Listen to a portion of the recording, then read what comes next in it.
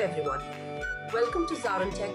In today's fast-paced business environment, having robust data management and analytics capabilities is crucial for making informed decisions. Today we are diving into SAP BW for HANA. In simple terms, it's a next-generation data warehouse solution designed to handle the demands of modern businesses. It allows organizations to consolidate, model, and analyze their data, providing valuable insights for informed decision-making. SAP BW for HANA delivers tangible benefits with up to 50% faster data loading times and a 40% reduction in storage costs. Beyond numbers, these advantages translate to real-world competitive edges. In this course, you will master SAP BW for HANA, from architecture to data modeling and reporting. But before we begin, please subscribe to our YouTube channel and hit the bell icon to receive regular updates from us. Now let us look at the agenda. 1. How does HANA work? 2. BW for HANA roadmap. 3. Development roadmap for SAP BW for HANA. 4. Migration options to BW on HANA. 5. Transition scenarios to BW for HANA. Let's dive in. Okay, some basic theories from HANA, BW for HANA. This is there because maybe some of you guys know, but I always feel that there are maybe few folks in the room who do not know what is BW or maybe do not know what is HANA, right? So let's start from there. Okay, main point. Now HANA itself, as everybody knows, it's a database in a very simplistic term, right? It's a database. Difference between HANA and SQL database is that HANA is in memory, right? HANA is a in-memory database. Now, what is an in-memory database? Basically, now the simplest example I try to give to everyone on what is HANA basically and how it's different is, for example, you guys all use your laptops, right? Your desktops or laptops, right? Now, in a laptop, if you see your laptop configuration, you have your processor, right? And you have your RAM, and you have your hard drive, right? These are the main things. Basically, there are more things, of course.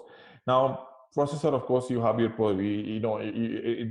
it process the data basically. Let's focus on these two things: RAM and hard drive. Now, in a laptop, you might have 8 GB of RAM. Just example, 500 GB of hard drive, right? Now, what's the difference between these two? Now, hard drive is a permanent storage. RAM is a basically kind of a point-in-time storage. Once you shut down a laptop, RAM gets refreshed. Okay, it's called basically this is called memory. Correct? To do any activity in your laptop, you need memory, right? You need memory or RAM. Starting from, let's say you want to open a Word file, you want to open a Excel, you need RAM. RAM is the memory where it helps the processor to process data. For example, let's say you have a huge Excel file sitting at your hard drive, sitting at your laptop. So the file will always be there in the hard drive. When you try to access the file will come, the file will get fetched from hard drive to RAM, correct? And it comes to memory. Then the processor works on the file. That's why when you open the file for the first time after you restart your laptop, it's always a little slow because it has to come from hard drive to RAM. Okay. After that, if you open it again, it will cache it in the RAM. Okay, and you will get a better performance basically, correct? So anything that is there in the memory or RAM, you see very good performance. That's the key thing here. Now, hard drive is kind of is cheaper, but it's a very slow read and write processing here, correct? In compared to this, in our old BW environments, okay, if you see, same thing was happening because we used to have BW running on a traditional database like SQL, Oracle, or anything like that, right? Now, BW server used to have a memory, like, it has a, like, let's say you used to have 128 GB of memory. That is your ABAP memory, we call them, right? The database would have also its own processing and memory. You might also have 128 GB here, right? But my data, our BW systems are humongous. It has, let's say, 10 terabyte systems, right? 15 terabyte system, correct? Now, but I only have 128 GB of memory in my application server and my DB, right? So all the data, all the BW data, now they normally get stored in the database hard drive, right? The database hard drive. When we do reporting or data loading, data from database gets fetched into the BW application server's memory for processing, right? Data from database will it will read the data from the database to the BW ABAP server or application server for processing, whether it's a reporting, OLAP engine, or loading ABAP engine, right? Then if it's loading, data will come here. Then after data is changed or added, it's going to come back to DB as well to write it out, right? So this DB read write operation is too slow. That is why in a BW environment, loading and reporting is slow, because you have got humongous data, but little memory to process it. Now think about that, 128 GB memory, right? What of 128 GB, okay? If you run a BEX query, then sometimes the BEX query can go to 2 GB, 3 GB, right? 5 GB sometimes. Let's say there are loads going on. The loads can take up to 10 GB, depending upon what's the limit you have. So if there are 20 users running report at the same time, you already spent 50 GB. So you at some point in time you get memory contention. That's why you get the out of memory error, right? In the loads, in the reporting, you get out of memory because this memory is limited. Even if data is there, memory is limited, right? That's why to protect our system in BW, we do something called safety belt, right?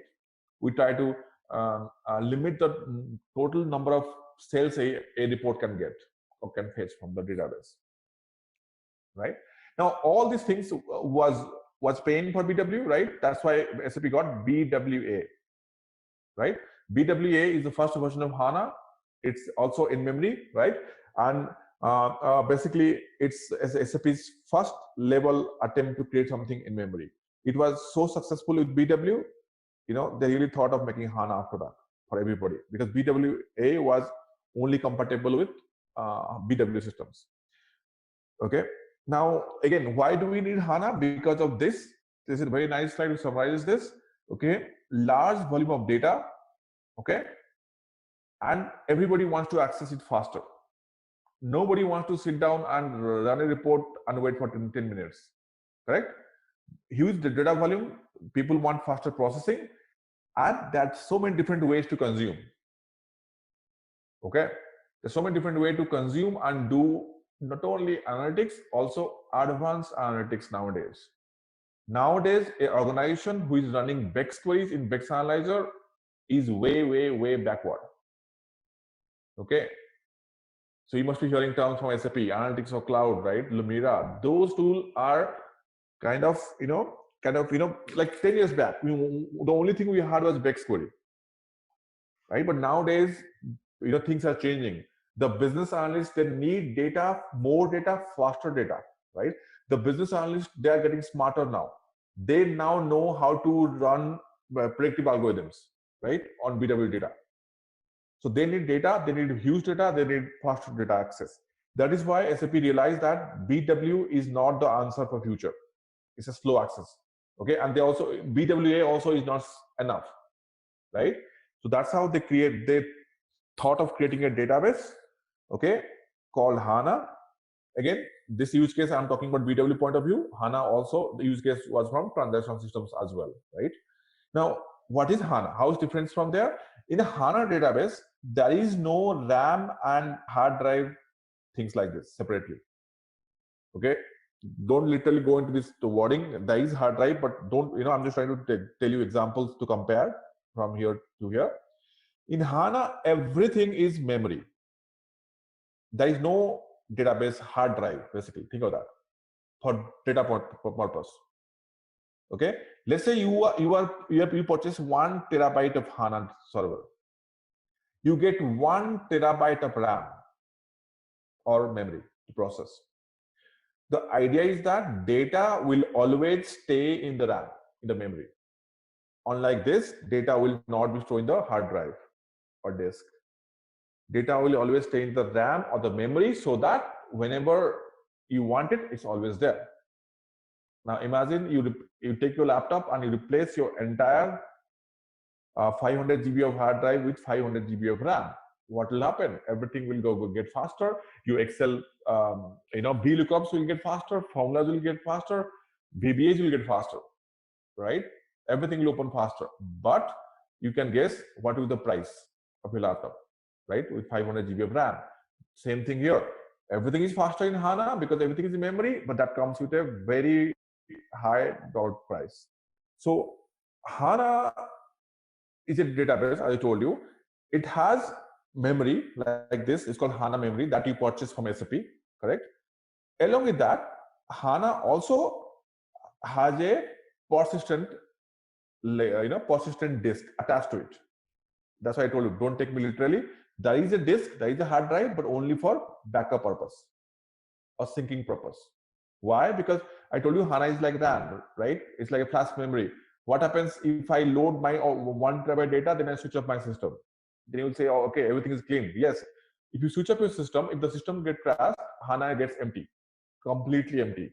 It's like a random, flash memory. But this disk has all your persistent data backup. From here to here, data will come in seconds, not in minutes, from seconds. So that's the point of creating HANA as an in-memory solution. Again, this same concept applies for everybody. Microsoft has got analysis services, right? Same thing. Oracle has got a in-memory. Same things for everybody, right? Microsoft analysis service, Oracle, something is there also. They claim that they have in-memory as well, right? So this is more, this is basically your HANA DB. Now we utilize this HANA DB with BW software. Again, this BW software can be 7.5 as well. The old software, it can be 7.4 as well. It doesn't need to be BW for HANA. Okay. So when you run your BW application software on top of your HANA database, it's called BW on HANA. So BW for HANA is the latest version of BW product, which only runs on HANA and is more optimized for HANA. Okay. Same things I told you before. The bottlenecks were there, disk and everything, IO, right? So that is why HANA came into picture altogether.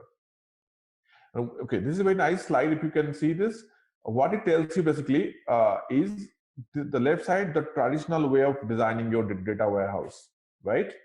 Sources, ETL, data warehousing layers, EW layers, staging layers, blah, blah, indexes, aggregates, queries, user. From here to here, it might take 10 hours for data to travel and get processed. Right side, this is a new way of doing analytics called in-memory analytics, where source and user, all these layers are either obsolete or optional. Example, in HANA, there is no indexing, there is no aggregates, no, also the query things makes query optional. The data warehouse, the layered structure, EW the structures, also optional. Okay, potentially, if you don't want, you can use HANA's new ETL capabilities like smart access to just virtually pull data from source and give it to user. When I say pull, that means virtually access data without loading into HANA physically or moving to HANA, right? So this is a new way of doing in-memory analytics than as compared to the older way of doing BW. Okay, same things that HANA doesn't have aggregates, no OLAP cubes. Again, one more thing, no cubes as well. That's good. Cubes are slow, so no cubes. Okay, so now here's one more point to let you know what is HANA. HANA will have multi-core CPUs. In your laptops, you have dual core nowadays, right? Dual core. Now HANA will have multi-core, 16 cores, 32 cores. That will get you more processing power. Even if you have more memory, doesn't matter if you can't process it, right? That's why HANA servers have multi-core systems, right? And again, this is one of the very critical things here. HANA store data in a columnar fashion, columnar storage fashion. HANA tables are columnar tables. They're not the traditional row store. I'm going to explain you what is columnar store and how it's different than row store later. But that's a very classic interview question. HANA operates on column store table, not row store. Application tables by default goes to column store, like my ADSO tables. Okay, and you want to have column store. If you go to row store, then you don't take advantage of HANA as it is. Okay, row store is only good for system data. Writing also is more computed in column than row. That's why in HANA you can load a ADSO faster than ADSO in BW. Of course, reading is more competent, of course, because of columnar storage, right? Yeah. Writing also gets better. Now, why row store is even required? Some system tables like logging, they cannot write in a column store table. Okay, that's why they need row store. Some OS tables, system tables, they need row store. And by the way, by default, all the application tables are column store. Remember, you don't decide in BW. It's not native HANA. Okay. In native HANA, when you create a table, you decide, right?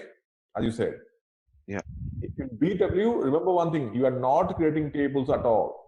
In BW, we are not in the business of creating table, right? We are in the business of creating ADSOs. Yeah. ADSO will have its own table in the backend that we don't have access at all, isn't that? That's why all tables of ADSO and info objects are by default column store. And HANA also has high rate of compression, very, very high rate of compression, data compression, right? Now, why? Because of the column store.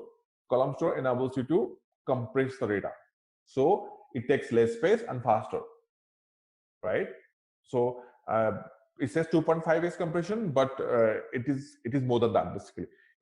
SAP now says it's up between somewhere between 5 to 7, 5 to 8.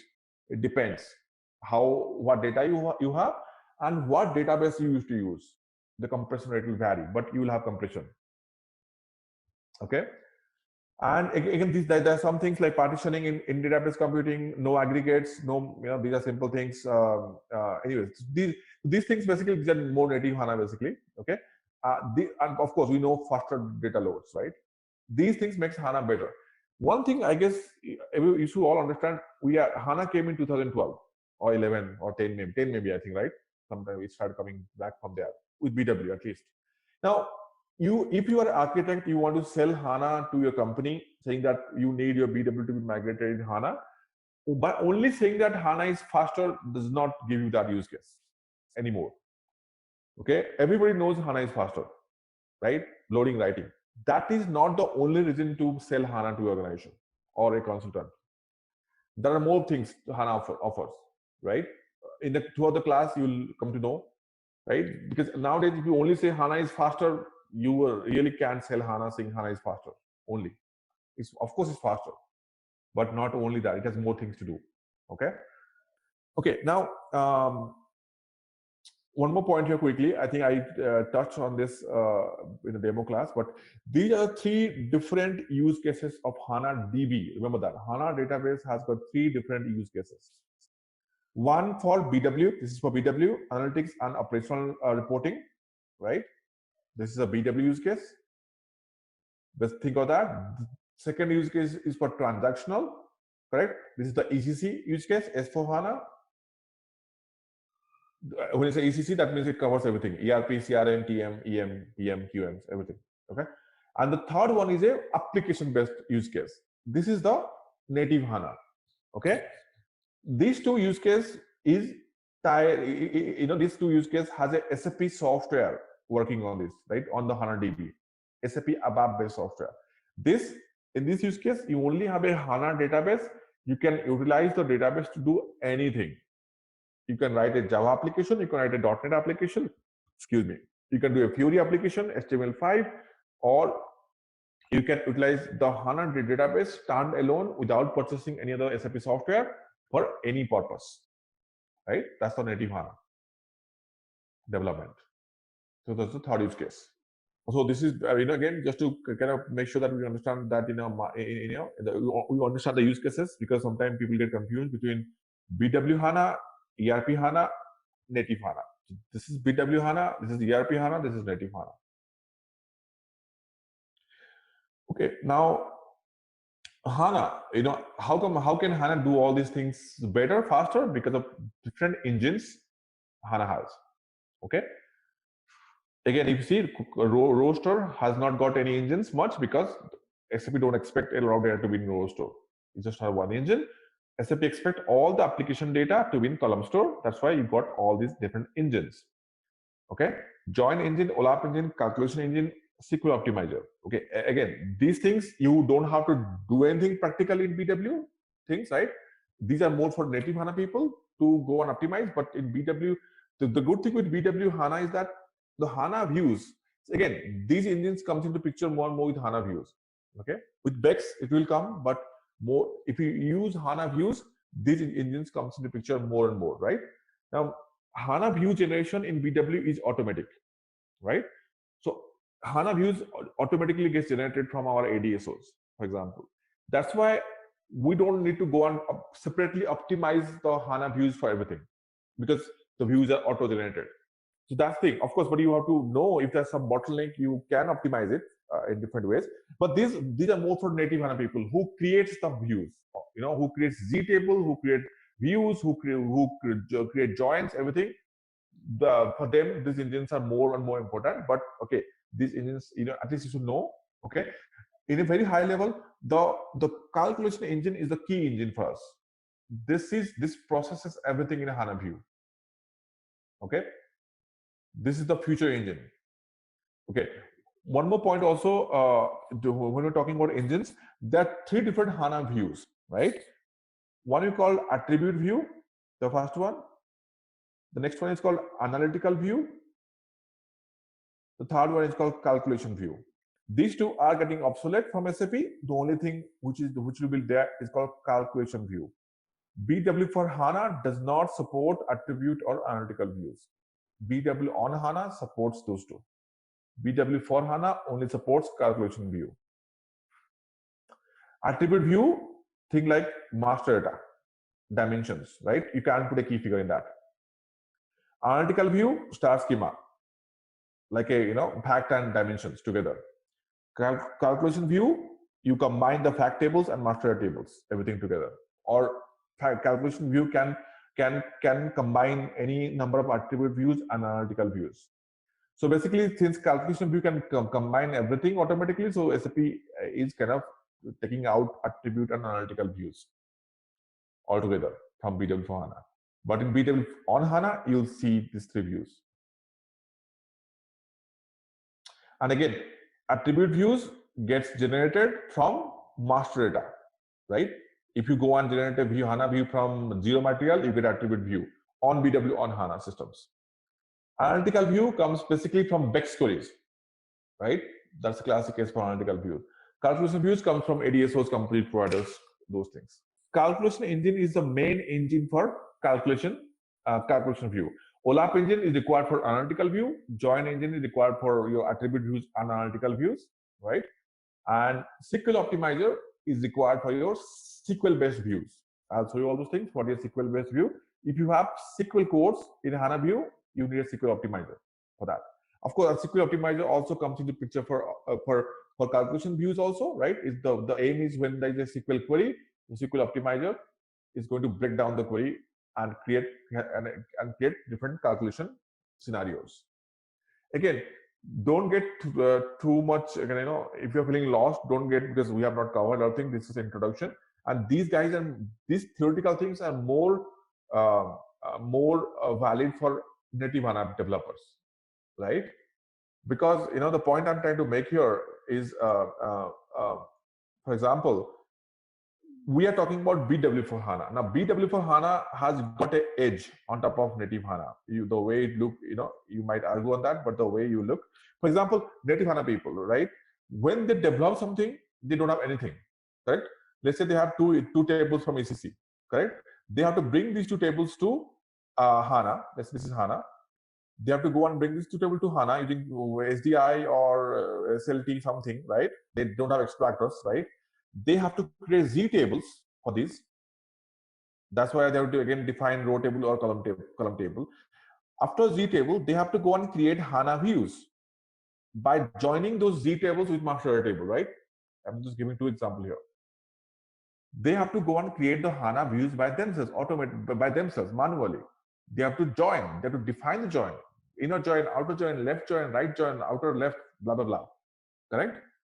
That's why they have to, that's why they have to take care performance impact a lot, and they should know all these theoretical engines in a very, very detailed fashion. Correct? Compared to BW folks like us, it's the same scenario. Two table ECC table, BW for HANA. How is different? I use extractors to pull these tables, let's say, into two ADSOs, right? I created a composite provider. Composite provider takes care of my joins, basically, efficiently. Okay.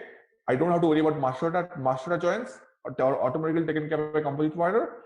I generate a view here. I generate a view here. Again, I don't create a HANA view. This is again in HANA. I don't create a HANA view like them. I generate by just clicking a button. SAP knows how to create a HANA view combining the ADSO transactional data with master data, navigational attribute, text, everything. It creates the final calculation view for you automatically. It generates that basically. So this is well optimized for us. I'll show you some views. These views, when you open these views, you will see there are so many joins. They're default created for us. That's why BW for HANA, it has an edge on top of this. Okay, here, because to give an example, I have a very complex application. When I open the HANA view for that, the calculation view, it shows me around 400 joins. 400 joins. It will take a native HANA developer maybe a month to join those things efficiently. 400 tables, think about that, right? Now, why 400? Fact table, right? You got ADSO table, you got a navigation attribute, you got time table, you got unit table, currency table, attribute table, hierarchy table, so many tables, right? Because you need all those things for reporting. So let's move on. So these engines are there, just to let you know, these are engines, but these two engines will not be much used. Calculation engine is the main thing that is going to get used that in our normal applications. So let's move ahead a little bit. We will cover that in back scenario. Remember I told you back scenario. So we are going to use functions. Oh, okay. Okay, scalar functions. Scalar functions is going to replace your CMOD code. Again, I told you calculation engine, calc views, OLAP engine, analytical views, attribute views, join engine. These are the basically main three engines. Okay, again, one more thing also. Sometimes people get confused. HANA is in memory, but it does has a persistent layer. Okay, disk connected to HANA. Remember that. It is always there. Normally, what SAP says, if you purchase or if you have 1 terabyte of HANA memory or HANA data, you should at least have 4 terabyte of disk 4 times. What does the disk store? All the the data which is there as a backup. Okay, again, it's not a traditional backup. Okay, it's a replication. Point being, as soon as a new record being loaded here or changed, there'll be a replication job will fire to disk to store it. Okay, it's an online replication, right? So the disk will have data for recovery plus loggings, right? All logs, processing logs, job logs, everything. So that's why there is a persistent layer, and that is available, and that will persistently store your data. So you will not lose if there is a power outage or database restart. You will not lose your data. Okay, let's just go about row versus column, right? I told you this is quite important. So you see, this is row-based indexing, right? This is how we store data in a traditional database. Of course, it's very clear. Data is stored by rows: 1, 2, 3, 4 row ID, name, state, class, birth date, income, right? This is how to store it. Now that'll be indexed on the row ID, right? Simple. Now what is columnar? What is columnar storage and how it's different? Now, the main thing here, if you see in this data set, let's go back here. Now, okay, row ID. row ID is just an indexing column, right? You don't need that, but particularly, basically, you have okay, and it's a unique key basically for us, right? Name, of course, names are unique. That's fine. Name, so all the names are unique in all the rows, correct?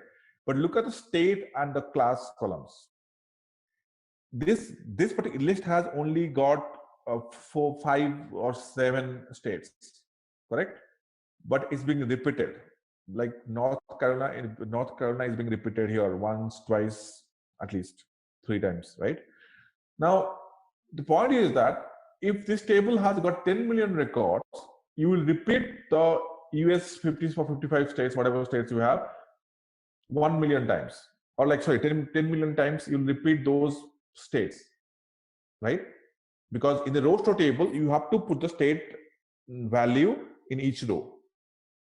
But we only have very 50 or 55 unique states. That's it. And they'll be repeated, right? Same goes for class.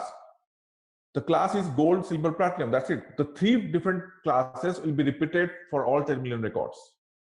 And it takes space in the database, right? That's why you can't compress it, basically.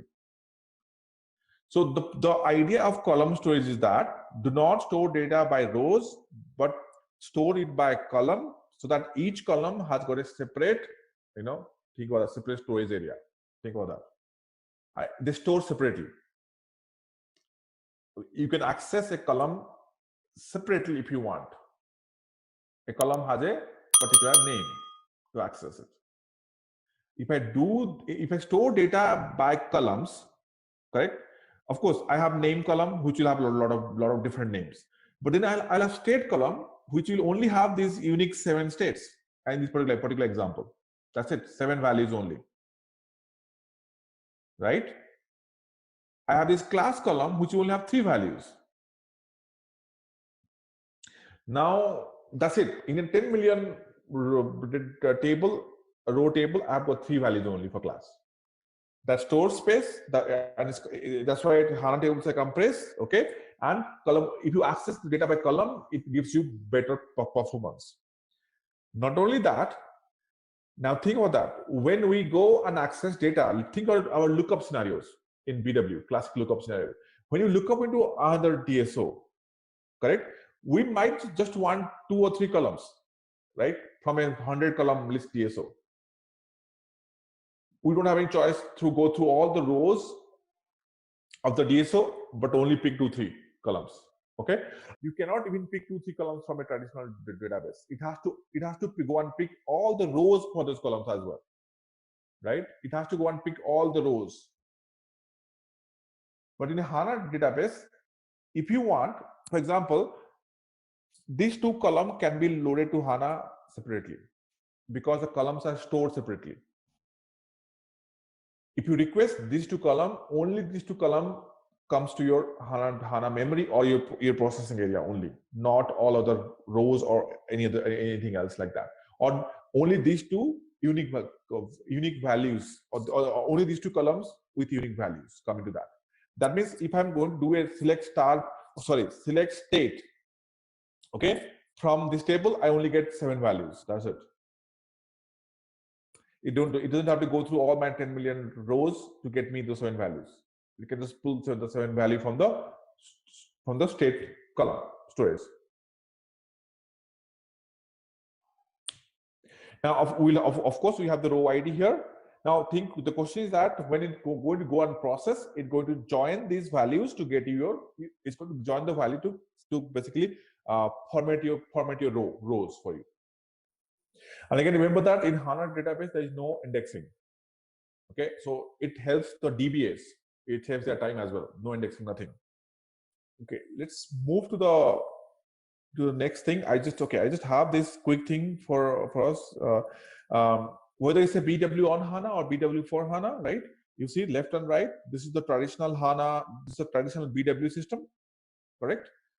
Now, the key point in this diagram, you see, you have database sitting completely separately here.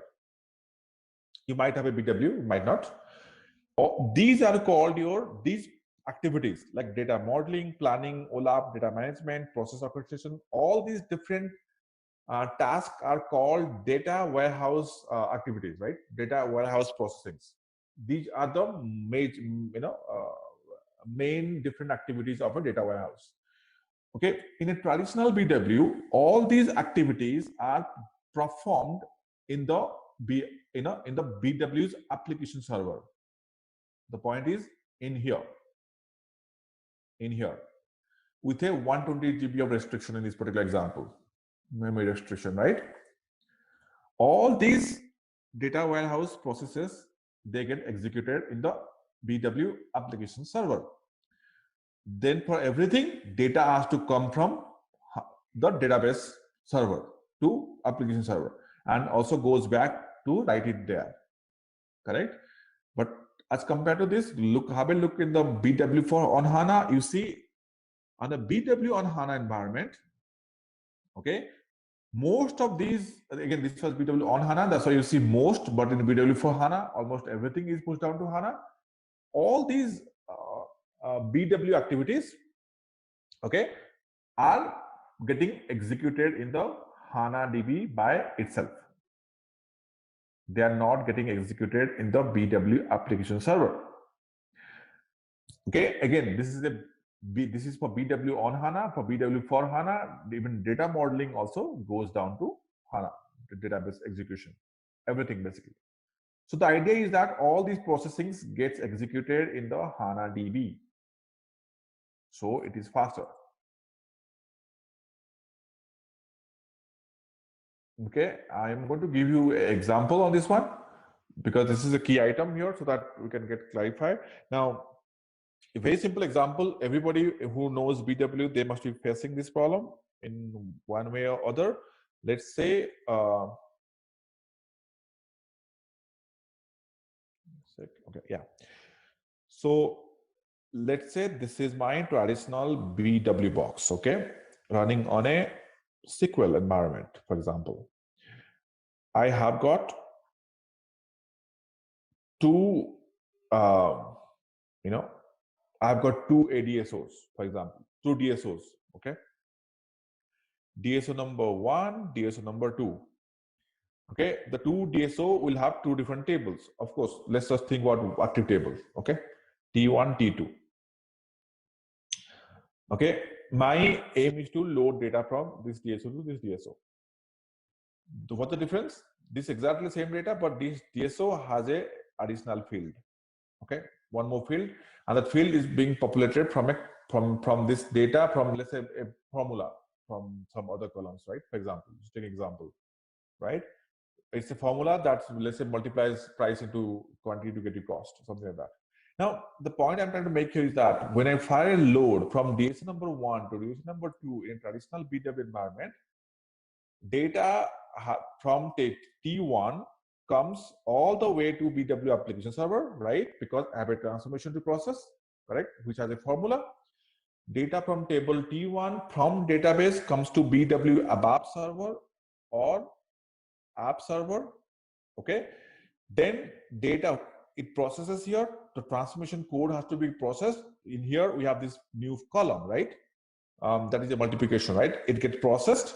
Then it writes it down to D2. That means writes it back to T2, correct?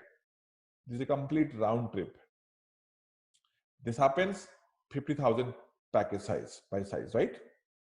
Because why? Okay, now have you guys ever thought why 50,000 was a baseline? Because 50,000 was a good amount of number of records SAP thought to be processed at the same time. Okay, and again in the 50,000 record, you only by default has 6 packages to process.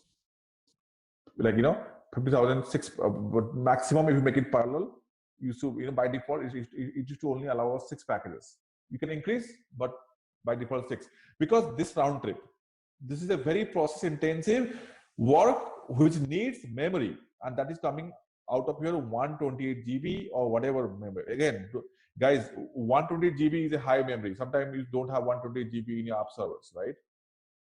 If you have a big system, you might have 2, 3, 128 GB of app servers, right? So all these things have to be processed within this 128 GB of memory. Now, so that means there is nothing was happening in the database at all. Or this loading, right? This BW data load is a key activity for us. entirely it was happening in the app server, right? In compared to this, if I come to do this thing in HANA, okay, let's say BW on HANA or BW for HANA, same thing, right? We have HANA here, D1, D2, AD, let's say AD1, AD2, right? AD or so. We have tables, same thing, we have tables T1, T2. I will have a transformation, but the transformation I will have AMDP code, ABAP managed database procedure, because I can write that formula in the AMDP. Okay. Now, if I trigger the data load, you know what happens? Data just moves in here. That's it. No round trip. Moves in here. In the database from T1 to T2, while moving from T1 to T2, it does calculate the formula or the new column. Hey there! Want to level up your skills in managing supplies? Our SAP BW for HANA course is here for you. Take it at your own pace on our platform. In this course, you will dive deep into SAP BW for HANA, a toolbox for planning everything from product availability to distribution. Covering everything from basics to advanced techniques, this course is crafted by seasoned experts. Your teachers are industry pros, ready to guide you through every step and answer all your questions. And guess what? Our students rave about how helpful this course is. Just like you, many have found it incredibly beneficial. And the best part? It's budget friendly, so you can learn without breaking the bank. Ready to master SAP BW for HANA? Sign up now. For more details, visit ZaranTech's website. Data does not have to come to the app server at all. That's why when SAP kind of markets this BW for HANA, they say BW for HANA has got a very thin ABAP layer or app server. Thin. Why thin? Because most of things gets executed in the HANA layer. In here, ABAP was very thick. Everything gets processed in the ABAP layer or app layer. Now, for example, so this is called your DB push down. Most of the activities, data warehouse activities, pushes down to HANA, the database, as compared to the older things, right? Just to give you an example, when I tried this for the first time, I was doing the same thing, and I didn't have any ABAP code from D1 to D2, right? For example, I had in D1, I had 120 million records almost. And this has like 200 columns, right? When I triggered the load from D1 to D2, okay, it took me around, I think, 2 to 3 minutes, that's it, to move data. D1 to D2, 120 million records went in 2 to 3 minutes, that's it, in a BW on HANA for HANA, whatever. If you do this, the default package, SAP makes the default package size now 1 million, not 50,000. So SAP knows I can process 1 million because it can go in HANA DB move, right? Why it gets that fast? Because the round trip is completely eliminated now. Now again, in the old days, whether you have ABAP code or not, doesn't matter. Data has to come to ABAP server for processing, right? And goes back to SQL, because SQL cannot do anything by itself with SAP software, right? Except doing some kind of data aggregation and everything, of course. So now you see the value of DB push down, how it helps us in all our data warehouse processes.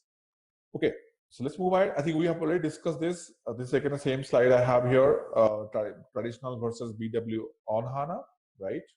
And again, traditional versus BW for HANA. I think we have already discussed how it's different, right? BW on HANA and for HANA. So let's move on.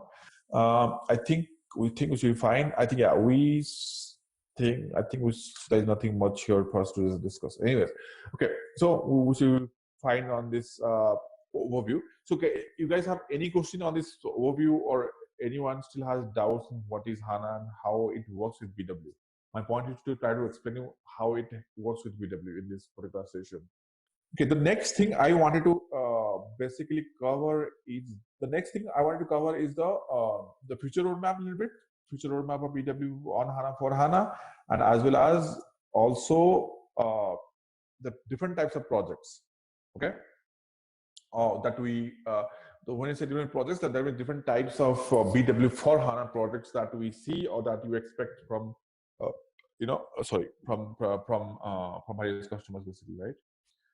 So okay, let's just spend some time on the future roadmap. Maybe tomorrow we'll go to the projects, right? We will not have enough time to finish all the projects. We'll go tomorrow to the projects. In that way, from Wednesday we can start the data provisioning. Okay. Yeah. Now again, I saw this in my demonstration, right? I'm going to go through this a little bit again so that we know what we have. Now, what is the BW for HANA roadmap? Like, what is our, basically, it's not the BW for HANA's future roadmap, as in, I don't know what SAP is going to do after 5 years on BW for HANA. But the point is that how BW is coming towards BW for HANA, how the customers are looking at it, okay, and what SAP says about the BW product as a whole, right? Of course, I can't tell you when there will be a BW 5 HANA or 6 HANA or whatever they say, right? BW for HANA 2.0, they were supposed to release, I guess. It's kind of a jump from 1 to 2. You expect some major changes, of course, there. I don't think we have that in our lab. I think we have only BW for HANA 1.0. As I told you before, this is how we came to BW for HANA, 7.3 on HANA, 7.4 on HANA, 7.5 on HANA. Then we have BW for HANA, right? Looking at this simple roadmap, it is pretty clear. Okay, SAP again is not going to support any other older versions, in some time. Correct. Again, SAP has already kind of mentioned that all the future new enhancements or new innovations are going to come in the BW for HANA suite only. Nothing is going to come on the BW 7.5 suite.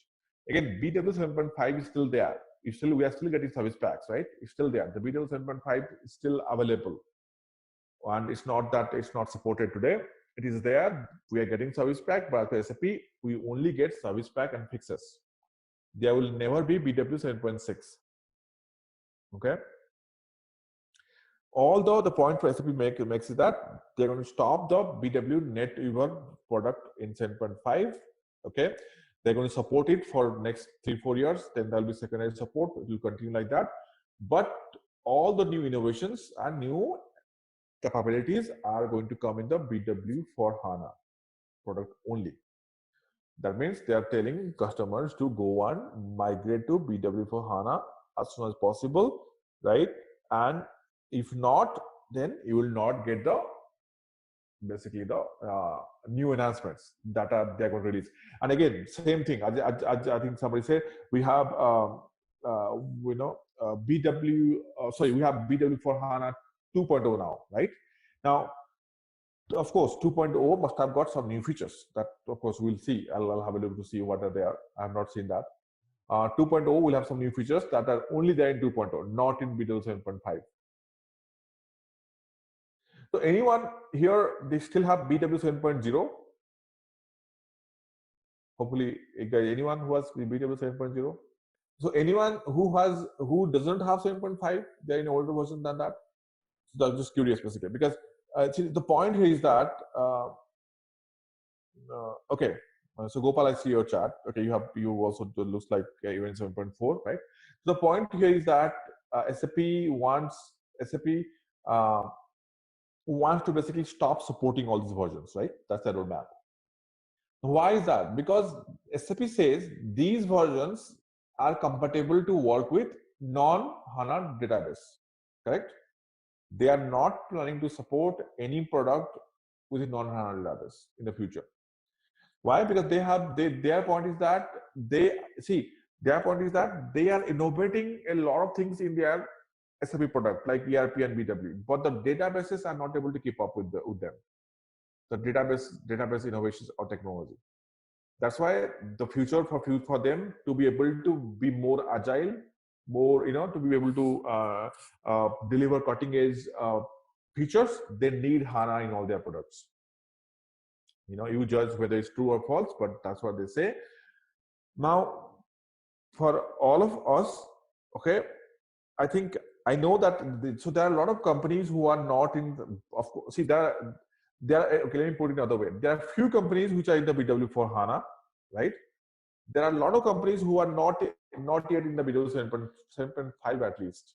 Okay, like we are 7.4, 7.3, right? But everybody who are not in BW for HANA, we should all plan for that. I'm not saying go and get it today, tomorrow. We should all, as architects, consultants, plan for that. How do we reach BW for HANA with our current environment? Right? Because sooner or later you have to do this. SAP will force you to do this. Like ERP. Sooner or later they are going to force you to go to S4 HANA. Right? So that's thing. So my main point here is that you understand this migration. Okay. As I told you before also, you have to come to BW 7.5 powered by HANA or on HANA before you can go and migrate your system to BW for HANA. Again, this statement applies if you want to migrate the existing system. If you have flexibility to create a parallel system, parallel BW for HANA system, then you can do something called a remote conversion to migrate your content from an older BW to this parallel BW for HANA system. You do have the ability, okay? And in that sense, in that particular scenario, you can migrate from any version like 7.0, 7.34 also. You don't have to come to 7.5 in that scenario. I hope nobody is running on 3.5. There is no direct path from 3.5 at all. BW 3.5. Okay, and why SAP kind of insists us to come to 7.5? Because 7.5, if you come to 7.5, you can install this BW for HANA starter add-on component, okay, in your existing BW 7.5. Again, this one needs SP3 or higher, or maybe 4 or higher. Yeah, you have to be in 7.5, SP4 or higher to be able to install this add-on in your 7.5 system, correct? And this add-on gives you the tools, these tools that I want to talk about later. So we call them a scope, migration cockpit and scope transfer tool. These tools will come in the, this tool will be part of this BW for HANA starter add-on kit, okay? And this tool will help you to do the automated conversion of your objects like cubes to ADSOs, DHO to ADSOs, SAP to ODP, all these things, whatever we have, multi-power to composite water, everything. But it's very clear, roadmap is here, right? So anybody does not think that BW, you guys, all your systems will be on BW for HANA in the next 5 years? Anyone thinks differently? I think everybody understands this pretty clear from SAP's point of view, right? They are pushing it so hard. Never, that will never happen. I can tell you from now. Okay, now let me ask you a question. Let's say a customer thinks about it. What the customer will do? Tell me about that. The biggest point with SAP is that once you invest in SAP, there is not a very easy way to migrate SAP to non-SAP. For example, you are running BW on HANA today or BW 7.5. Okay, you have got 50 KPIs, 30 applications, right? Tomorrow you don't want to go to HANA. Do you think it's very easy for you to go to Oracle data warehouse? Then that's the point. It's monopoly does not work when there are options for you, right? Now there is no option for you have. Everybody, the point I'm trying to make is that to make sure that your organization's BW and reporting continues smoothly, that's the aim of all the CIOs, right? Reporting and users don't get disturbed. The best easy way to migrate to BW for HANA. That's why SAP has given you this migration option. You don't have to recreate. When Oracle data warehouse or SQL data warehouse kind of, they find some way to migrate from SAP to their tools, then people might go there. because redeploying everything, redeveloping everything is not an option for everybody, right? You can't just throw away your 10 years of investment and go to Oracle. Yeah. Right? You're getting my point. Yes. Why I'm saying this because there are a lot of BW customers, by the way. There are I read somewhere there are like 3,500 plus SAP BW live customers are there. Maybe I might be wrong with the number. So out of 3,500, 90% will just follow this path. 10% might just who are not that invested deeply or doesn't have a lot of content. They might choose to go to native HANA or Oracle data warehouse or some Azure, something else, right? That's the problem. And why? Okay, one more point also I forgot to tell you. Now, SAP's other point was that SAP said when they developed the BW for HANA, they have made so thin software, okay, like from NetWeaver, okay. As compared to the NetWeaver product, BW for HANA is a very thin software. What does this mean? That when you upgrade BW NetWeaver, it takes you like some time, a lot of time. Depends upon the system, takes 10 to 12 hours to upgrade. You can upgrade the BW for HANA in 3 to 4 hours. Regular upgrades. Why? Because the code line is so thin now. SAP has removed thousands of ABAP codes from the BW for HANA platform compared to NetWeaver. Along with that, BW for HANA does not support Java systems, right? Java servers. That's also another good thing for BW for HANA, right? Now, how could they eliminate the code lines? Because they don't have to support all these different databases. Different databases works differently with the application, right? SAP, if you see SAP's code sometime, I have seen a piece of code where they have code with case statements. Case SQL do this function module. Case Oracle function module. Case DB2 function modules, like that. They have completely eliminated all these codes because they know BW for HANA only works with HANA. That's it. Right? That's their agenda here. They will never go back and support other databases, even if they get in memory. So again, these are the few things I think we'll discuss all through our classes. This is SAP's marketing, not mine. SAP says why BW for HANA is good because it's simple, it's open, it's modern, it's high performance. You can decide how it is.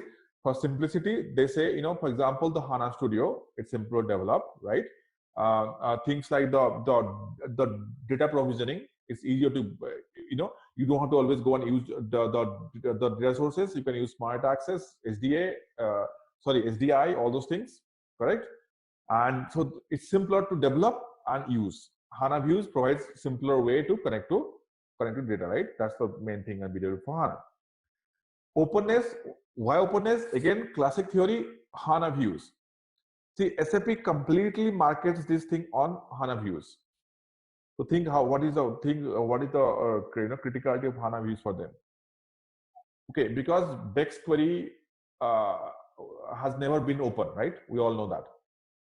BEX query access, to access a BW data, you need BEX query before, and that was never open. Openness in BW for HANA means HANA Views. They are open for any ODBC access. Okay. Modern interface, again, HANA Studio comes into that. There are some, there are some new, I think, Fiori-based monitoring tools for basis team for our support teams. You can monitor persistence in a Fiori-based app now, in a Fiori-based interface, I believe now. So those are the modern interface. Of course, HANA Studio is there. And high performance, of course, we know what is high performance means. It is better than, well, okay, from their point of view, it is more better than BW on HANA also because, of this diagram, they are pushing more and more stuff to DB now as compared to the, as compared to BW on HANA, right? In BW on HANA, everything was not pushed on to HANA DB, but in BW for HANA, almost everything can be pushed on to HANA DB. That's why it's better than on HANA. The BW for HANA product is better than on HANA as per SAP. So these are the points. We have to kind of work on these points to make a use case, because I know it's not easy in an organization to make a use case for BW for HANA, right? But we'll go tomorrow. Maybe we'll discuss more. But it can be easier for you to make a use case for BW on HANA. Remember that. The first steps will be coming here. If you don't have HANA, you can make a use case to come to BW on HANA easily. BW for HANA still is difficult. All right, let's test your knowledge. Here's a question for you. What is the primary data source for SAP BW for HANA? Option A, SAP S4 HANA. Option B, Microsoft Excel. Option C, Oracle Database. Option D, all of the above. Take a moment to think, and when you're ready, choose the correct option. Remember, each choice holds a key to unlocking the answer. Good luck. Type the correct answer in the comment section. Hey there, want to level up your skills in managing supplies? Our SAP BW for HANA course is here for you. Take it at your own pace on our platform. In this course, you will dive deep into SAP BW for HANA, a toolbox for planning everything from product availability to distribution. Covering everything from basics to advanced techniques, this course is crafted by seasoned experts. Your teachers are industry pros, ready to guide you through every step and answer all your questions. And guess what? Our students rave about how helpful this course is. Just like you, many have found it incredibly beneficial. And the best part? It's budget friendly, so you can learn without breaking the bank. Ready to master SAP BW for HANA? Sign up now. For more details, visit ZaranTech's website. So as I told you, there are a lot of BW customers. They are running their BW environment without HANA today. So they all will eventually plan to go to BW on HANA and for HANA. So we'll go and see different types of migration. Basically the different kinds of migration projects that are there that we normally see in the industry. So if you see these are the 4 different kind of migration projects to BW on HANA and then eventually for HANA, right? Because as I told you, you have to come to BW on HANA first before you can go to BW for HANA, right? If you want to keep the same system, you have to come to BW 7.5 on HANA, then go to for HANA. So these are different kind of options. If you see, the first option says migration without any optimization. Okay. Now, see, the idea here is that if you can do if you can strategize and do a good job while migrating to BW on HANA, right, then BW for HANA migration is a piece of cake for you. Okay. It's not a big deal. Okay. So the idea here is that if you see here, now, let's say, so basically there are 2 steps, right, for us in a migration project. Let's say this is BW, for example, for discussion, BW 7.4 on any DB, right? The first step for you to come to BW 7.5 on HANA, correct? This is the first step.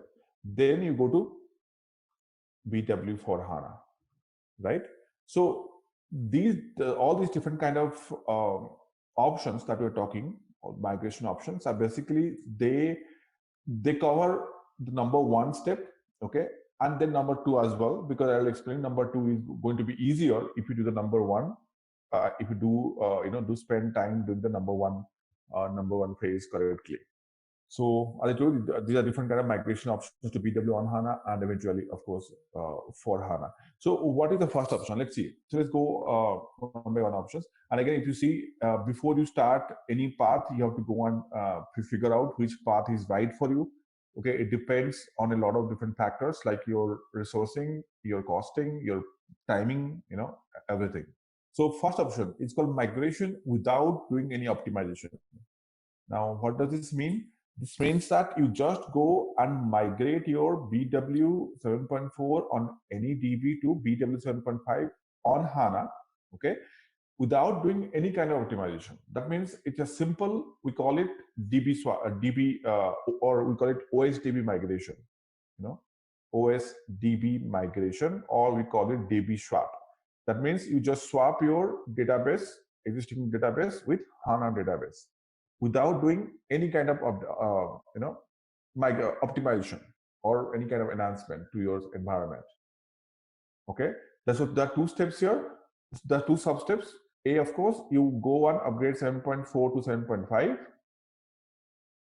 B step, do the DB we call it DB migration. So everything remains same. You have the BW system, you have RSA1, you have info cubes, you have BEX queries. Everything remains same, except that your underneath database is now upgraded to HANA. You will get some speed.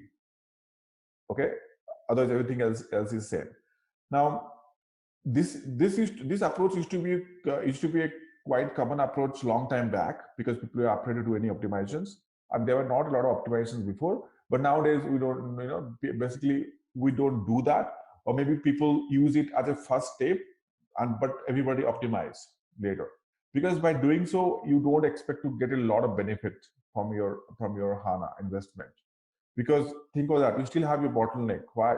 Because you still have your info cubes, you still have your multiple level of DSOs, you still have your BEX query, OLAP engine, everything, and your info cubes and DSOs are also not optimized for HANA. They are as it is, right? So you don't get a lot of benefit, but this is an option to just go to HANA quickly. Okay, so it used to be common before, but very minimum HANA benefit. Okay, that's something you have to be careful with this approach. So benefit, if you see on this approach, the benefit is functionally you have the exact same system. Okay, so this can be done very quickly. This upgrade can be done in a weekend, because this is just a regular basis team upgrade. Application team just have to do a SecOut testing like any other BW upgrade.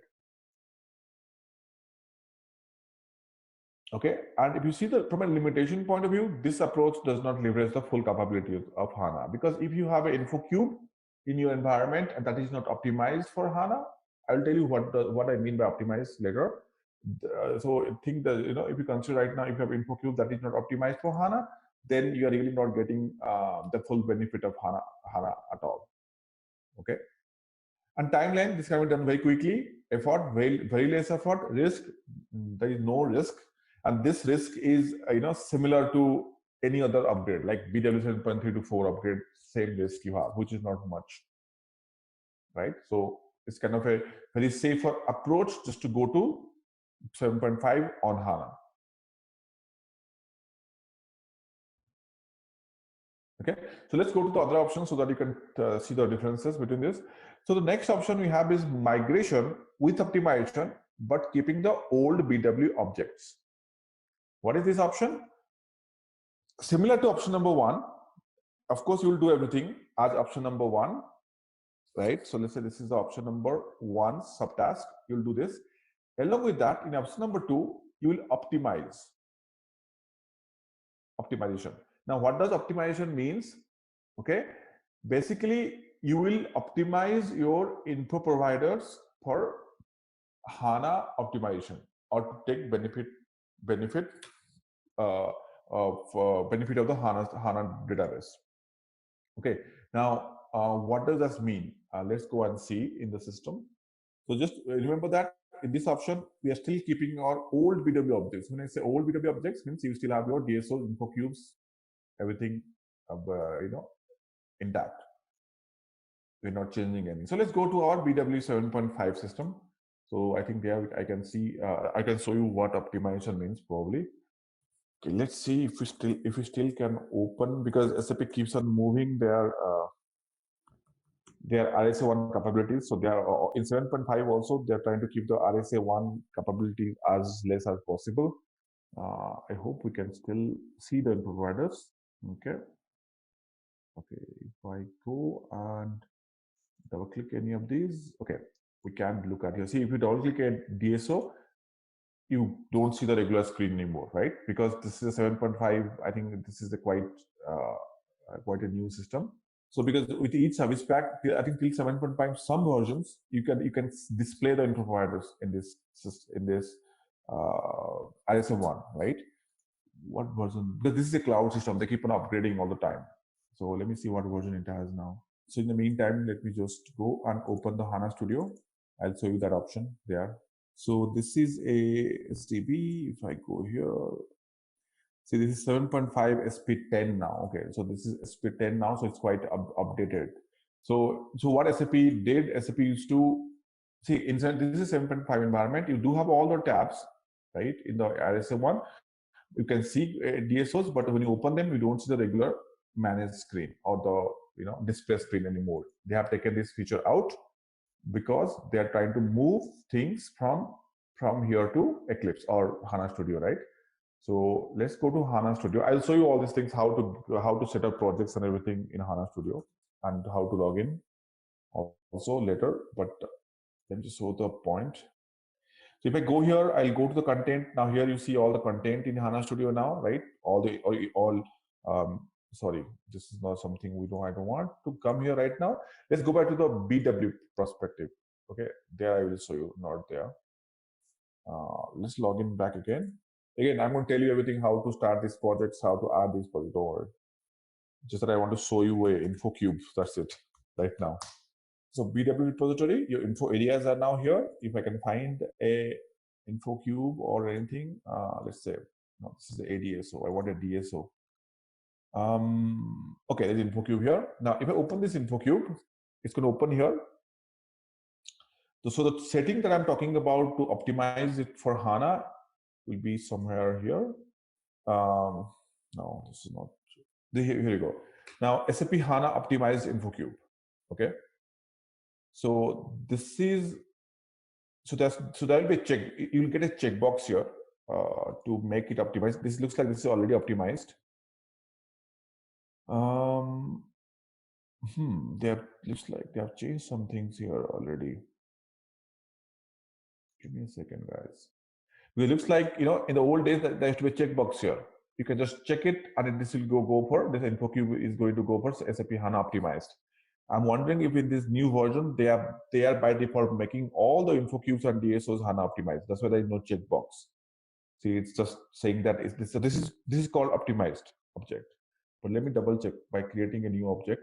No, there is no restriction because there's a restriction in the BEX query point of view, but not on the info cube or DSO point of view. So basically, if you make it HANA optimized, okay, it's going to align the HANA tables. Basically, it's going to happen in the database, right? For the DSOs, it's going to optimize these flat tables. For info cubes, it's going to also recreate all the joins between fact table and dimension table, okay, and make it more efficient for in-memory computing. Yeah, I agree. Star schema joins will be the same. Now, what it does is that it, if you see that in a database language, if you go and look at in the database how a database works, so star schema is not exactly same between SQL, Oracle, and HANA. Everybody has got their own definition of star schema for processing. The theory is same for everything. A star schema is different in a SQL database and an analysis database, analysis server for SQL. So basically, it's under the database, they realign the tables for in-memory computing. It's not that we do anything, we just do a checkbox here. That's it. For DSO, the same thing also. The new table, active table, and change up, the tables will be there, okay? Then make it more, in-memory processing, more optimized for in-memory processing. That's what they do, simply. No, before to BW for HANA, again, BW for HANA doesn't support cubes and DSO, right? These will be converted to ADSO, okay? And as you asked, you don't have to make them optimized to go to BW for HANA because it's going to convert them to ADSO and they're going to delete the old objects. So that's why I'm checking one thing. Maybe in this new version 7.5 SP10, they are forcing everything to go to HANA optimized. That's why there's no checkbox. Let me just double check that because there used to be a checkbox before.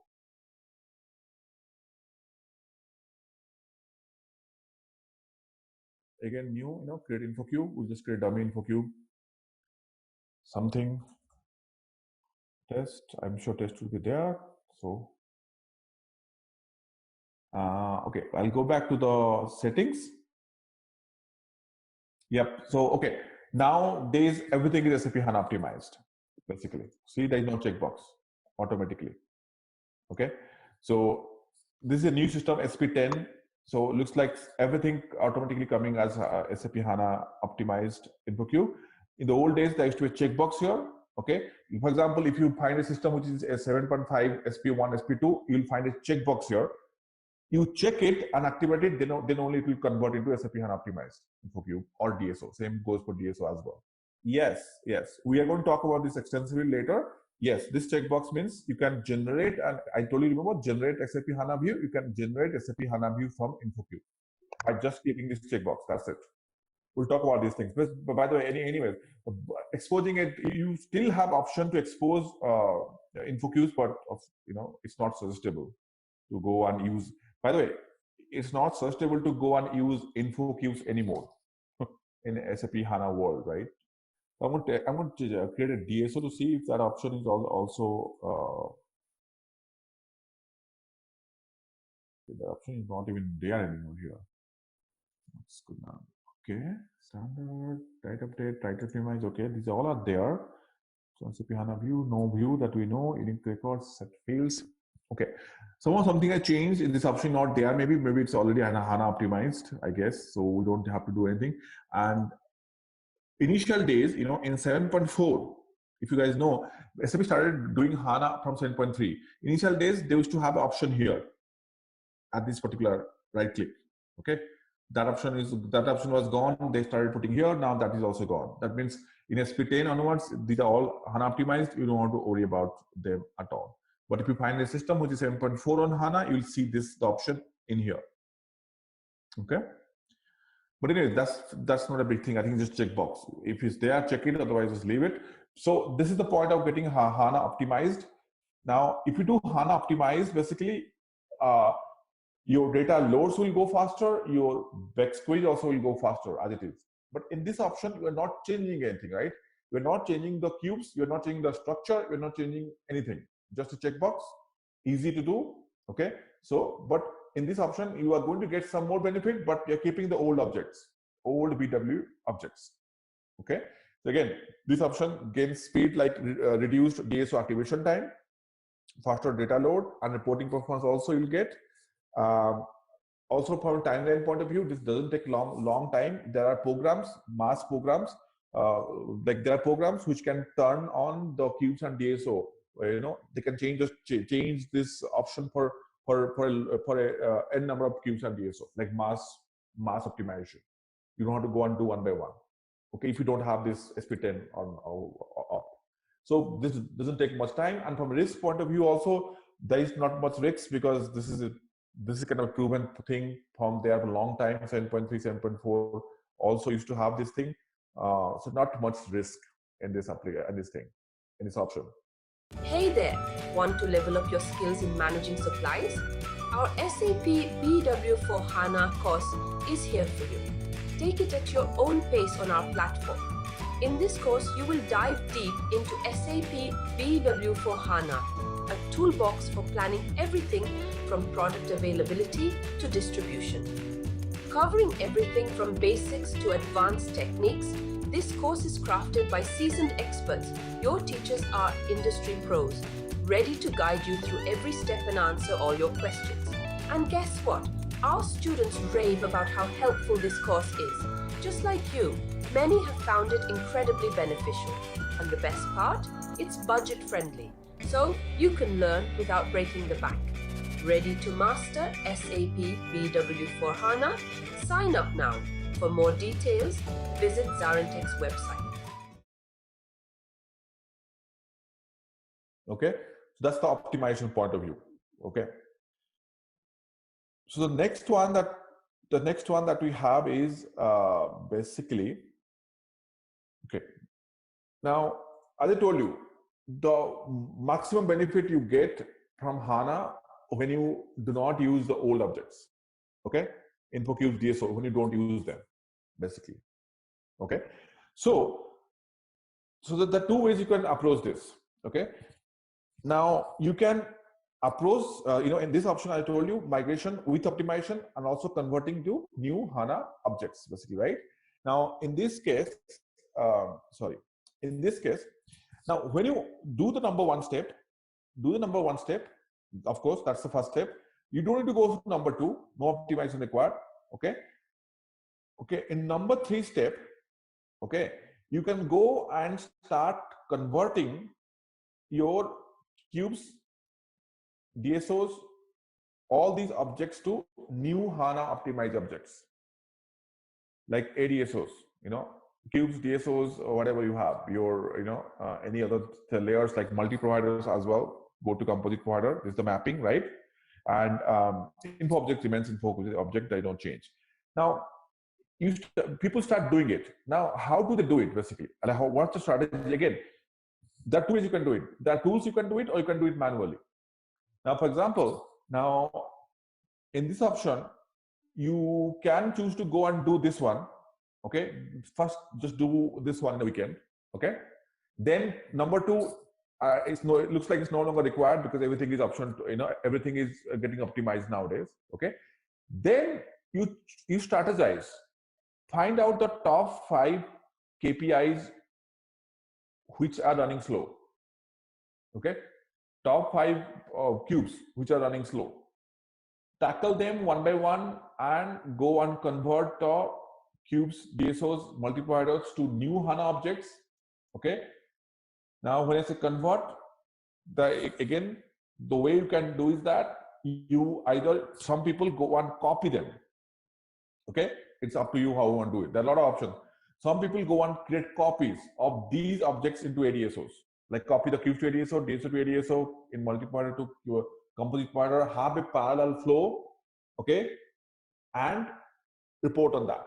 Like report on that means, have a parallel flow, make sure that you test it, make sure business certified, then go live on that. In that case, you don't have much risk. You can have the parallel flow running longer, okay, to make sure that you have the, you can validate your data and everything. The good thing we have is that, see, except BEX query, everything else is backend. Nobody cares. Even like business user doesn't care. We can convert, we can create parallel paths for everything, parallel copies for everything, right? The good thing is that SAP has a program which will convert the multi-providers into composite provider and copy the BEX queries as it is. Copy with the same name. The trick here is that a regular BEX query copy, let's say you copy a BEX query simply, right? The key figure names will be different, isn't that? The key figure technical IDs will be different. But there is a program, okay? There's a program which will copy multi-providers to composite provider, okay? And copy the BEX query. And when you copy the BEX query, the name will be same, the key figures technical ID will be same. So your upstream reporting like BEX connection, BobJ, they will not get impacted. Yes, so that different approach, I told you, in one approach, you can do it manually if you have time, if you don't want to, if you don't want to rush into and do these things. Or in the second approach, you can, remember that I told you in our previous roadmap discussion, this add-on, SAP BW for HANA add-on. Put that add-on in the 7.5 system, then you will get tools, okay, to do this copy for you. For you can specify, you can copy a particular object, you can copy an entire flow, up from down. Okay.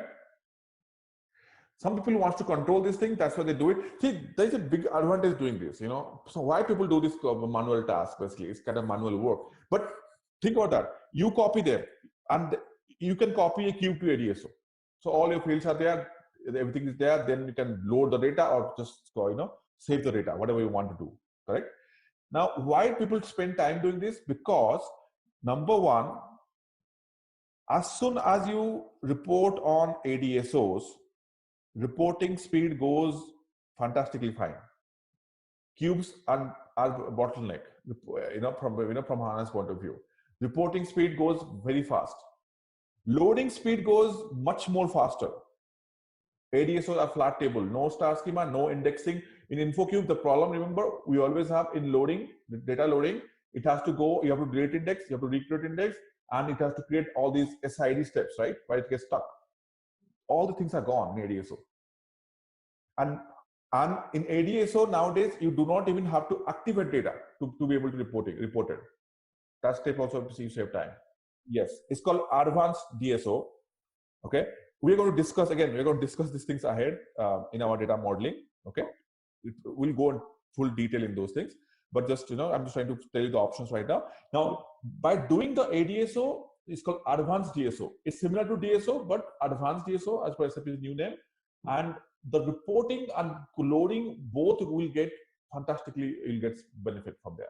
So when you create ADSO, let's say you want to go and create ADSO, it will ask you to copy from. You can put an InfoCube name. So nowadays you can copy the transformations also.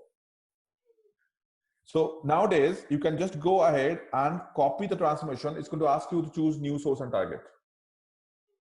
So those benefits are there. Again, I understand your point that this is kind of more work, but people choose this who don't want to take risk, and they want to prove the point that, okay, the parallel path works fantastically fine before they change the BEX queries. Right? And this option has a lot of benefit, because when you are ready, you can just copy the multi-product to complete provider, right? And also when you, in that case, it's going to copy the BEX queries exactly as it is. The good thing is that, why I like this option, if it copies the BEX query exactly as it is with technical IDs, your business object universes will not get impacted, right? Otherwise, your business object universes, they point to the technical IDs of the BEX query key figures. So that's why people do it. And again, now see, let me also add more points here why this is a valid option. Now, as I told you, reporting and your data loading will get way faster, like 70% faster, more than that, like more than InfoCubes, right? Also, now okay, we all know that we used to follow LSA architecture before, right? We'll talk about a little bit more today also on that later. Layered scalable architecture. In the layered scalable architecture, I have got a lot of layers. Right?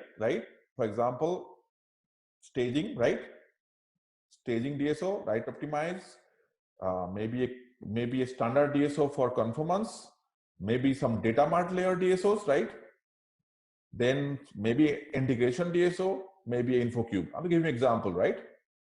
We have this kind of normal flows in our today's world. This is no more efficient. This is called LSA, layered scalable architecture. SAP wants to stay away. HANA enables layers LSA++. We'll talk about that today. The meaning of this is that you can keep as less layer possible. Why? Because everything translates to ADSO now. There is not a different InfoCube, not a different standard DSO, right? Optimized DSO. There is nothing like that. Everything goes to ADSO. Technically, you can completely eliminate this flow and combine all your logic into one ADSO and report on that. It's perfectly valid.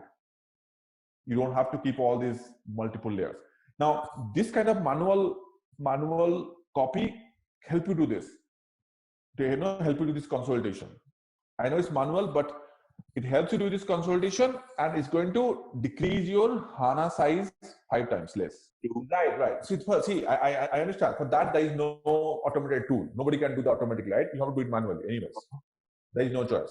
There is no tool for that. You have to make sure you do it manually. I'm not saying do it one. Just, okay, to start with, take out the staging layers. You don't have logic in staging layers, right? Staging layers are not required anymore. You can take that out easily. Why I'm saying people, you have to do it. It's not a choice that you want to do it or not, because every layer in HANA will cost you money. HANA memory. Let's say, for example, this is for example 2 GB. You have 2 GB, 2 GB, 2 GB, 2 GB, 2 GB. It's like 5 times 2 GB. 10 GB of data which you can consolidate. All of them you can consolidate into 2 GB or maybe 4 GB or 6 GB, however you want. That it's up to your design, or it's up to your costing approach. People sometimes, I told you, it's very costly. You have to think about 1 GB also here. It's that much costly. Okay. Now, of course, people don't do it. Everybody don't do it. For example, if you see companies like the oil companies, Marathon, Coca-Cola, they own like 50 terabytes of HANA boxes. They might not care, correct? But everybody is not like that. People start with 1 terabyte sometime. Even people start with 512 GB. In these scenarios, you can afford to have multiple layers. For one KPI, you are wasting your thing. So they do that. It's time versus cost, effort versus your purchasing HANA memory. And if you have an in-house team, you can just spend time to do this, right? And at least remove the staging layers. I understand your point. Data mart layer has logic. I agree. You have to merge them basically. See, by merging also nowadays since HANA it can process everything that you have in one transformation easily. Yes, manually. Yes, there is no tool for that because no tool can do this job for you. Think about that. Nobody knows what logic where, right? Yeah. So that's something I'm just telling you. You don't have to go and do this. And again, this is not mandatory. It's just that people do, or maybe again you have to strategize. That's why you have to do it one by one application in this approach, right? Maybe do it for the application where you feel it takes like 10 hours to load, right? Invest there, not the application which loads in 1 hour, right? And also doing this approach helps you do one more big thing. It helps you clean up, right? Agreed.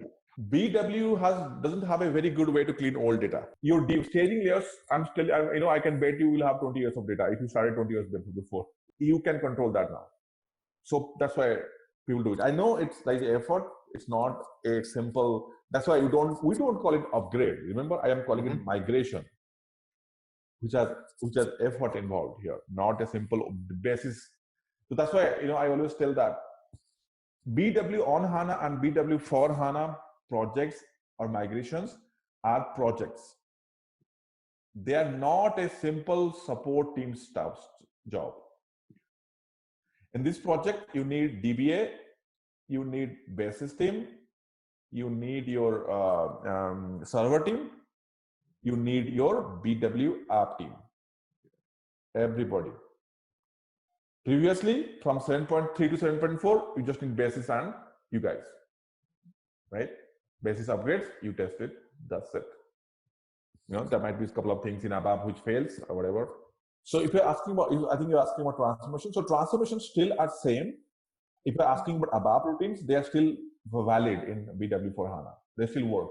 BW for HANA and BW on HANA, they still have a ABAP engine.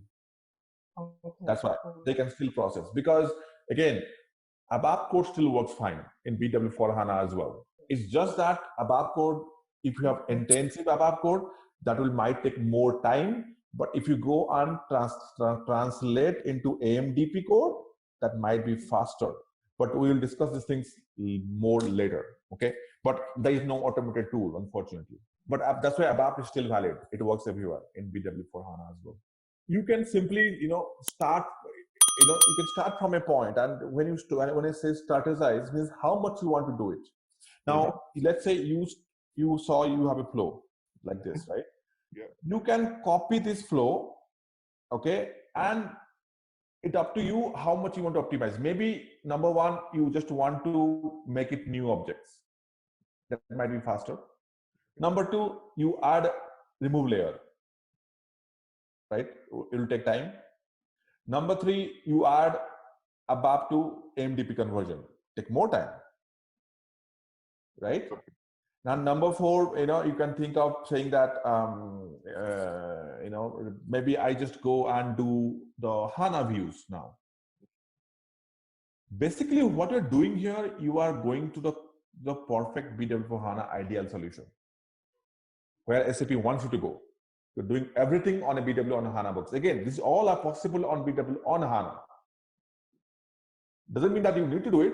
These all things are possible. All these four things I told you, they're possible in BW on HANA. Now, if you spend time now going to BW for HANA, it's just a flip of a button. Fine. And you also have HANA view for reporting. So now, you think about that. Let's say you have a sales application. Just copying to ADSO 1 week job. Isn't that? Just a regular developer. Okay. Is you copying? Again, you're copying. Everything you're copying. No chance of a kind of a screw up. Right? You're not creating anything. You're not manually copying. Right-click copy. Not that you're again. You're not even manually copying ABAP codes. The transformation can be copied. So codes, formulas, routines, everything comes. Okay.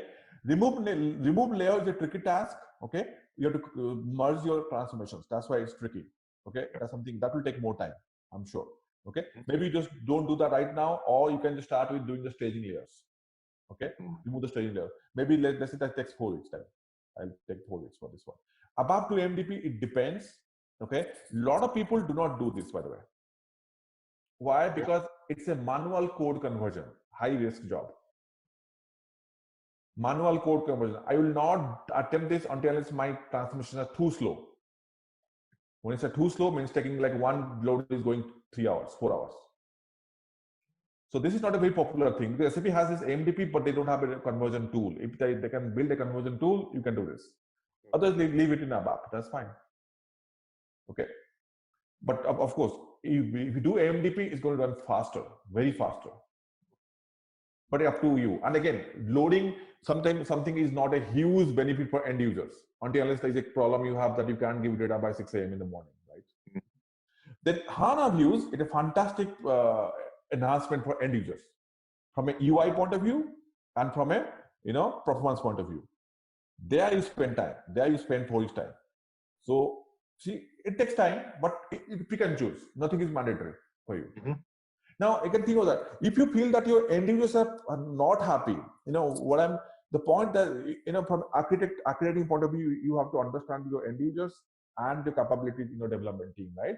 If you feel that your end users are not happy from the backskill performance, go to here, start here. Forget about loadings, removing layers. Let them get happy. Let them see the value of HANA. If they get excited, you get more funding,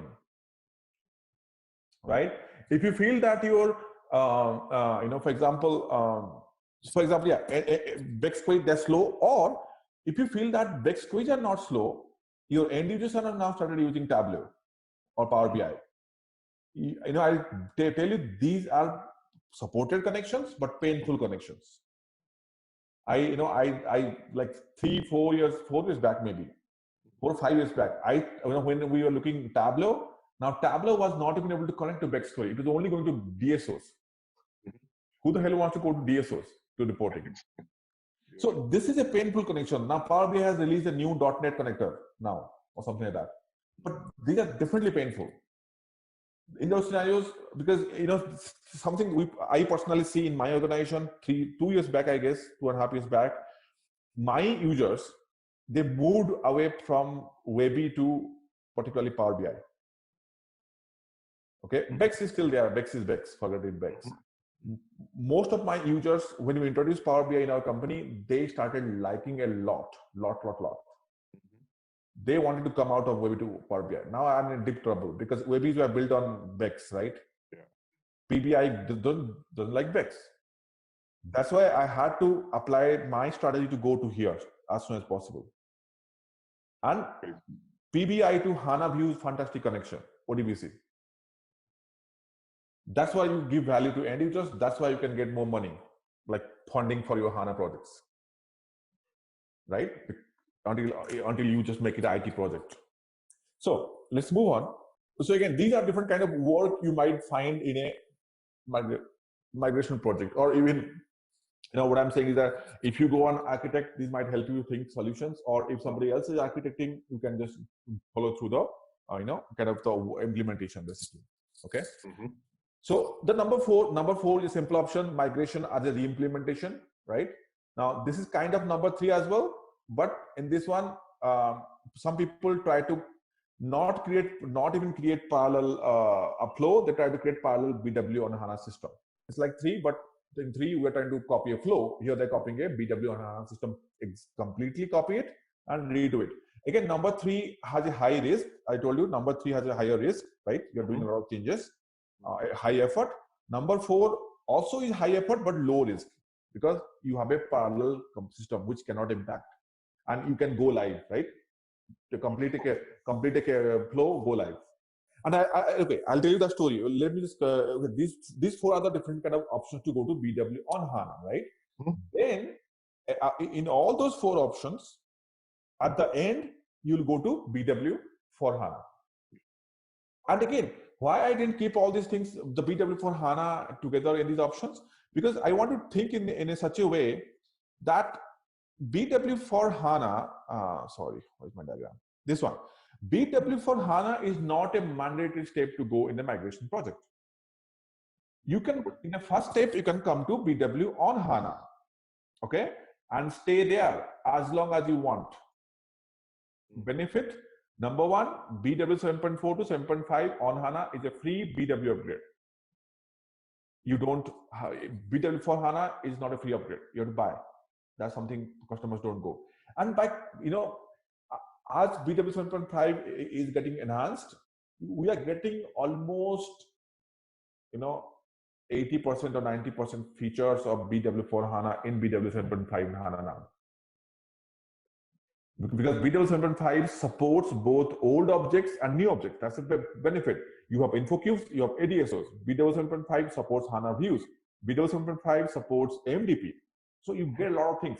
7.5 doesn't give you things like SDI, SDA, all those things from data provisioning point of view. They are additional, but from an end user point of view, you do get a lot of benefits. So you can stay here.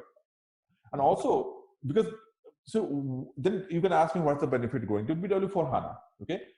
I always tell that, and I told that once in Vegas when I was doing one of my session of my experience, and SAP didn't like it. The point is that if you ask your SAP's engineers, what is the benefit of going to BW for HANA over 7.5, they can't explain it properly. Today's world. Why? Because as per SAP's roadmap, after 3 years, you might see a huge difference. As I told you, they're going to invest everything on 4. No new features coming on 7.5. But right now, not a lot. So, but definitely right now, you should go for 7.5 on HANA at least to get ready for BW for HANA. So as I told you, if you know all these techniques, so 7.5 BW for HANA are similar in 80% things, 20% may vary. We'll cover both of these. That's why my point was yesterday or day before yesterday that you can work in both projects, 7.5 on HANA and BW for HANA. And also another factor that that is always overlooked. Now, all your team members, application team, DBA team, basis team, you need to give them some time to understand how to work with HANA. So people stay here. I'll tell you one thing, the basis team, they will have no clue how to manage HANA in your internal teams, basically. So to bring, people that say go there and stay for some time, get everybody, application team, DBA team, basis team, let them get trained, let them understand HANA is completely different to manage than Oracle, right? So that's why also, people stay here, okay? After that, it's easy to go to BW for HANA. Now, when I say easy, if you only did number 1 step, you have more work to go to BW for HANA, right? Because you have not optimized anything, okay? You have more work, but you can, you can follow these tools to go and migrate. We'll discuss these things in this migration section, okay? Now, but if in contrast, if you have done the number 3 migration step and made everything HANA made everything new objects, right? ADSOs, it's very easy to go and do migration. Very, very easy to go to BW for HANA. Why? Because BW for HANA does not support cubes and DSOs. You have to go and migrate them to new objects before you can go there. Now, if you have a 7.5 box with only new objects, ADSOs and OpenODS view, we'll discuss that. Info objects, composite providers, only those objects. It's fantastically easy to go to BW for HANA. Just kind of a weekend task. Depend which option when you do. People sometimes, they come here, they don't optimize anything. They do this migration. They spend more time in this migration, basically in this migration, basically. Okay. It depends how you want how you want to do that. That's why some of the organizations, they also try to create a new. They also try to go and do a parallel implementation at this step. Keep the same box here. Create a parallel box for BW for HANA. Right? Because it's a big change, right? People are afraid. And I like the same thing. S for HANA. You see, not a lot of customers have gone there. It's a humongous change. It's a risk. So same goes for BW for HANA as well. That's why I'm saying 7.5 is safer box. You have both options, old and new. So let's get going. So, remember these points, basically, I just wanted to get you some thought, I want to put some of these thoughts in your mind. If you go and design something, architect something, this helps you, which way you want to go. And again, performance-wise, if you talk about performance-wise, if you just go and take the option number 1, don't do any optimization, you really are not getting any more benefit. So make sure that you have that expectation with your business stakeholders. In number 1 option, without optimization, you might just get 20-25% fast performance benefit. That's it, maximum. Sometimes the reports will not even run that faster. That's it. Loading or same thing. Number 2 option, same thing, maybe make it 35 for 35 option, 35 or maybe 40%, a little bit more. But Sometimes you can get this one go 50% also because you have optimized some things might get faster. But the number, the number 3 option that you spoke about, new objects, ADSOs, HANA views, right? I have personally seen some, reports can go up to 90% faster, 90% faster on HANA views and ADSOs compared to BEX and Cube. So this is the real value of HANA, and also SAP also wanted to go there, right? That's why they are that's why HANA views are in their main agenda and not much BEX query. They also know that. That's why they have completely eliminated BEX portfolio. No more Business Explorer tools except Query Designer. Again, so this is kind of a high-level overview. Step 1, step 2. I have a step 3, but you can go. There is one more box here because this is the starter add-on. The BW for HANA starter add-on, which will give the tools to go for the migrations basically. So this is kind of a regular flow. NADB 7.5 on HANA, add the add-on, go to BW for HANA. Now, again, see the BW for HANA's prerequisites. Only SAP HANA optimized objects like ADSOs, composite providers, right? No more cubes, BEX, anything. Source systems, no more DB Connect, UD Connect, data services, nothing supported. ODP, HANA files. These 3 are the source systems only. Okay. So other things like SDA, SDI comes in HANA, SLT comes in ODP, or it can come in HANA as well. And there's nothing else. They do have it nowadays. They have something called a big data. That's a type of source system, but that's more like HANA. It's very close to HANA source system. No 3.x data flows, right? Of course, you won't expect BW for HANA to support 3.x data flow. No BEX front-end tools. BEX BW query stays. That means, again, they clarify that point. No front-end tools, that there is no BEX analyzer, no Office analyzer, Word, whatever things, nothing. But the BW query stays. No NLS partner solution. This is kind of a big thing also, but I don't think a lot of customers use NLS. But if you are using NLS, near-line storage, you cannot use any more third-party near-line storage with BW for HANA. You have to go and use SAP's archiving strategy. Remember the DTO we spoke about yesterday. So anyway, I think we'll skip through this thing. I don't think these are required now for us to go. The 2 ways. So manual conversion is copy. You can do the copy one. Okay, we can do the copy one, but the tool, this one, okay, I can show everything, but this tool, we can execute the tool, right? This tool will really convert the 7.5 to BW for HANA system, do a conversion. I can show the tool, but we can't execute it because we don't have a system which you can automatically convert to BW for HANA. The copy one, for example, it's very easy. You can do now even. You go and create a ADSO. Okay. Now copy from Cube. That's it. Old-fashioned way. Nothing changed. And the transformations nowadays also you have this option copy. I think it was there for 7.4 as well, right? Copy. If you copy, it's going to ask you source and target, right? You can change. Copy the complete transformation. I think it was there in 7.4, if I'm not wrong. Maybe not. See, yeah, because remember one thing that when you copied, let's say this transformation was between a data source and an info cube, right? Let's say you copied the info cube to ADSO. That means you make sure all the fields are exactly the same. When you copy the transformation, all the fields will get mapped automatically because the target fields are same, right? And the source is anyway same, remains same. So everything is exactly same. You will just get a new transformation ID. Yeah, because the old cube might not. The old cube is still there, right? You're copying it to an ADSO. Old cube is still there. So transformation will still remain there. We will delete the cube. We said I want to create a new ADSO, right? That is copied from my info cube.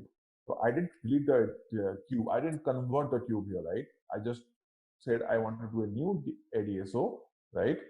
And that is copied from the info cube. Let's go into one more thing now. Since we're talking more and more about the system, let's talk about the HANA Studio. I told you I'm going to tell you everything about HANA Studio, how to start a project. So let's talk about that now. So as I told you, RSA 1 is no longer it doesn't have a lot of functionality anymore, right? It's nothing there. In 7.5, you see this is anyway. This system is 7.5. You see the DSOs. Okay, when you double click, you don't see the regular screen settings or fields, right? You don't see that these things even.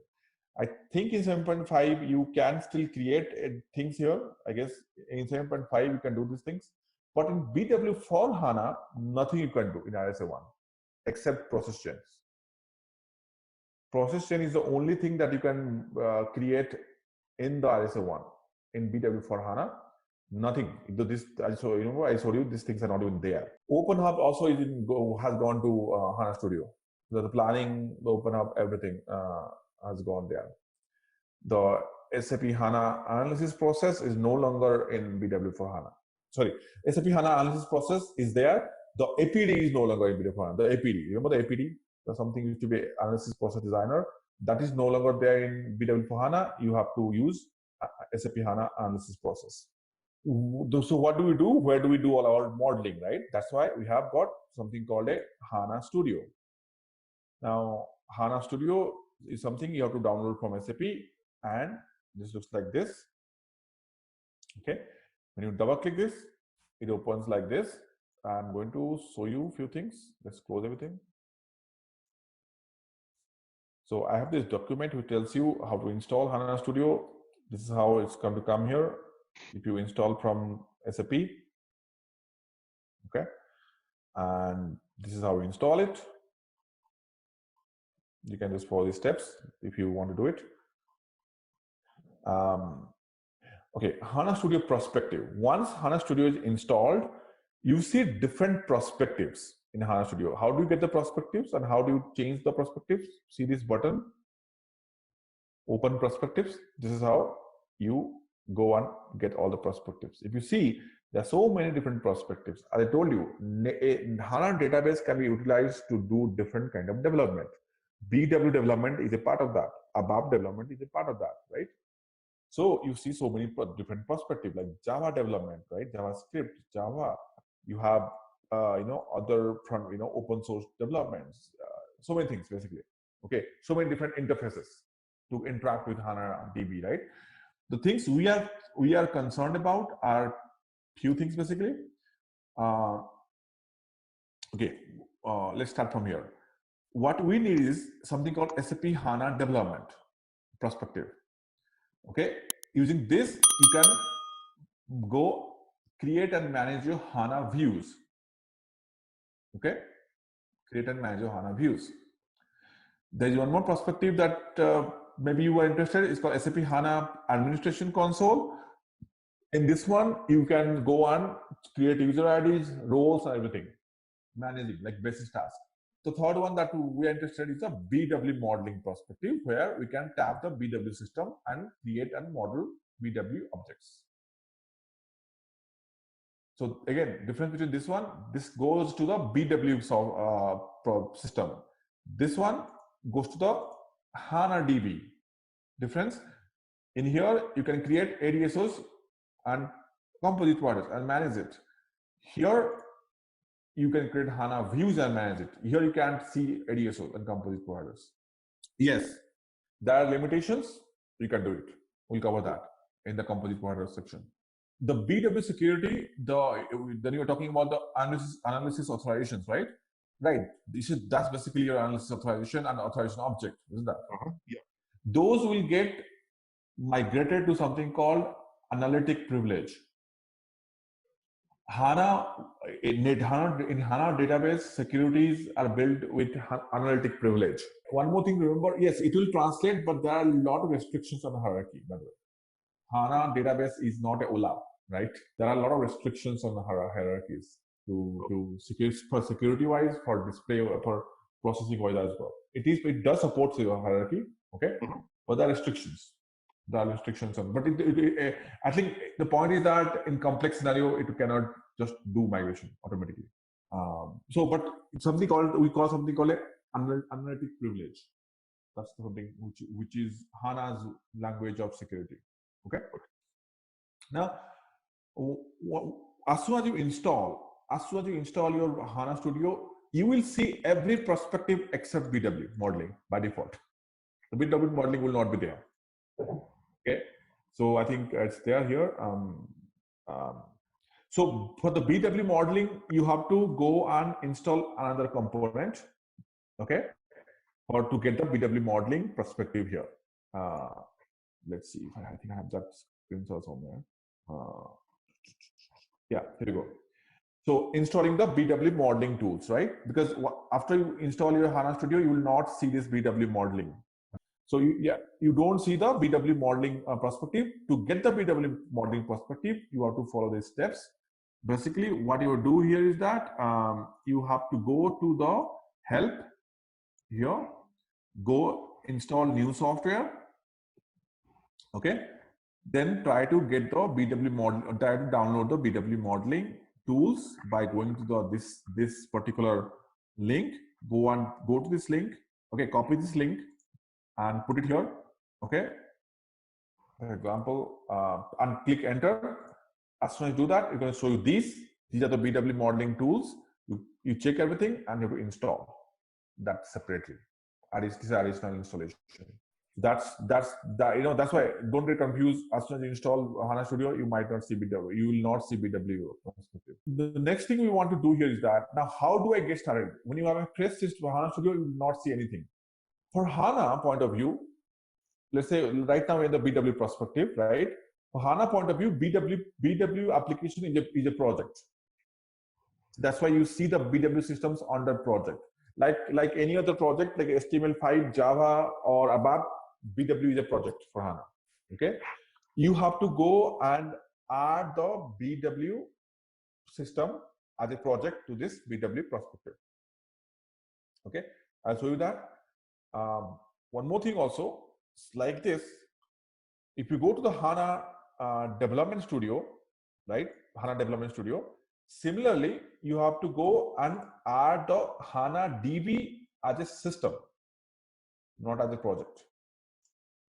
As a system to the HANA Development Studio to access the database views and everything. How do we do that? Let's see. Let's first go to the, let's see what we have in the documentation to start with. Let's follow the flow. Let's first go and add a HANA DB system. So that's the right way to do it. You can go and add a BW system first without adding that corresponding HANA DB.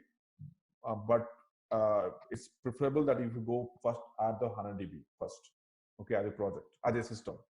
Now to add it, it's to add a HANA DB here is very simple. You go add system, okay. This is going to ask you your HANA DB host and everything. In our lab system, okay, you will always have this in your desktop. Open that, you get all the systems and their username password. Okay. Now in this particular thing, I'm trying to add my HANA DB, right? So I'll go and try to find out my HANA DB's login credential. If you see how they maintain it, they say SAP BW HANA login. This means this is the BW system login. Now they say HANA Studio BW HANA login. This is the HANA DB login. So this is the BW system login. This is the HANA database login. When you do specify system, we are adding a system. We are adding a HANA DB. So follow this one. Once you do this, just put the host name here, right? We have a host name. Oh, I'm sorry. In here, put the host name from here. This is the host name, right? Then put what else we have. Then it needs an instance number. This is the instance number. Leave it for single container. Put a description, whatever you want. Do next. It's going to ask you user ID password. Just go to the user ID and password. After you do that, your HANA DB is now added to the systems tab. Okay.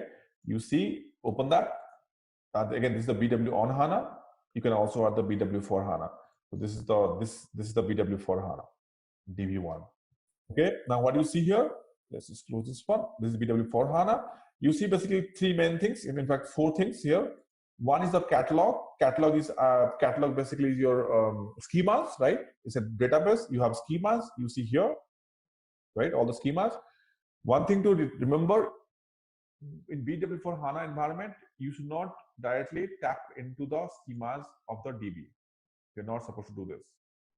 It's called SAP ABAP 1, SAP ABAP 1, the default schema where the BW system tables get installed, but base system can change it. Like here, they have changed it to SAP HANA DB. Now, again, when you are licensed to work on BW for HANA, that means you're supposed to interact with the database from the BW software.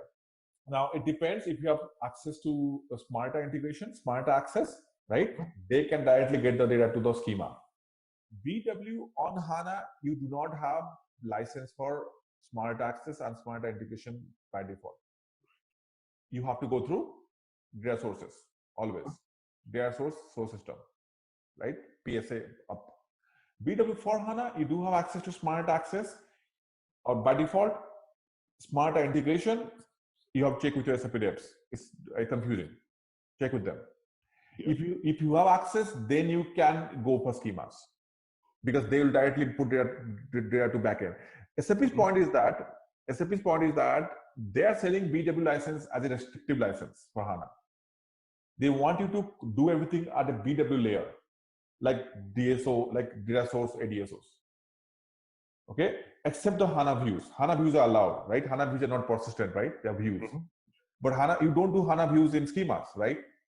HANA views are not same as table views. In schema, you could do tables, table views, procedures, or those things. Native HANA people, native HANA licenses allowed to go do that. Enterprise HANA. BW for HANA will give you both, but for smart access, you can use it. Basically, the point is that you should not create a new schema and create tables and do open development like SQL Server. License standpoint. You know, but the trick is that, see, SAP will not allow you to directly go here and create a Z table, but you can do it from S11, BW layer. That will come under here. Those are the restrictions you have to play with, but you know, kind of it again. You know, I'm saying that some, you know, in licensing is very confusing. Okay. Yeah. It depending upon customer and SAP relationship. Now, what I'm hearing now is that from SAP new model, okay, the licensing point of view, in the past, there used to be few different licensing from HANA, right? The most wide or the most flexible licensing was used to call enterprise license, right? That gives you, that allows to do everything. Okay, it doesn't have BW by default, but that allows you to do every freehand development. Then the other type of license you used to have is called BW DB licenses. It was restrictive. Okay. Now this used to let's say this used to cost you $3. I'm just giving you an example. This used to cost you $1, 1/3 price. Okay. Now, when SAP had these things 2-3 years back as their licensing, right? Now, then SAP realized that again, there are, you know, you might have a different thing, but again, it's up to customer and SAP relationship. SAP realized that they're losing money in here. Because because they have a lot more BW customers and a lot more BW DBs or bigger size DBs, right? So nowadays they have kind of, you know, they're trying to kind of dissolve this model and they have created one licensing, something they call, I don't know the name, that costs you $1.5 per unit. And again, this is per unit. Okay. When you say unit, that means each unit in HANA is 64 GB. You can buy HANA in 64 GB increments. And sometimes, okay, one more licensing model also, size versus users. This is, I'm talking about size. You can buy size HANA by 64 GB till anything, 1 terabyte, 2 terabyte, you pay money. There is one more licensing model. You don't worry about sizing. You can use any size. You pay by users. It depends. You have to talk to your, basically this is a conversation between your sourcing, your enterprise architect head, and SAP. These are quite complex things, right? Yeah. And SAP does not give any discount on HANA, if you know that. They will give discount on anything else, not on HANA. But again, if you go and buy, okay, but I have even heard from some of my you know, friends and colleagues in TechEds, if you buy 10 terabyte of S4 HANA, for example, I'm just giving an example, they might give you BW for HANA free. Okay, so Coming back here, so this is catalog, little restrictive, right? You are not supposed to do much things here, and you don't need if you are following a BW strategy, right, to do BW object modeling. The next thing we have is contain. This is where all your HANA calculation views are there. Think these are called packages, like info areas. Then you'll have HANA calculation views, okay, and these views are exposed for reporting. Now, again, one more thing to realize that when you expose a HANA system for reporting tools through ODBC, HANA will only expose the content section, not catalog. That means nobody can go and report on a table directly from reporting tools. Okay, we'll talk about these things. This is called package, content and package. The next thing if you have the provisioning, here you have smart access.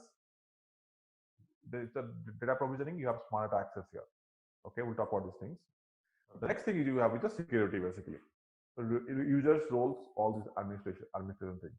So this is your HANA DB, or you call HANA development perspective, right? You use this for your HANA view management, and you also do use this for your analytic privileges. You know, security stuff, your analytic privileges, and say roles and usernames, everything. If you go back to BW perspective, now you come back to the project tab. How do I add a project here? So like we discussed about the HANA DB here, there's the screenshots. To add a project, of course, you first have to download the BW perspective. Maybe I don't have the screenshot. Okay, it's simple. Basically, it's not that difficult. You right click here. Okay, new. Okay, project. I told you BW is a project. New project. You see a lot of different projects. I told you HANA is quite open. It supports a lot of projects. You go and choose Business Warehouse, BW project. Next, it's going to ask you, okay, if you have SAP logon, it's going to fetch the SAP systems from there. You choose your BW for HANA system, right? That's what we're going to add, and or BW on HANA, whatever. You do next, put a username, ID, and password. Once authenticated, it's going to add projects like this. For example, this one, right? Let's go back to this one. When you open it, it's going to ask you the ID password. Again, this ID password is this guy. Okay, BW on HANA, or this guy from BW for HANA, right? Now it opens the project. What do you see here? Of course, favorites. You know, favorites is something, whatever you want to add, any objects you want to your favorites. That's different. These are the favorites, and basically there are two important things. BW repository. These are your info areas, and BW info providers, ADSOs, composite providers, open ODS views, info objects, BW queries, everything stays in it. The good thing here is that if you see, if you open something, okay, I want a better one. Let's see. Okay, the good thing is that when you in BW for HANA, all the different kind of info providers, they get cataloged under their folders automatically. You don't have to create these folders. As soon as you create composite provider, it's going to create a composite provider folder, and it's going to place it under here. Okay, so if you see here, I think we should have a folder. Yeah, this one that I was using in last class. You see, folder for every different kind of objects. Data flow, composite provider, open ODS view, ADSOs, characteristics, open up destinations, everything. This is BW for HANA, and in the BW 7.5 as well, I think it catalogs the same way. Open ODS view is a new object altogether. In BW for HANA, this is a third object. This, remember our demo session, it replaces your virtual providers. It's a new object, brand new object. Yeah, I know. This is not a processed object, or this is not an object. It's kind of a combination of a flow. I'll tell you. This is not an info provider, and you know OpenHub, right? Yeah. So also, you get your characteristics under this as well. And the other thing is that you see all your transformation also underneath here. Yeah. The key figures would be there. I'm sure it is not in the info area. I think by default you will see key figures and they're not assigned or somewhere. It will be there. Of course, key figures still supported. Try to find a. what do you call it? Is it called not assigned or something where they know that no info areas? Hey there! Want to level up your skills in managing supplies? Our SAP BW for HANA course is here for you. Take it at your own pace on our platform. In this course, you will dive deep into SAP BW for HANA, a toolbox for planning everything from product availability to distribution. Covering everything from basics to advanced techniques, this course is crafted by seasoned experts. Your teachers are industry pros, ready to guide you through every step and answer all your questions. And guess what? Our students rave about how helpful this course is. Just like you, many have found it incredibly beneficial. And the best part? It's budget friendly, so you can learn without breaking the bank. Ready to master SAP BW for HANA? Sign up now. For more details, visit ZaranTech's website.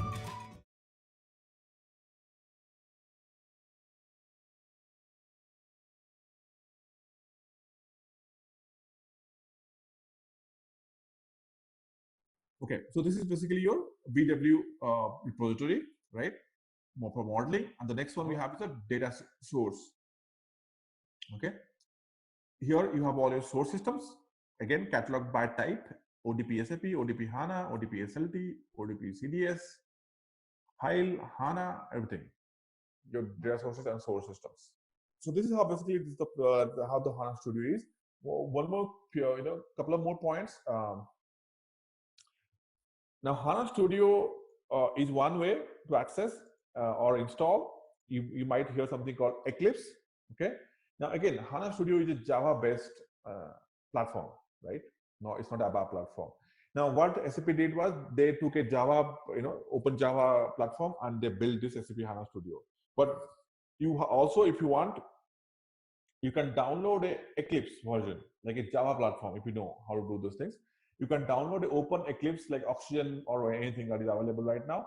You can download Eclipse and also add BW modeling tool there. That also works, because this platform is not any specific to SAP. This interface, Eclipse, a Java open interface Eclipse looks exactly like this. You can download Eclipse from online, and then you see everything like this. There are perspectives also. You guys just have to go and add BW perspective there as well. Okay, so that's called Eclipse.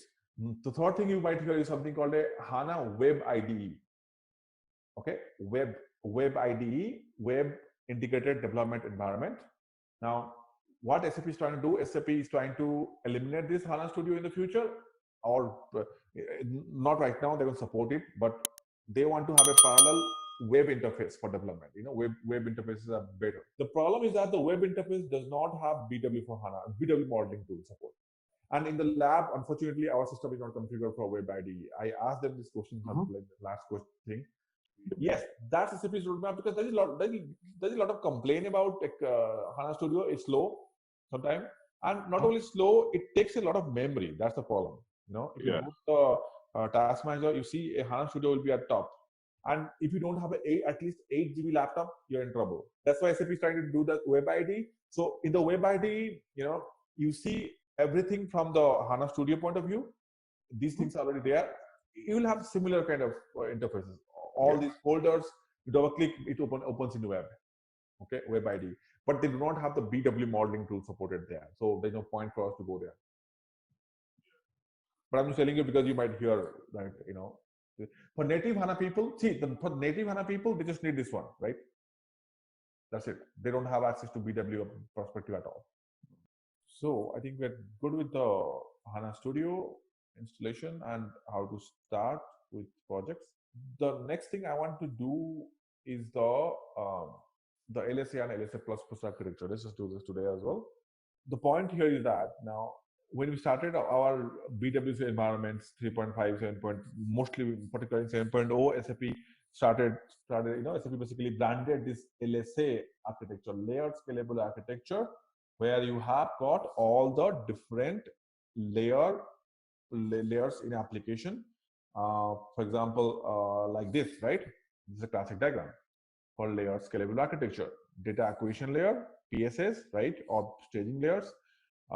quality and harmonization layer, propagation layer, corporate memory, business logic layer, reporting layer, you know, your back virtual layer like multi-providers, right? This is a classic LSA architecture. We call these things as our AW layer. These things are data mart layer, right?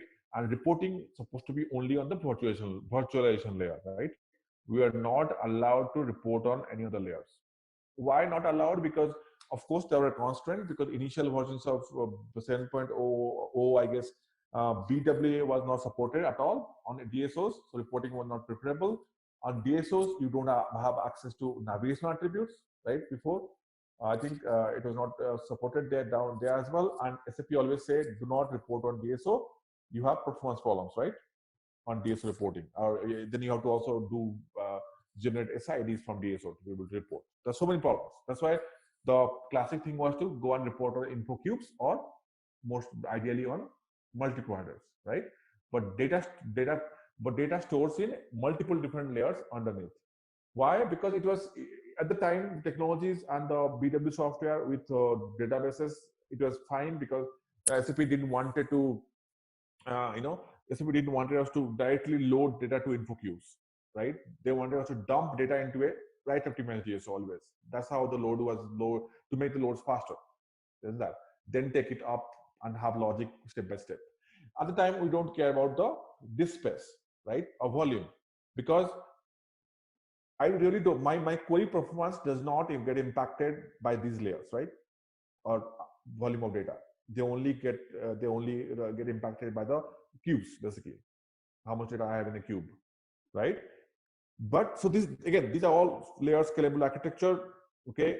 And there was a clear difference between the data mart layer and the staging layers, right? Everybody has all these layers in old BW. Now, this particular LSA architecture was good until HANA came into picture, okay? Now, SAP has started branding something called a LSA++ architecture. And SAP says this is only possible due to HANA DB. Okay. Now, simple theory in LSA++ architecture, the layers are no more distinguished anymore. If you see the arrows, all the layers are interchangeable. There is no clear demarcations. We don't have to think you don't have to think EW and data mart as a separate layers anymore in your design considerations. Why? Because due to HANA's capability, you can directly load data into a ADSO and report on that. Excuse me. Or if you don't want to load data, you can completely eliminate the data persistent layer and create an open ODS view and report on that, a virtual layer. It's called data virtualization. Open ODS view is like a virtual provider. It can go and pull data from source on demand. So all these layers, if you see, they are getting thinner and obsolete. For example, the PSA layer. In BW for HANA, there is no PSA, by the way. Okay, BW for HANA does not support PSA. The data directly gets loaded to the ADSO layers. Delta Q will not get cleared until delta is loaded to ADSO. So entire thing that info package was doing, DTP does it now. Delta initialization, delta mode, right? Everything DTP does it now for you. If the delta fails in ADSO, your delta Q or ODQ now, right?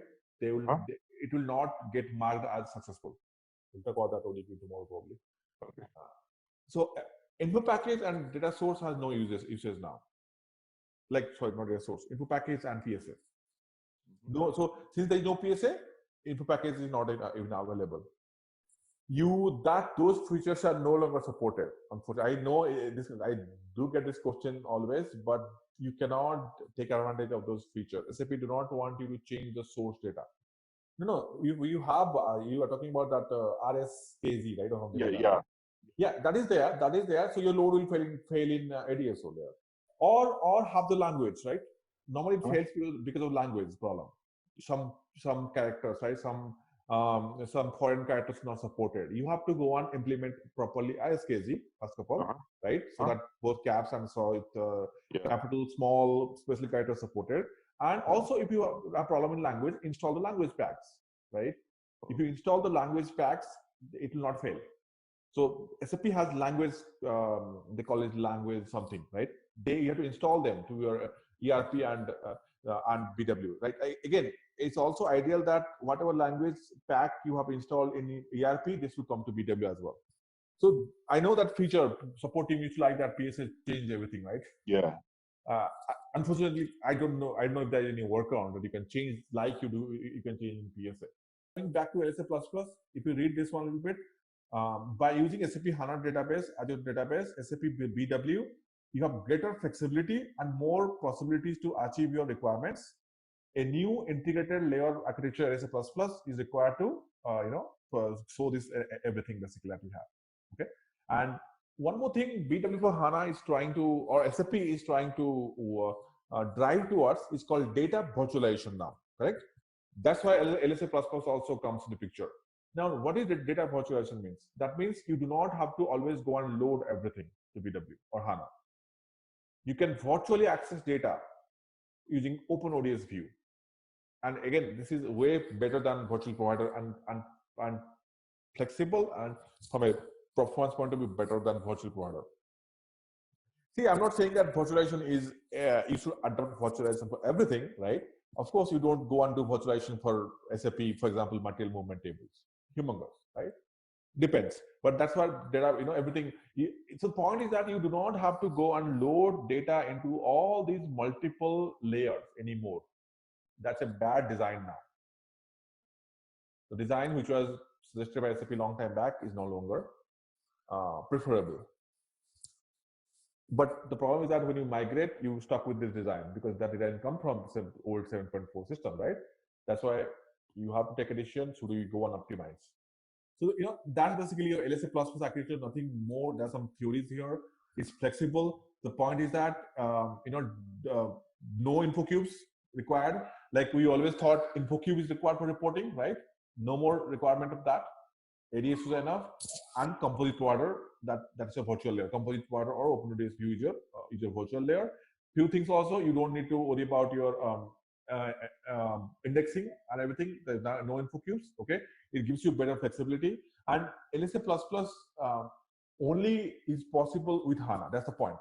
You cannot just go and do this LSA++ with Oracle or SQL. You'll have performance problem. Okay, if you directly load data to InfoCube in Oracle, you will have performance problem, right? From source to InfoCube. That's why SAP wanted us to stage it first in staging layers. So, there's some theories only. I don't think there's anything different. You can just go through this. Here, the point is that, whatever the point that in this slide is making is that why InfoCube is no longer required, because InfoCubes, from a HANA environment, if you don't have, basically the point is that if you don't have InfoCubes, okay, then you don't need to follow LSA architecture. Okay, you don't need to go and follow LSA architecture, and in HANA you don't need InfoCubes. See, the thing, one point you have to understand here is that InfoCubes kind of needs a lot of kind of what do you call that, housekeeping tasks, right? Indexing, remember, drop index, build index, some BWA or aggregates, right? And in the back also we do sometimes compression, correct? And like in the back end housekeeping stuff. Those things are a lot, these things are database activities which are no longer required in HANA. That's why SAP no longer needs to, that's why SAP says that, okay, I don't need InfoCube for star schema. I can perfectly do the reporting without star schema on cloud tables. And again, this particular slide says, virtual data mart layers, composite providers. You have, composite providers. One more thing here is that multi-providers only were supporting, remember, union, right?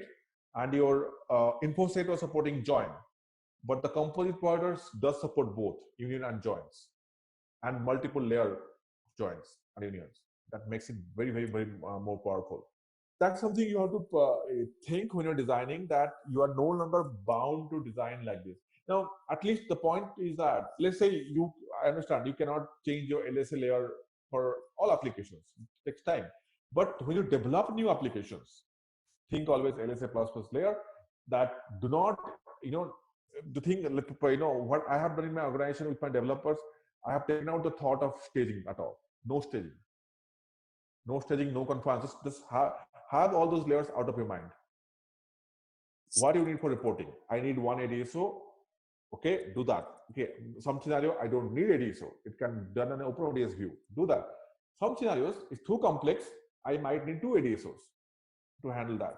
That's fine. Do that. Two ADSO is SAP doesn't say that just go have one question layer. You can have to depend upon your requirement. All right, let's test your knowledge. Here's a question for you. Which of the following is a key benefit of using SAP BW for HANA?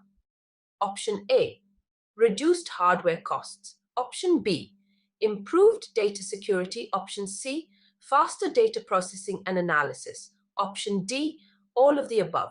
Take a moment to think, and when you're ready, choose the correct option. Remember, each choice holds a key to unlocking the answer. Good luck. Type the correct answer in the comment section. Hey there, want to level up your skills in managing supplies? Our SAP BW for HANA course is here for you. Take it at your own pace on our platform. In this course, you will dive deep into SAP BW for HANA, a toolbox for planning everything from product availability to distribution. Covering everything from basics to advanced techniques, this course is crafted by seasoned experts. Your teachers are industry pros, ready to guide you through every step and answer all your questions. And guess what? Our students rave about how helpful this course is. Just like you, many have found it incredibly beneficial. And the best part? It's budget friendly, so you can learn without breaking the bank. Ready to master SAP BW for HANA? Sign up now. For more details, visit ZaranTech's website. The point now is that now in the older version of BW, right? In fact, including the BW 7.5, okay.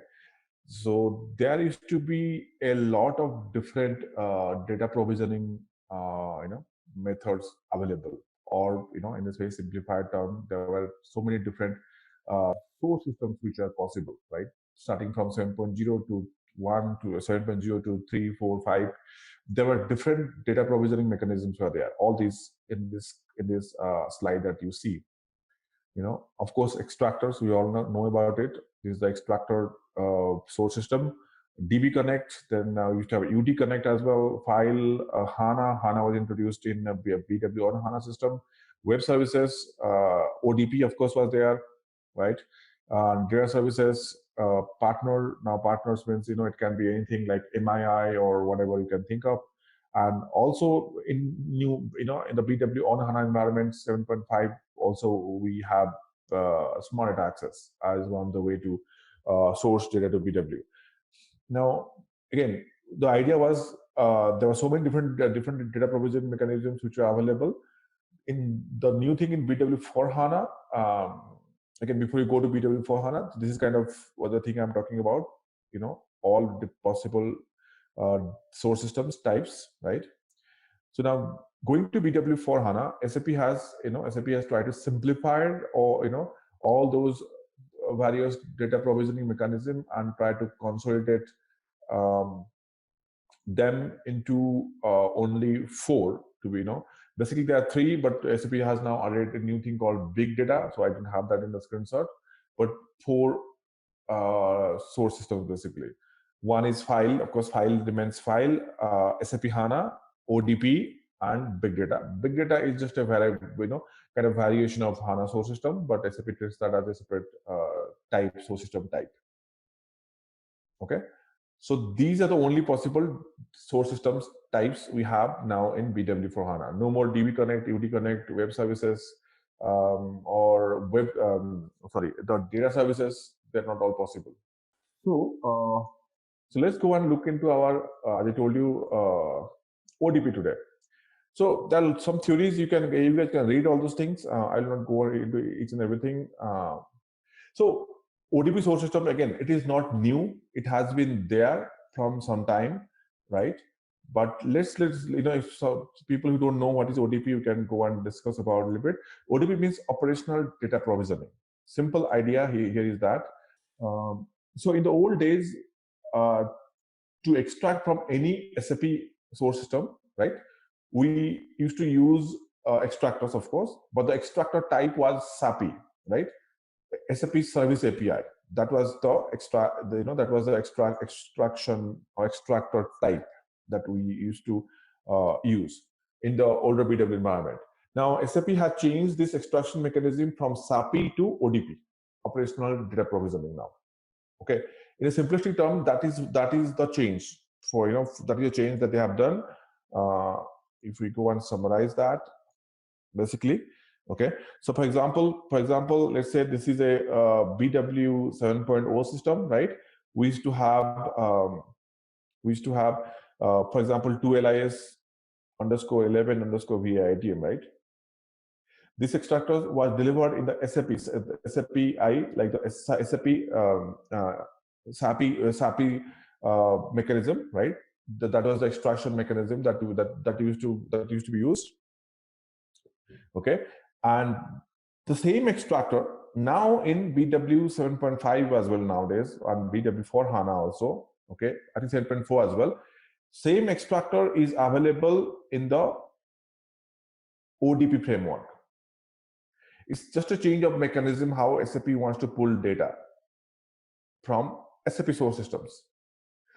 7.5 has both ODP and SAPI available. SAPI means service APIs, right? But BW for HANA, no more SAPI, only ODP framework. But you get, but from data retrieval point of view, you still have the extractor. Don't worry, the extractor is still there. It's been converted into ODP framework automatically by SAP, because these are business standard extractors. Now, if we go to our, let's go to our data sources. Okay, I will go to ODP SAP, right? This is the source system type now. It's called ODP SAP. If you go to our ERP system, so T90 client 090 is one of our ERP system that is attached to BW for HANA, right? If you go and if you try to look at our extractor, any of them basically, for example, if we go to sales. Hey there, want to level up your skills in managing supplies? Our SAP BW for HANA course is here for you. Take it at your own pace on our platform. In this course, you will dive deep into SAP BW for HANA, a toolbox for planning everything from product availability to distribution. Covering everything from basics to advanced techniques, this course is crafted by seasoned experts. Your teachers are industry pros, ready to guide you through every step and answer all your questions. And guess what? Our students rave about how helpful this course is. Just like you, many have found it incredibly beneficial. And the best part? It's budget friendly, so you can learn without breaking the bank. Ready to master SAP BW for HANA? Sign up now. For more details, visit ZaranTech's website. And if I go to my SD, again, these all extractors are available in BW for HANA. See, all the standard extractors are available, right? It's not gone anywhere. But if you click now to open a standard extractor, you see the extraction mechanism here pointing towards the adapter that is being used now is called extraction from SAP system by operational data provisioning. You would see at here it used to say SAPI service API, correct? So that has now changed now in BW for HANA. Again, 7.5 supports both SAPI and ODP. BW for HANA only supports ODP, no more SAPI.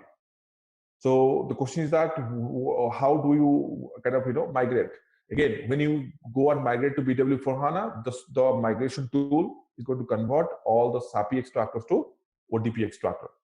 Now again, see the extractors from an extraction point of view, it's all same. Okay, this extractor is going to pull data to PSA in BW on HANA and to ADSO in BW for HANA. Okay, you use info package in BW 7.5, you can use DTP in BW for HANA. Same fields, same number of fields, everything remains similar. Okay, same number of fields you have here. Only thing now changed now in ODP is the delta queues in the source side. from BW side, nothing has changed as such. Since the extraction mechanism has changed, the the delta Q and stuff has changed now in the ERP source system, right? In the SAP methodology, we used to go to a transaction code called RSS7, right, to see the delta Qs, right? So you would not see the ODP extractors or data sources in the RSS7 delta Q anymore. Okay. So before you go there, again, this is kind of a nice pictorial diagram. If you see now, SAP delta Q, okay, this was used previously, right? So if it's a BW system like 7.5, you have SAP as well as ODP or ODQ. ODQ is the delta Q for ODP. Now, this is the delta Q before RSS7. This is the operational delta Q is the delta Q with the ODP framework. Now, BW 7.5 supports both SAP and ODP, okay? But BW for HANA only supports ODP and ODQ. No more SAP support, I told you, right? Before I go to the system and show you, I think let's just cover this part a little bit. Now, this is how, these are the main use cases for ODP, okay? Or ODQ, whatever you can say. ODQ is the delta Q for ODP, right? Again. Now, see the strategy here. SAP wants to maintain one delta Q, one global delta Q called ODQ for different kinds of data sources. We call them providers in ODP framework terminology. All these. Now, what does this mean? Now, let me try to explain that. Okay. Let's say I have a SAP, let's say I have a SAP S4 system, just to imagine. Okay. I have a SAP S4 source system. In that S4 source system, of course, I will have a global operational delta Q, right? ODQ. In that, to the ODQ, this ODQ can be fed by different kind of data sources. Okay. Same, the same or the global ODQ can be fed by different kind of data sources within S4. All these are possible. Okay, how all these are possible? Data source extraction. This is the regular 2LIS underscore 11 underscore VITM. That's also there in S4 system. ODP, the data source that will feed that will give that will feed data to this ODQ delta Q. Okay. Then next one, ABAP CDS views. Now ABAP CDS view is a new type of view in S4 HANA. Correct. Let's say this is our extractor. We have now ABAP CDS views. ABAP CDS views are new type of CDS, new type of views available in S4 HANA. If you create the extractor on top of CDS view, okay, the delta for the extractor also will go to the same ODQ. ODQ space. I'll show you how to do this, how to create an extractor on CDS view. Don't worry. Okay. Then let's say again, every S4 has a BW component. Like every ERP has a BW component. Let's say you are running a BW for HANA in S4 HANA or BW in S4 HANA. Okay. In S4 HANA, you do not have BW for HANA. You will have BW 7.5 components. Okay. From there, you can also have a data source exposed, like a ADSO, right? Or as a source. That delta Q will also come here to same ODQ. Then you have SLT and the two more left, SLT and HANA information view. Again, you can have a SLT server installed in the same S4 system. SLT means the system landscape transformation. Okay, it's a trigger-based replication mechanism which replicates S4 tables into delta Q, possibly. Any S4 table can be replicated to a delta Q using SLT, correct? Next one, HANA information view, right? Let's have one more flow. What is HANA information view? This S4 system has a HANA DB, right? Potentially, you can create a HANA calculation view or analytical view or attribute view in that HANA DB, correct? Those views can also be used as source to feed data to ODQ. So you have got one ODQ in this particular example. We are looking at one ODQ, global ODQ in the S4 system that can get data from these 5 different various providers. We call them providers.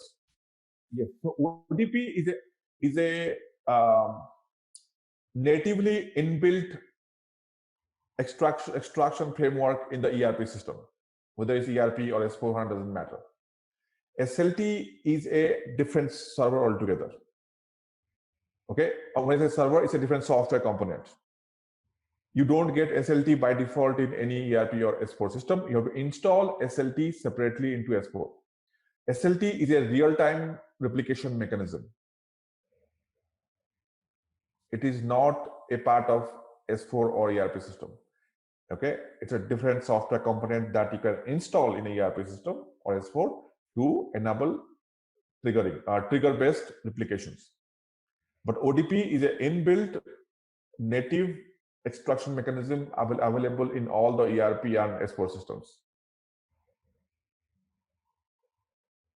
Because you will not see for example, in ODP you will find the LIS extractors, VITM, VSDR, VCITM.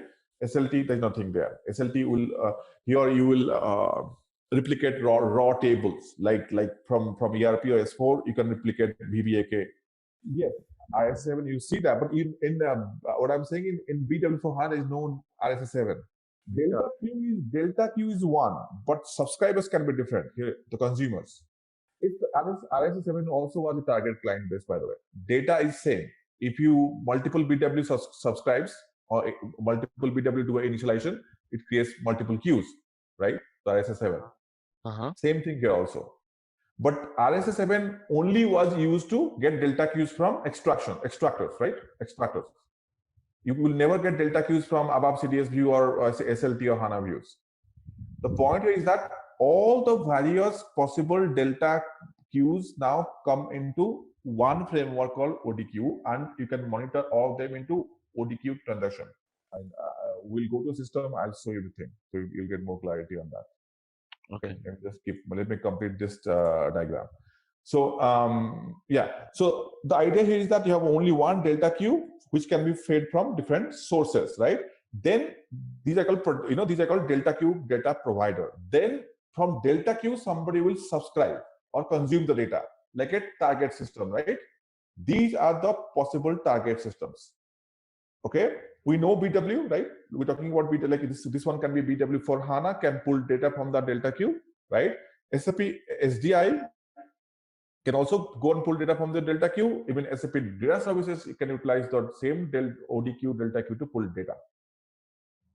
Okay, and if I'm trying to access if the same delta queue or same data source is being initialized by three sources, you will see three different requests in the ODQ.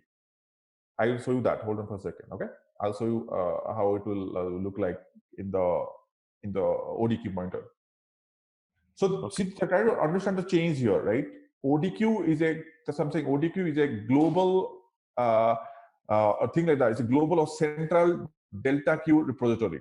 You can use, it's up to you. For example, let's say if it's trigger based, my BW, I don't want to pull it all the time. It will fit in the delta queue here. See, the difference is that if you are working on native HANA, you don't need ODQ there. SLT can replicate tables. We are working on BW for HANA. There you have to replicate your data source.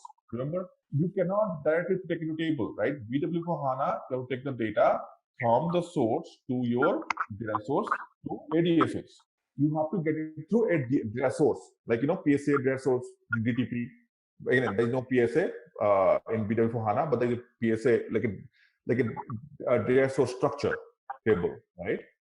That is why it needs to come to your ODQ. Without that, you can't get it to BW for HANA. We'll go to the ODQ monitor screen. Don't guys, give me a second. So this is the basic idea. I think I'm going to show you there so you can discuss more. Let's go to the ODQ monitoring screen. That's called operational delta queue monitor. No more ISS7, new transaction code called ODQ mon. Okay. So if we go to ODQ mon, we have this ECC SLT system in our lab. You can utilize that to look at ERP system and ODQ mon. So if you go to ODQ mon, now this is how it looks like. It's a better screen than ISS7. Okay. Now, there are a lot of things going on here. Let's see one by one. Now, you can filter. So these are all the queues, right? You can filter what you want to see. you can filter by providers. All the providers I showed you in that diagram, left side, you can filter which providers you are interested from. If you're only interested to see the providers, see the delta queues that are being populated from BW data sources, you can choose this, right? If you want to see the delta queues that are being populated from SAP SLT, you can choose this, right? It's going to come unfiltered, correct? Now, similar way, then you also have option to select the subscriber type. Now, provider, subscriber. Provider is your, so provider basically is your, this one, left side. Subscriber is my, or consumer is my right side, right? Now, here I can go and see what all is coming to BW, correct? I can go and put a filter here, like which all are requested from BW, right?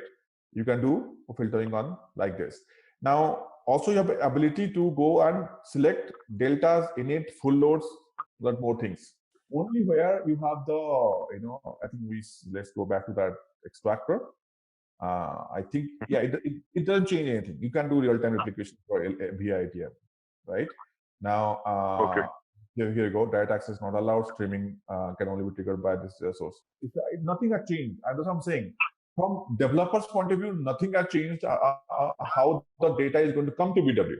Things which changed is from a source point of view and repeat delta, how to retain delta, those things have changed a little bit.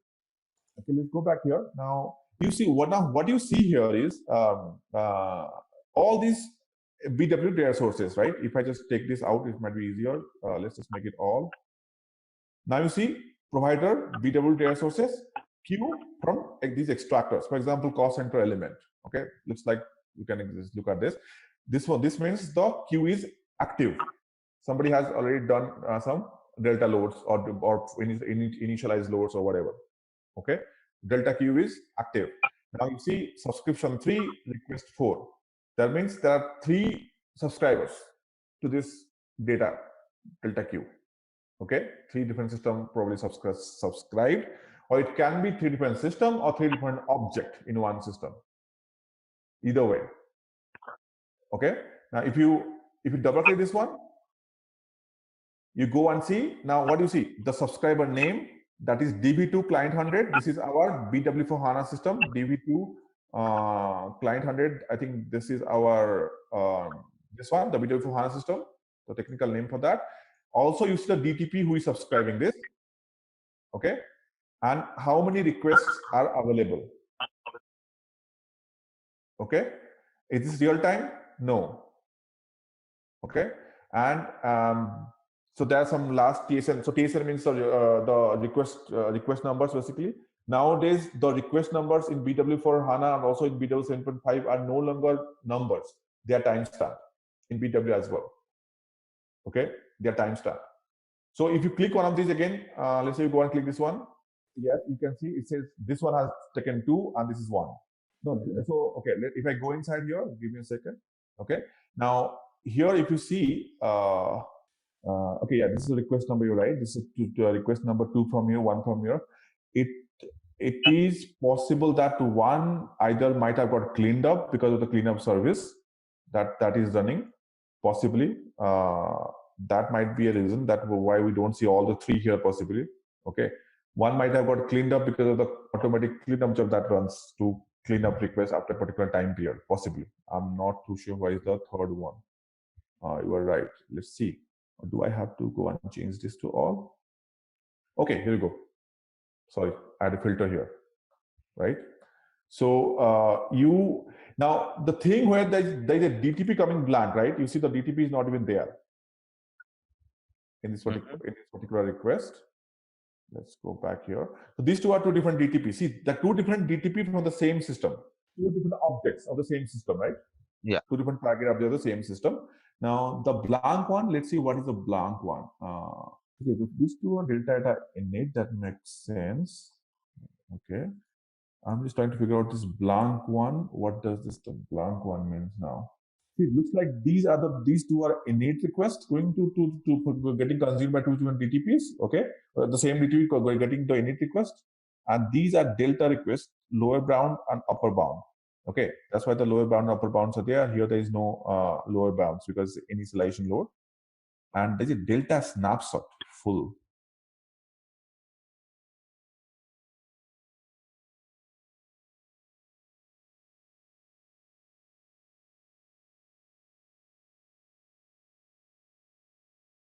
But there should be a DTP who has initialized this, right? Somebody should have initialized before it can come here, right? And I don't know what happened to DTP information. There's something, where I'll show you something on cleanup. So there's some rules for cleanup. I wonder if something has got cleaned up and it's still showing it. But you're right, I don't see any DTP for these two requests. Two different initializations. See to the two different DTPs. These two are fine. Okay. Two different DTPs. They have initialized this queue, and they are getting delta data. See, this is the delta innate. No, so everybody will have initial then delta, right? All DTPs that you see as subscription, they will have an initial delta, then they will have initial delta load, then you have delta.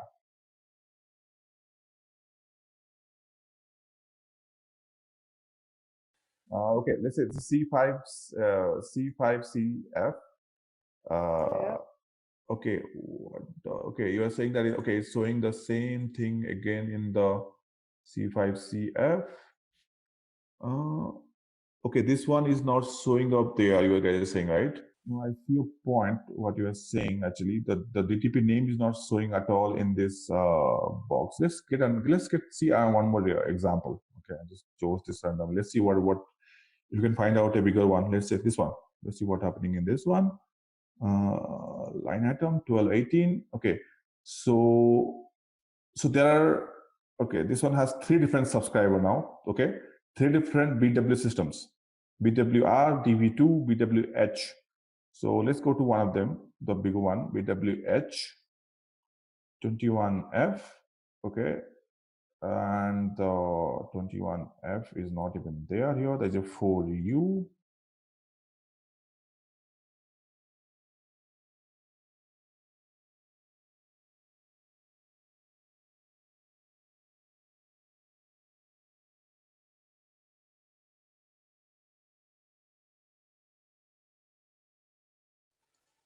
Okay, this is there. This is a initial delta load.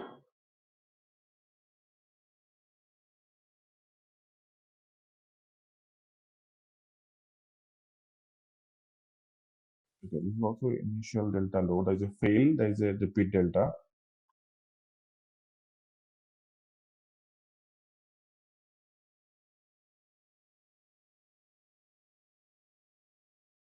It changes the DTP name even here. 4U, 3J4U. See, the thing is that it's supposed to be like this. You got it initialized, right? For this one initialization, right? You get initialized delta, then you see delta loads from the same DTP. But for some of them, so I know there's a cleanup job that comes to clear them, but I don't know if somebody cleared some things or this is just, because it looks like the only thing that it looks like in this environment is that when there's a delta job, it's not showing the DTP name altogether. Looks like the DTP name that comes up, okay, even it's not coming up in the initial delta sometime. Yeah, I think maybe that might we can do it, but we have to go and then post records, right, for delta. That's the problem. How would I do this? I'm going to find this out. How about we talk? Let me do this offline, and then I can show you tomorrow. Okay, let's go. Okay, let's go. I'll let me try to do that offline, and tomorrow we'll have a clean request. I'll show you how the sequence. Okay, that should be easier than we spend time creating sales order in this class.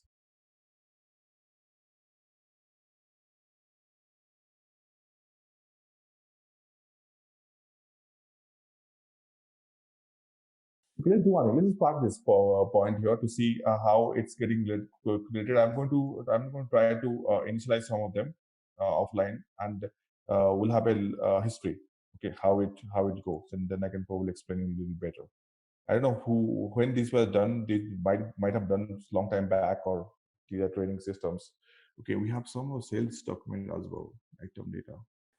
I think what it's doing, I guess, is that it's showing the last DTP pool probably in this particular subscription request from, see, it's possibly showing the last if there are multiple DTPs have been used for initialization, right? It's in this particular screen, since it's combining everything, and it's just showing you the last JTB 623. Or if you go K2JT, now, okay, it shows the previous one now, K2JT.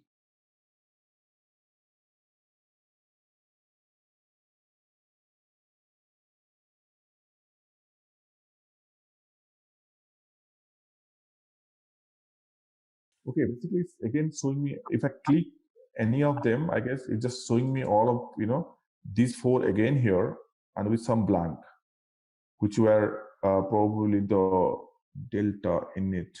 Anyways, let's just park this one. I'll let me figure out, maybe I'll try to do a fresh one, and we'll see. And if I can do a fresh one, or I can find out a fresh one, we can do a fresh one in the class tomorrow. We don't want to figure out how to go and create it. And that yes, and there is V3 jobs. There is V2 jobs. There are V3 jobs. Nothing can change from that point of view as well.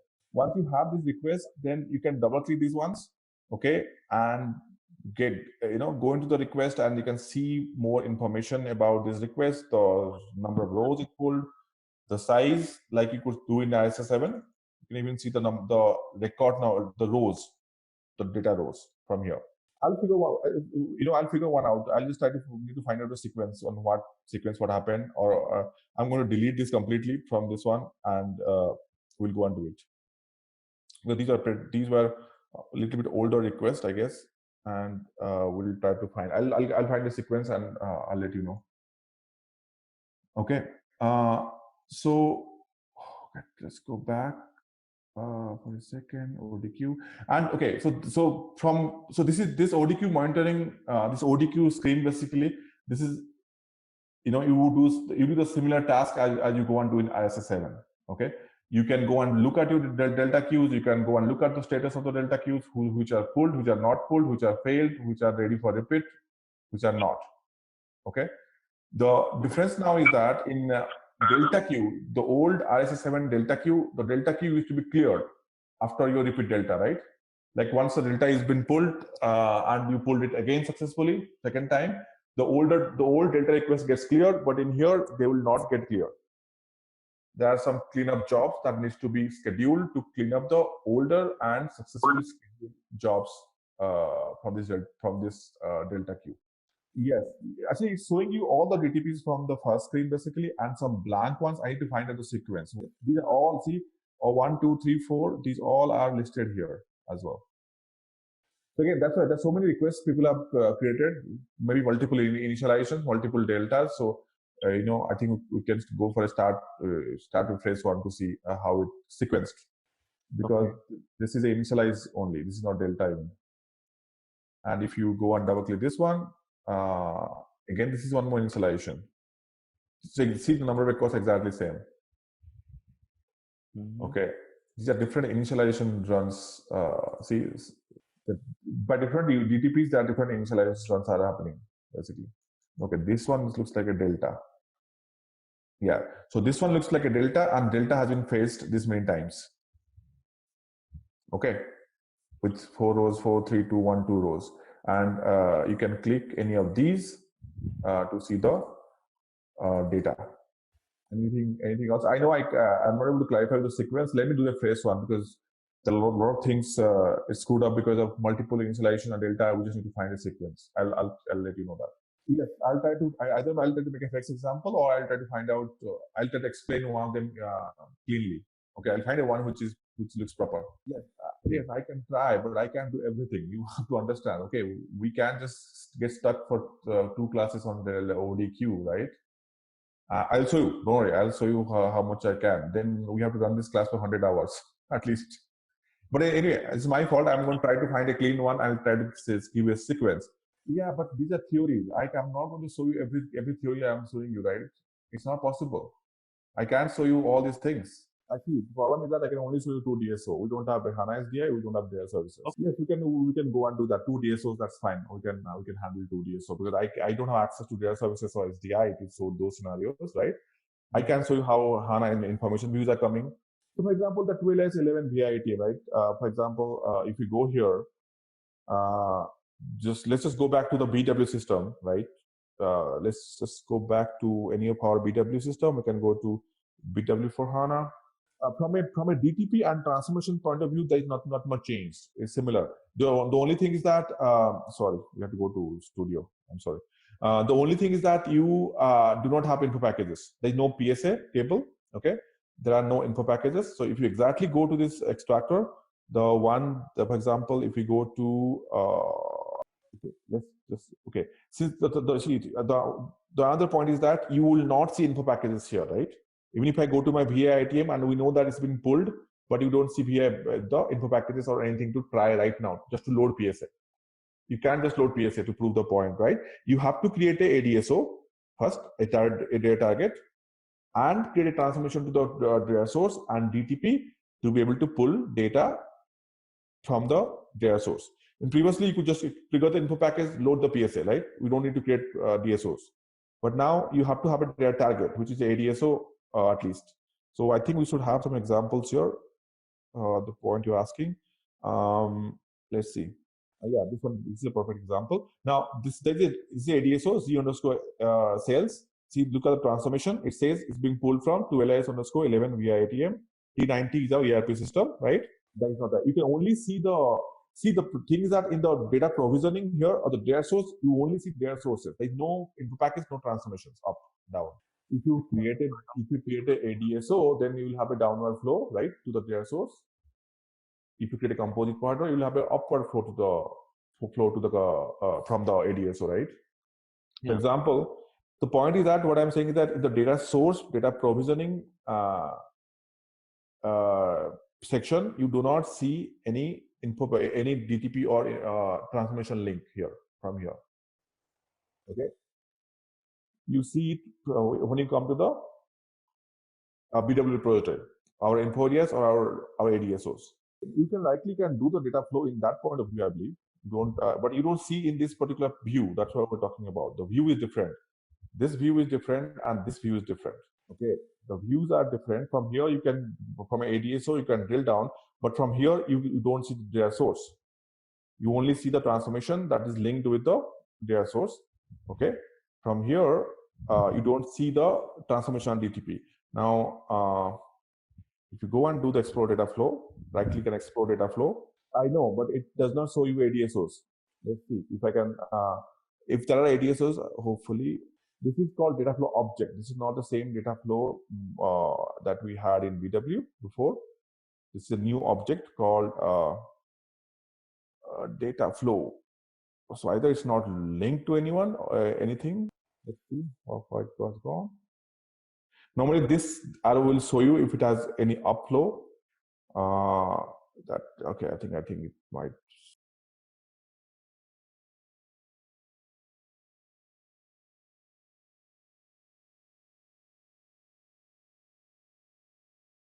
So in the point was in the source system view. Okay, now it shows up from here. In the old days, in the source system tab ISS7, you would see the info packages and upflow right in here. You would not see that from here.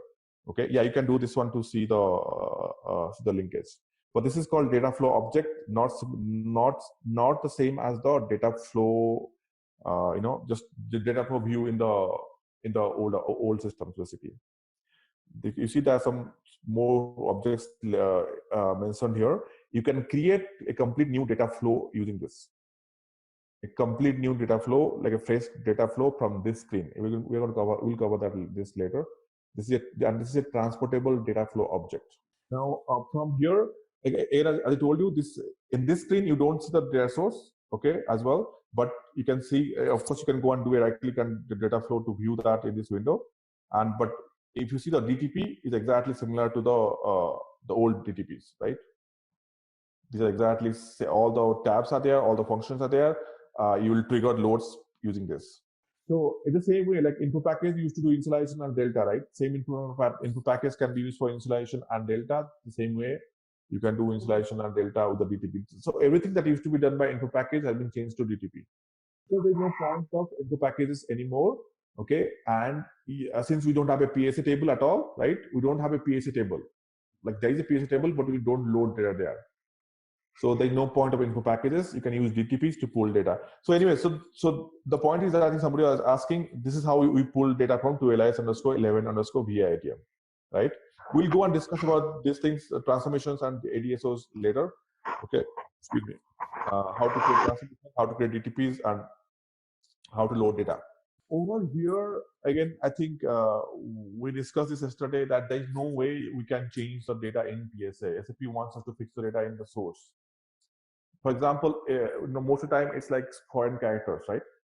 So some kind of foreign characters that we get and they get impacted. In that case, you go and do the right thing, go change ISKZ or go install the language package in BW to allow those things from source. So basically, there's no way you can change the data after it comes to BW.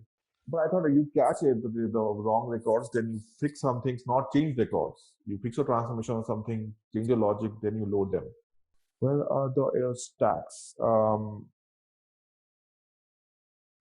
handling, do we have error stacks here? So if we can change, the error stack, then the PSA changes are not. Then maybe this is the way SAP wants to do. I'm not too sure. Then maybe this is the way SAP wants us to do change. But you have to enable error stack, right? If you don't enable error stack, then you can't capture them. Load will fail. Right, but I think don't you need to enable the error handling, error stack? But the question was in PSA, it will come and if it fails, you can easily go and change it. But you can't change anything in the PSA anymore. Maybe this is the you guys are saying. Maybe error stack might be a way to change the records, but you have to enable error stack for all your DTPs. See that you guys have, when you work in a project, error stack is enabled for DTPs by default in your projects. Yeah, but in that case, you have to enable the error stack for every DTP, right? Or that you want to change. Maybe this is the way you can change you can perform the PSA record changes that you guys could do possibly. That might be on the option. Yeah, why not? So I spoke about that operational delta queue cleanup, right? We discussed how to clean up. So this is how we can clean up. So by default there is a job schedule, okay, called ODQ_cleanup, okay, and that job will clean up the operational delta queue with some rules basically, okay. If you read here, the main purpose of this job is to go and delete the confirmed and cancelled requests. That means the requests which are taken and which are rejected or cancelled, basically, right? And by default, it says 24 hours. Okay, 24 hours is the default value for that. And there's a job that can be scheduled from SM37. The program name is called ODQ_cleanup. Or you can call that program basically from here. Go to reorganize delta queue. Okay, this is the same program, ODQ_cleanup. And there are some things here, we'll go through this. Okay, this job is not scheduled for the system for some time. No periodical reorganizations not scheduled. You can do a simulation on as well for this job. Okay. Now, there are some things you have to do some settings before you can go and execute the job or schedule the job, basically, right? Let's see what kind of rules we have to go and follow. Okay. Again, the ABAP code is ODQ_cleanup. So the main thing here is the retention period here, right? Now, what kind of retention periods you want to specify, or what is the default retention period to delete your delta queue data, right? The first one is recovery. Now, recovery is nothing but your repeat delta. Okay. So till how much time you will have your repeat delta mechanism available. In our old system, I guess, when you do the next successful delta, the old delta goes away. The old delta queue or old data that goes away, right? Now, if you see this particular retention period, okay. Now, this is the minimum retention period for data in the queue tables that is flagged as retrieved or cancelled. Any delta that is successfully retrieved or being cancelled, the minimum retention period is specified in here. By default, it's 24 hours. It's like our repeat delta, right? Isn't that repeat delta only available till the next successful delta delta run. Similarly, this particular setting will allow you to keep the previous data which is successfully retrieved or cancelled. Okay, once this period has expired, all the data flagged as retrieved or invalid is deleted from the delta queue. Okay, by the periodic job. If the job is scheduled, it's going to clean up those things. Anyway, if the job is not scheduled, there is no point of these timelines. The timelines only come into picture when the job is scheduled and this is green, or you do manual run basically. Yes, let's say I take a request and the request is red. Okay, or I make it manually red. So these are called cancelled requests, right? These are not going to successfully show as basically these are my rejected requests. I'm telling the system that I don't need these delta requests, or the system knows that I'm not going to pull them in the future. So that is the meaning of this. What do you call that? Rejected, cancel, or what? Is that scenario where we make let's say some job is running for some longer time, I guess, right? We go and make it red or something. In that case, you will repeat the delta again, right? In our scenario, if it goes red, we'll repeat the delta again. That will come as a green request, right? But this red request will be clear, not that like, so the next green request still will be there. See, this red request will be gone actually from the subscription or whatever screen you saw. You can still do until the system knows that you have successfully pulled a delta request, is not going to mark it as complete, right? If some requests are being rejected or red, they also will be there in the delta queue. This is why you would get them, and sometimes there are so many of them, and there is all these ODQ monitor, all these things you see that take space. Pointer in the ODQ mon. What exactly is that? Like, I thought from ODQ mon is the data gets transferred to delta Q, right? Sorry, from the SMQ, the data gets transferred to delta Q. Not required in the ODP framework, but to answer your question, so SMQ, see, if your data is not gone from SMQ1 in the old ISS7, the data will not be there in delta Q, right? Once the data is there in the delta Q and successful pull, SMQ1 is anyway cleared. SMQ1 doesn't get stay, right? No, in this ODP framework, there is no SMQ1. There's no SMQ outbound or whatever you call this, the SMQ1. Everything comes here. Outbound QRFC, right? Something like that. Yeah, whatever those are. So those things are not available anymore. But anyway, just think this particular option as your recovery for successful or failed delta load, right? And if you had by default 24 hour, if you want to feel more comfortable to keep for longer time, you can do it. But don't make it bigger time periods. Otherwise, you will get notification from your ERP team because it takes space. No, the point is that let's say you have a delta running, right? It's getting successful. Today is successful, right?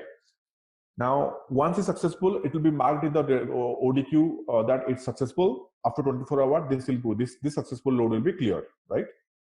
Now, let's say tomorrow one more delta came and that failed. Okay, that failed. You will also have a row for the failed request in the ODQ1. That failed request will get deleted. But but system knows that the main request has not got successful yet. Yes, because system knows. That's why it says now it has to flag that this is a retrieved request. You will not get a flag of retrieved request for that delta data. It failed. It's just basically that if you are selling 10, hundreds of hundreds, it's going to clear them as well. Those 100 requests. But after 100 requests, you will still have 101 which will be successful, right? Oh, okay, let's see. I have not seen it, but I'm sure you can see these things. Give me 1 second. We'll go there. Let me just see the first. Let me try to see if I can answer the first question. I think this is how you know. As far as I understand, this box. Maybe this is the extraction request status. This is also says confirmed, right? Possibly these are your requests. These are your indicator that this is gone. And I'm sure we saw something which has failed out. Or whatever this one, maybe this one possibly. I don't know. I have not seen that. I'm just trying to figure out now. Maybe this is the one possibly. Okay. Maybe this is the one. I don't know which requests are. Let's see the bigger one just to see if there are failed ones I can find out. No, I think everything looks green in this as well. Okay, so maybe this column, maybe this is the successful extraction. This is not yet extraction. Maybe you'll see a red mark here, right? If it is extracted and failed. I, frankly, I do not monitor these things, so I don't know much. Okay, there are two more things called data with low relevance, data with average relevance. Okay, now what are these two things? Now the thing is that all delta requests, by the way, we don't set low or medium relevance for any delta queue or in any data request, right? Its system does it automatically. For all the delta requests, they're always high relevance. Okay, all the delta queue, all the delta enabled requests, they're always high request, so they will never follow in this two timeline. Okay, now data with low and average relevance gets cleared in 10 days and 31 days, even if they are not pulled. Okay, now what are these requests? I guess what kind of request comes into the picture for low one? If you see, for data with low relevance, they are going to be deleted even if it's not been retrieved. There is a relevance means basically, let's say you did a kind of a full load or initialized load.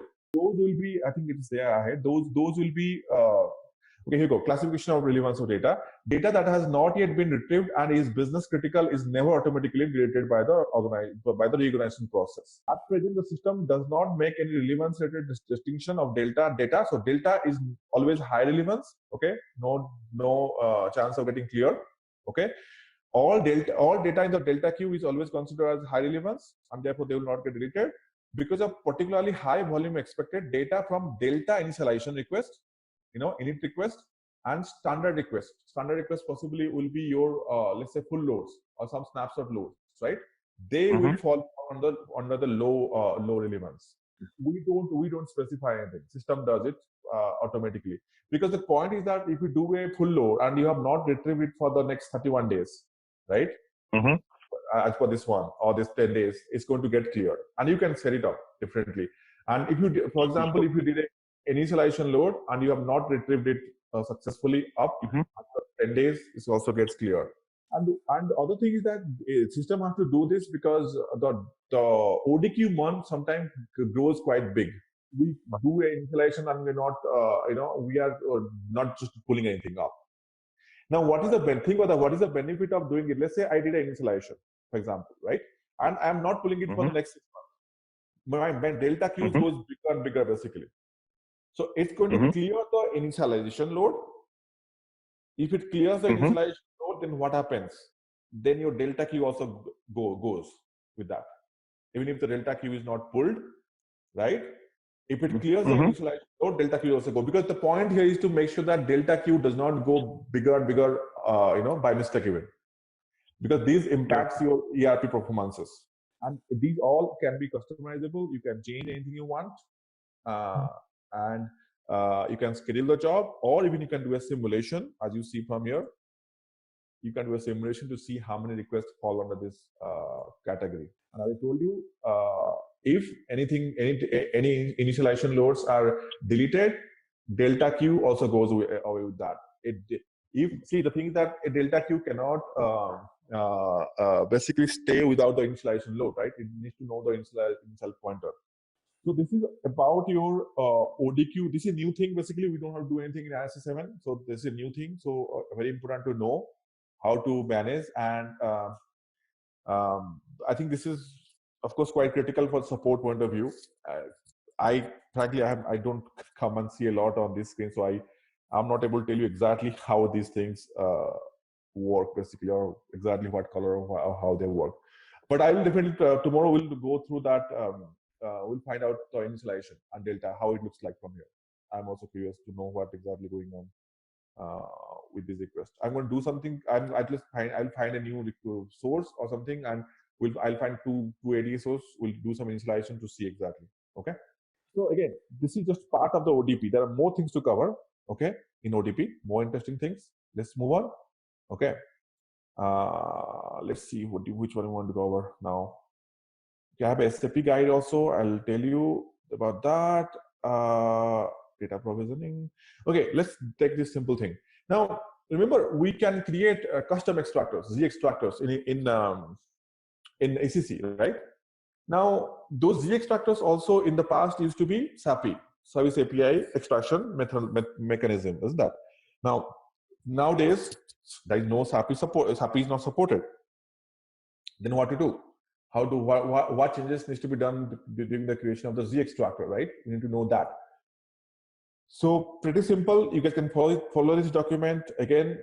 This tells you how to create a Z extractor. If you guys know that, you can skip through first few sections. Okay. It's a simple Z extractor on a table or view, possibly. We are doing it here.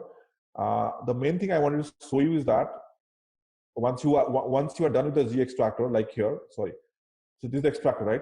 This is the extractor created on a Z VBA table, right? Now, once you're done with that, you go to something called, you go to a program called RODPS_OS_expose. The aim here is to expose this extractor, the Z extractor, for ODP framework. If you do not do this expose, your extractor will be there, it's active, you won't see it under source system. That's where I'm going. We go to this program, of course, you go to SC38, right? In SC38, you go and search for this program. The name is RODPS_OS_expose. Okay, this is the program. You run this program and you put your Z extractor name that you created, correct? And you release it for ODP. If you do release, it's going to release this for ODP extraction mechanism. You can also do delete to roll back. If you do not, so this is a very critical step. If you do, because a lot of people create that, because the extraction creating the extractor is the same process, no difference, but it will not show you in ODP source system at all if you do not do this step. Now again, CDS view comes in S4 only, right? Now again, if CDS view is there, of course that's SAP's future. CDS view, they are putting focus to extract from CDS view, nothing else. But problem with that, there are there are not a lot of standard CDS views available, correct? Second thing is that you need to create CDS view. For that, you need to know the syntax and everything, the CDS view creation. But if you can create CDS view, that should be the choice to go. Okay, so now, so this is a simple thing, but people do a lot of mistake in this one. So I thought I'll just let you know, and there is documentation also. You have pretty simple, nothing rocket science here. Just expose this to ODP. Then you come, and again, question is sometime I get a question, how do I see it? Same process. Go to data source. See, go to data source here, right? In our studio, right? Go to data source tab, go to ODP, then exactly the same thing, right click, do replicate. You have to replicate same way, old way.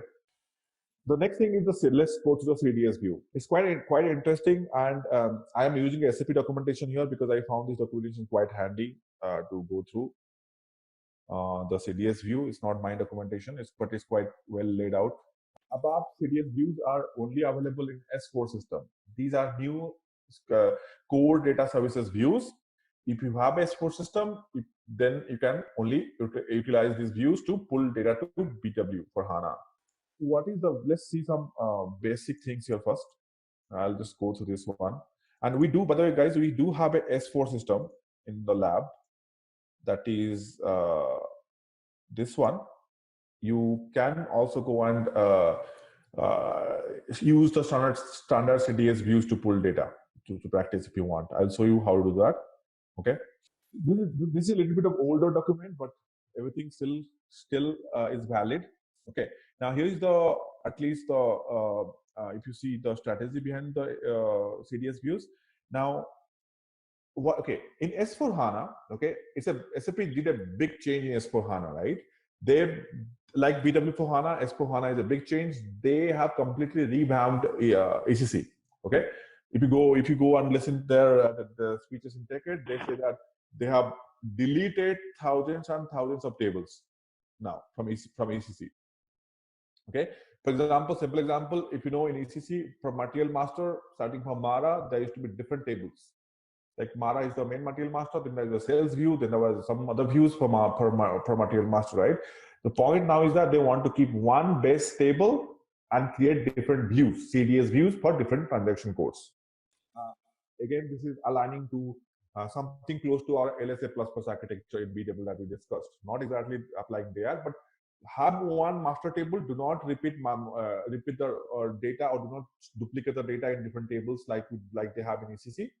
Have one master table, create different views for different purpose, right?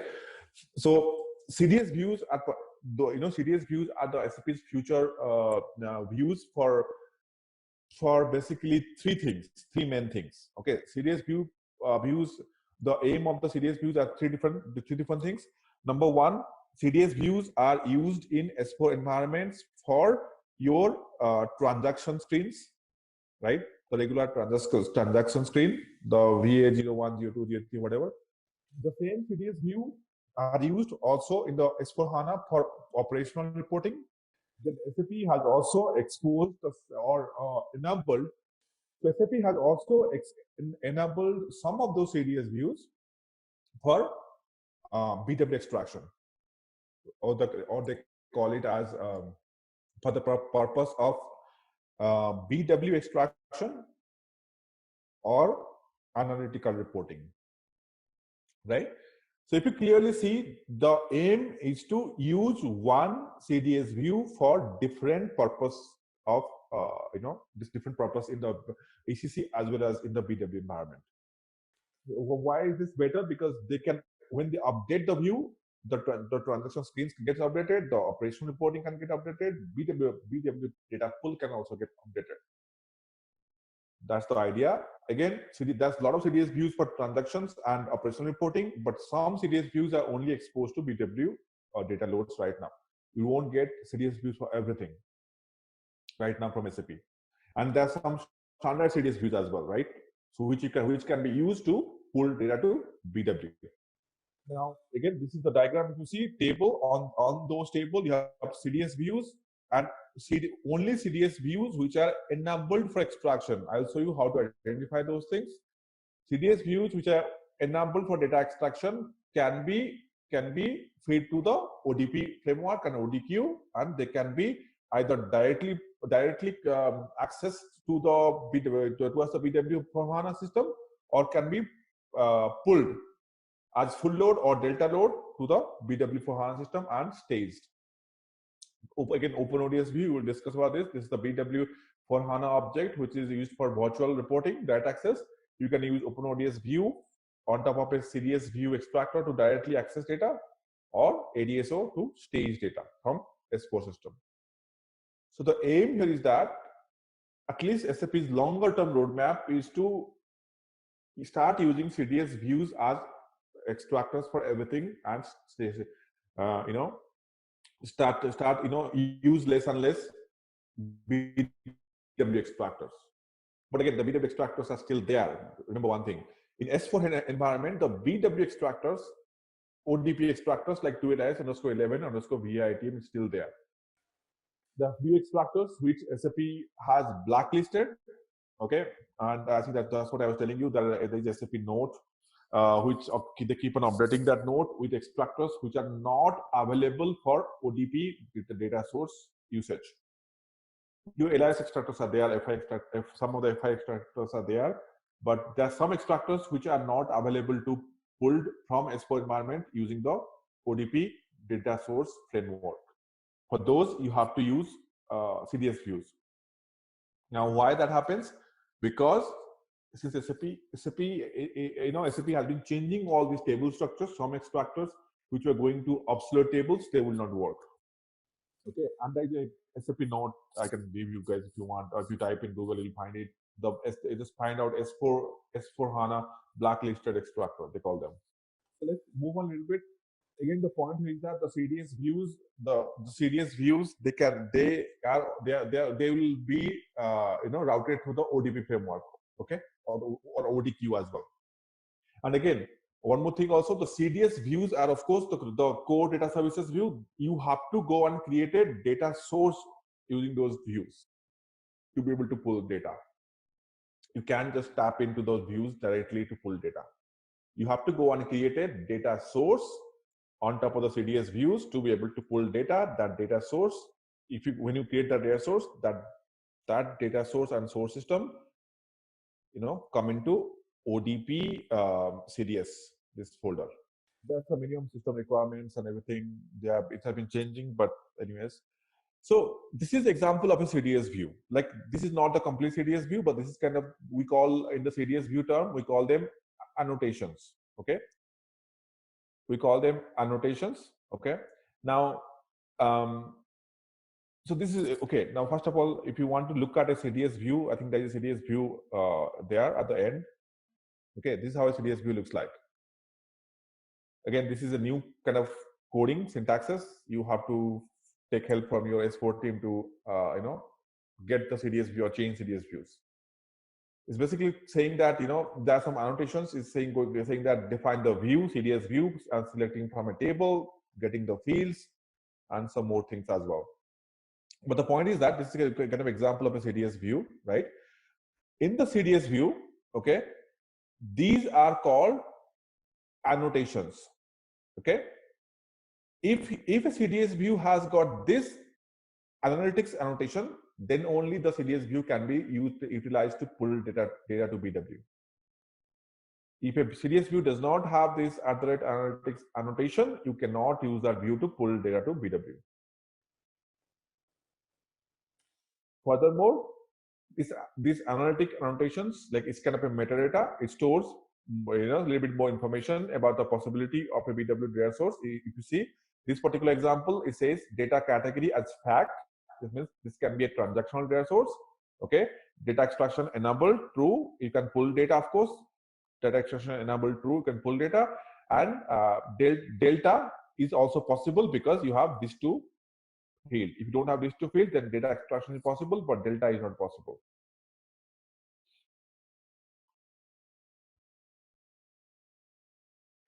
So let's go back to our starting of the document. I just want to show you that how it looks like. Again, this is a piece of that, right? We saw analytics, data extraction, delta by element, delta fields, and everything. And some of it is explaining all these things. What does all these things means? As I told you, data extraction enabled means you can pull data.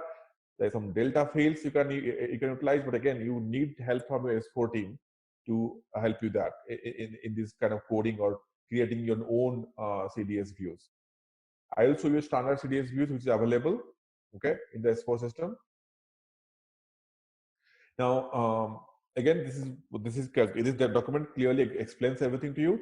As I told you, this is explaining this thing again, saying this particular one. Okay, in this particular one, it's taking example of cost center activity type CDS view. We can go and look at that view.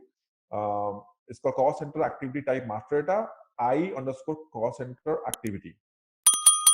And this particular CDS view is delivered part of the S4 HANA's virtual data model. Okay, and if you see here, and this is the starting lines of the CDS view. Again, it says analytics, data category, dimension, data extraction, enabled true, but there is no delta fields. That means this is a master data, only full loads are possible. Okay, this is the view name. I'll select from CSLA. This is the cost center table, I believe. Okay, I'll show you the system also. Now, this document exactly has all the step-by-step information, what you want to do. Okay, now to look into the CDS view or to look at the CDS view, okay, you have to go to the S4 HANA system. For example, if we go back to our S4 HANA system, which I think you have to add the S4 HANA system here. And again, how do you add a S4 HANA system? That's also a good question. For that, what you have to do is that, because these things we added as BW project, right? To add a S4 HANA system, you can't add that as a BW project. You have to go right-click new, same thing, right-click new and project. And S4 HANA is a ABAP system, so you choose this is a ABAP project. Okay, and put the S4 HANA system name. Once you do this one, it will go to again bring the same screen. You choose S4 HANA. So go to S4 HANA system, just log in. Of course, it looks way different than our BW system, right? There are system libraries, there are packages on everything. The best thing to find a CDS view is go and search, because I don't know how to navigate through. So I'm going to search my CDS view that I know. So what you do, this is search functionality. It's quite good. You don't have to search BW object. You have to search ABAP object now, right? This is a ABAP view. So what you do, you copy this one. I it explains here as well. You see, the document says how to create a project. Then you go and copy this one here, whatever, and try to search in our S4 system to see if this standard content is available or not. If you see, it's finding the three things it found: access control. I think this is kind of a security object for this thing, and the data definition. But I will go to this one. I'm not too sure what is this one, but this is our CDS view. This D logo.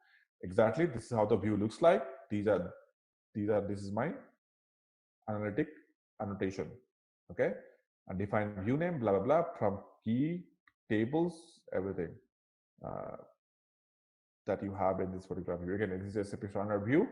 Now, if you see in this document, it tells you now go and find the view. You look at now when you find the view, then if you know that this particular annotation is there and data extraction is true, enabled true, then you can extract data to BW. You know that now. It is not yet. It might happen in future. Of course, now not, because CDS views are not that popular at pulling data, and they are not. See, the thing is that you have to. There are not a lot of CDS views available which data can be pulled to. Okay, but in the future it might be when SAP stops using ODP extractors, right, from S4 HANA. And again, remember, if you don't have S4 HANA, you don't have CDS view at all, right? And in future, you might need to learn these syntaxes possibly. SAP stops ODP or ODP extractor, then maybe it's necessary. So, okay, we saw the thing. Now, as I told you, we have to go and create a data source manually, right? You can't just tap into CDS view and load it to BW. You have to go and create a data source. For that, we'll go back to our BW HANA project. Okay, we'll go back to our BW for HANA project and go to data sources. You will have, when the system is connected, you will have these things, the ODP CDS view and the source system like this. Now, in the source system, in the S4 source system, it's very simple.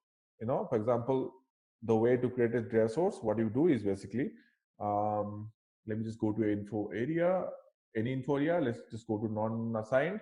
Right-click the info area, new data source. Okay, again, I'm in the S4 HANA's ODP contest. Okay, CDS ODP contest. Now I do next. Proposal from operational data provider. Fine. I'm going to search my CDS view here. Okay. So again, same thing. New extractor. Search it. Now, to search it, okay, you will not use this name to search like the way we did it in S4. You will not use this name to search the CDS view there. Instead of that, you will use the SQL view name from the CDS view to search in the BW for HANA. The SQL view name means what? This guy, IFICC type. Okay, so this is the SQL view underneath the ABAP CDS view. Okay, whose name is whatever we searched. So that you copy this one from here and go and search it in the BW project. CC, for example, account. Yeah, see, you see, there's few of the standard SQL views available, right? Already here. For example, this is the IFICC account TYP. This is this one, right? Cost center account type. You do have more cost centers available, right? Then you do next, and this is the name of the you can put a name of the data source. You can do anything you want, keep the same thing or change it like this, whatever. And since we know this is not a transactional data, it's a dimension, I'll keep this as master data attributes, right? And I'll do go and finish. This is simple. So if you see here, you get all your fields pulled from the CDS view automatically. The extraction mechanism here is ODP, okay? But the ODP context is ABAP Core Data Services or ABAP CDS. And then you can create a info object and load this data, or ADSO and create transformation DTP to the data source and load it. All right, let's test your knowledge. Here's a question for you. What type of data model is used in SAP BW for HANA? Option A, relational data model. Option B, dimensional data model. Option C, no, SQL data model. Option D, graph data model. Take a moment to think, and when you're ready, choose the correct option. Remember, each choice holds a key to unlocking the answer. Good luck! Type the correct answer in the comment section. Hey there! Want to level up your skills in managing supplies? Our SAP BW for HANA course is here for you. Take it at your own pace on our platform. In this course, you will dive deep into SAP BW for HANA, a toolbox for planning everything from product availability to distribution. Covering everything from basics to advanced techniques, this course is crafted by seasoned experts. Your teachers are industry pros, ready to guide you through every step and answer all your questions. And guess what?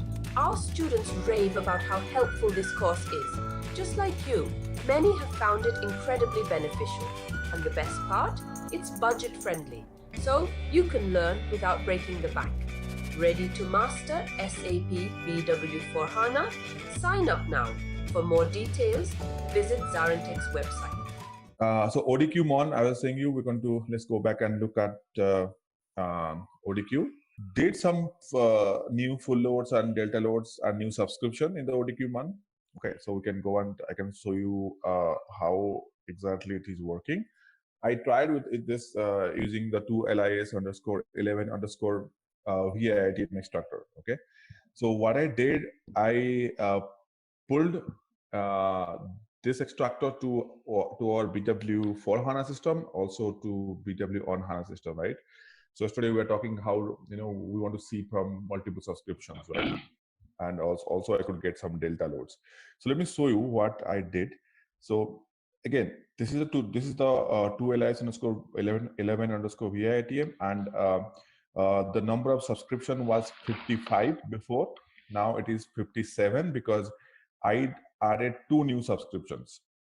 Now subscription means, but okay, if we step back, so queue. Now this, first thing is called queue. If you see this particular, kind of button. Now this is now grayed out because right now we are in the queue view. Queue means the extractors basically. Okay, one queue means one extractor, right? Delta queue extractor. Okay. Now if I double click this extractor, okay, I'll go and look into the subscriptions. So this is one queue, and these are the subscriptions it shows you here. A request is quite confusing. So for BW data sources, most of the time it's not the real number of requests here. It's just showing number of subscriptions at this page. But number of subscription 57 means how many DTPs, in a very simplistic term, how many DTPs are pulling delta from this extractor. How many DTPs, not how many requests. That means 57 times we have done initialize to different ADSOs to BW. This is what it means. 57 different times we have done init. Okay, so that's the subscription means. Also, one more thing also is that when you do a full load, okay, when you do a full load, basically it does not count as a subscription. Only delta loads are counted as subscriptions. To be very, if you go in detail, only delta loads are counted as subscriptions. Full loads doesn't count as subscriptions basically. So what it tells right now is that there are 57 different initializations have been done. So yesterday it was 55. So I added two new subscriptions. I told you I pulled it to BW for HANA and BW on HANA, 2 different systems. I will show you those two new, and you can go through a sequence. So if I now go and double click from here, now you see it's coming to a subscription page, right? The subscription is grayed out now. Okay, it's coming to the subscription page, right? And in here, there is a filter if you see here, right? It's only right now showing us subscriptions delta init plus delta.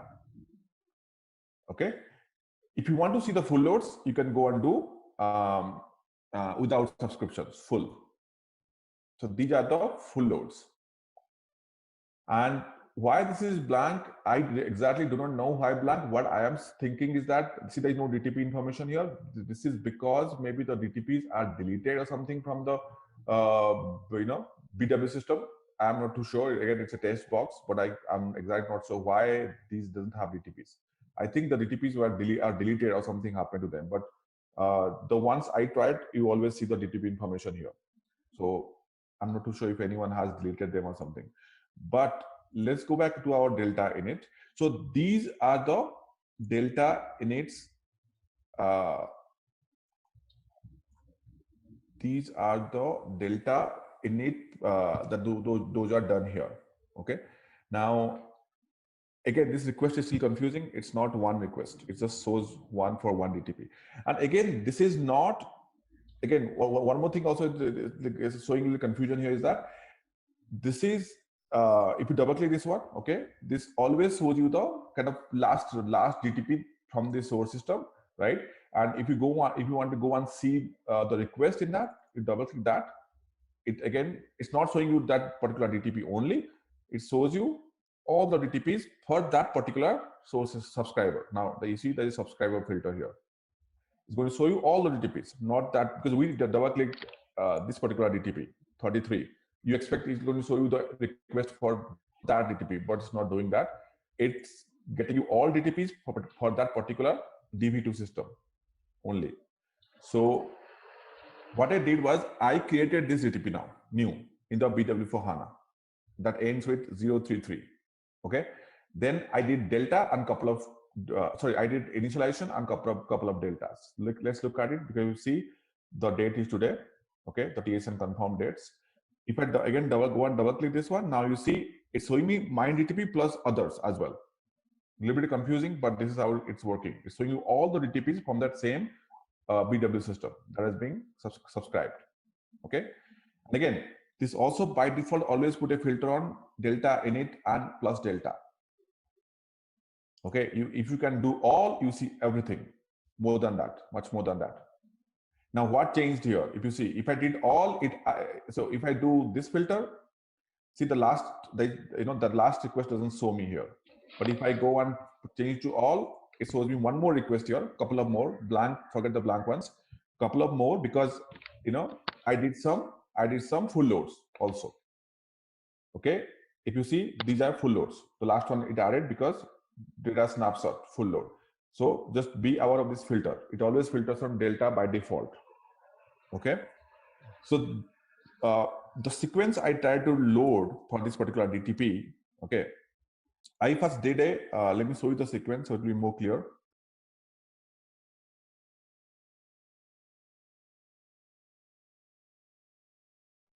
Give me a second. Let me just go back to the right screen.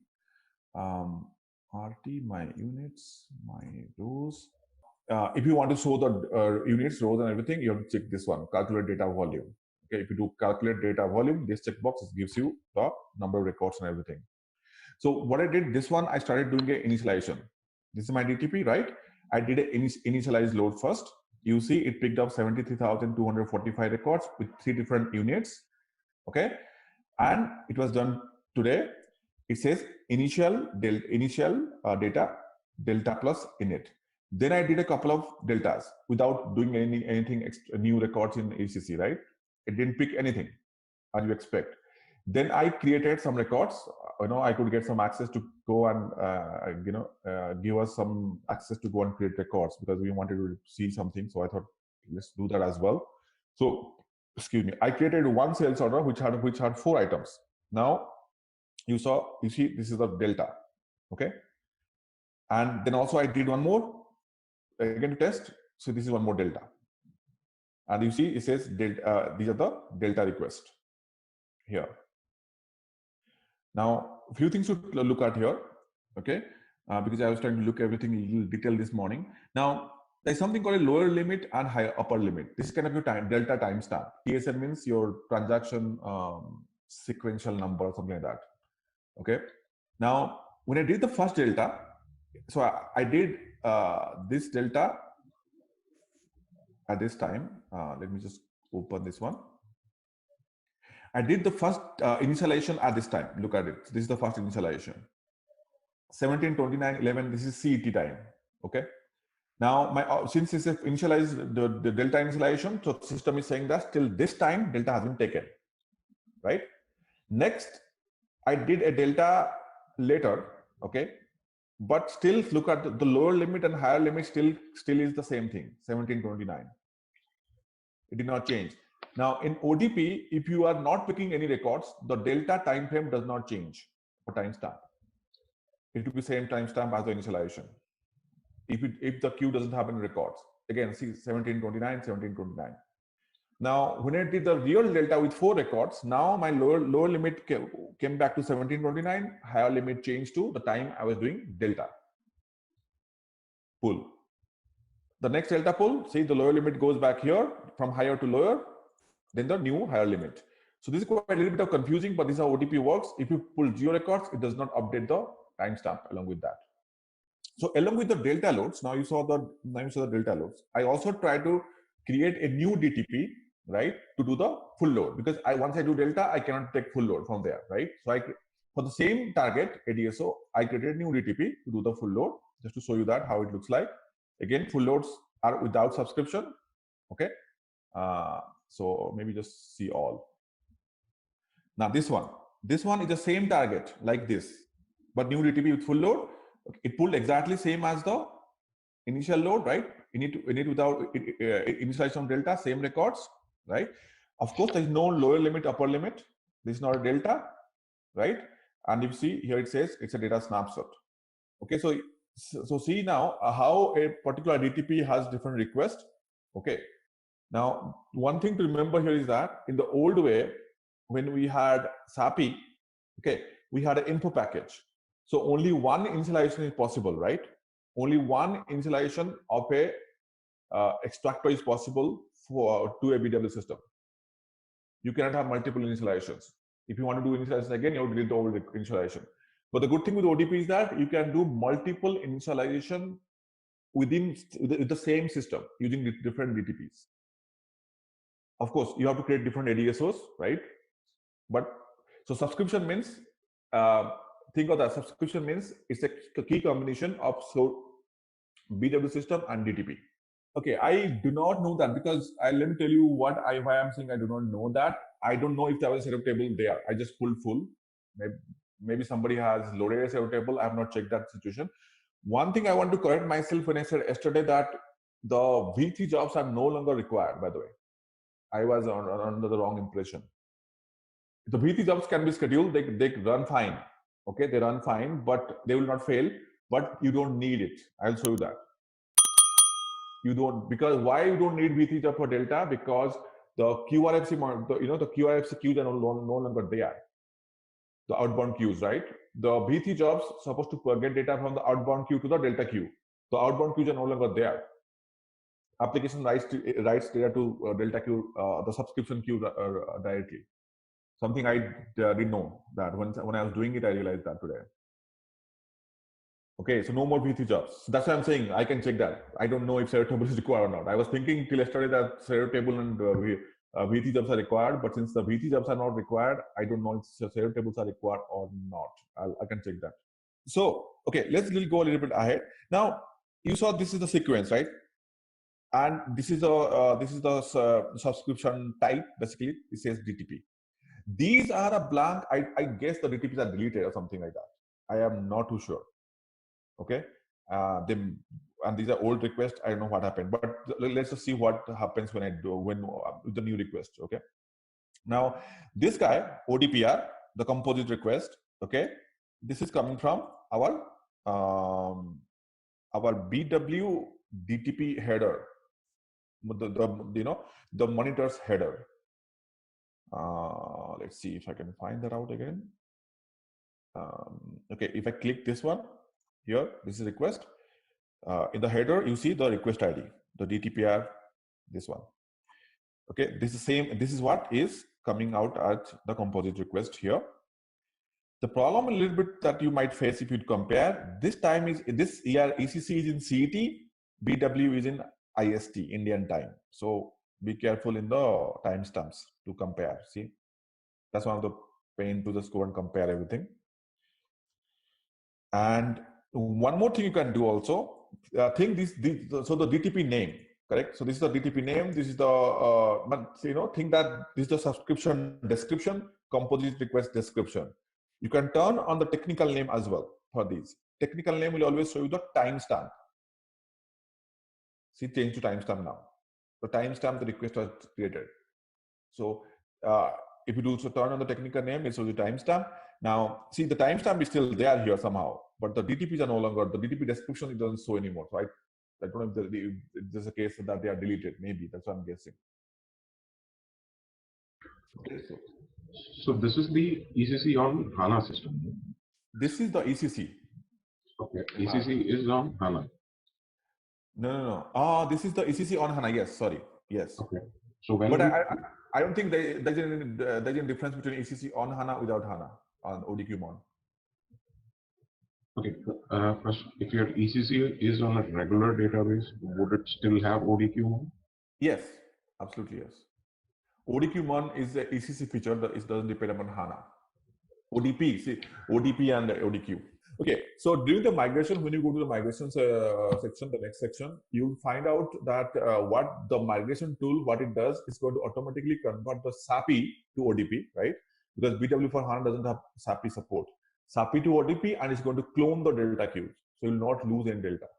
The idea behind this is that, I think we'll cover this one extensively in our migration section, but since you asked this question, so let's say in your BW older versions, BW for 7.4 or something, let's say you have the same 2 LIS extractor, okay, and so let's say you have the same VITM extractor in BW 7.4 system without HANA. It's going to a DSO or whatever, right?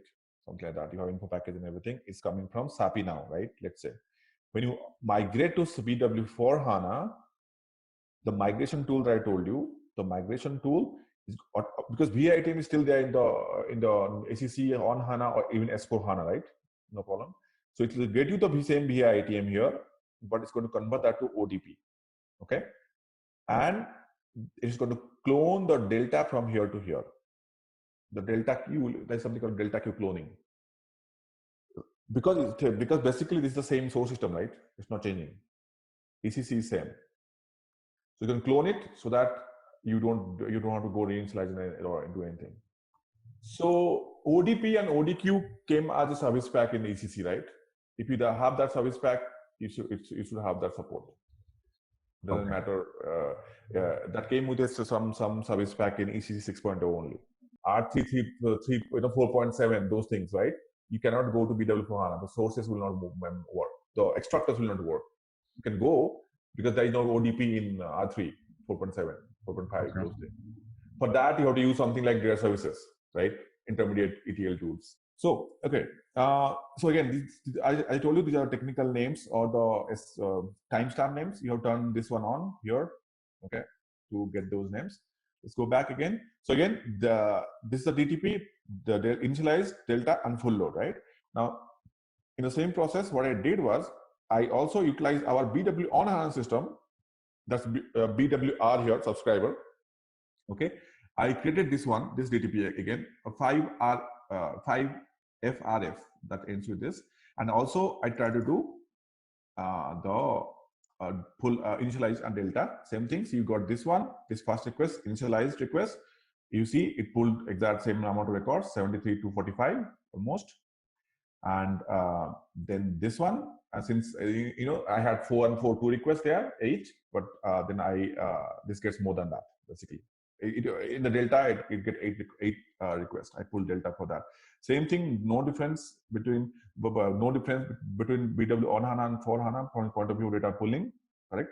But you see, it's the that's why it increased 2 subscriptions in the main screen from 55 to 57.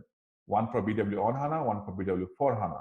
Now, if I would have go and create a new ADSO in BW for HANA and do a initialization, it will increase the subscription also. Subscription is a combination of subscriber plus DTP, or the target system plus DTP. How many times you are doing initialization? Okay, I have not done any full loads on this one. That's why you don't see any full load here. One more thing also I try to do, and I'll show you that. Now, one thing in RSA 3 that was giving us ability to see is once you run the V3 jobs, you can see if the delta Q has data to be pulled, right? If the BW has not pulled in data yet. But now here there is no V3 jobs. I told you it when you post a sales server, it comes to these queues automatically if they're active, right? But how do I know if something is not pulled to BW yet or not, right? That's a valid requirement for support teams to understand that. For that, you have to come to this screen, the subscription. Now, when I'm changing my or double clicking, it keeps on look at these three things. First, this is the queue view. Then, if I double click this one, if I double click this one, it goes to the subscription view, right? That's why this is grayed out. When you are at the subscription page, if you go and click calculate data volume, okay. Now look at these two things. It says units and rows changed.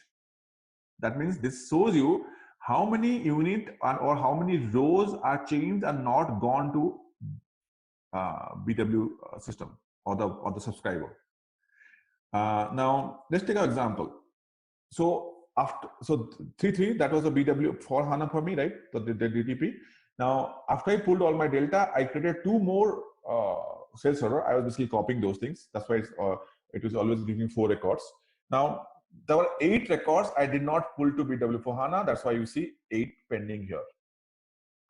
BW on HANA, I pulled all those 8, no records sitting here.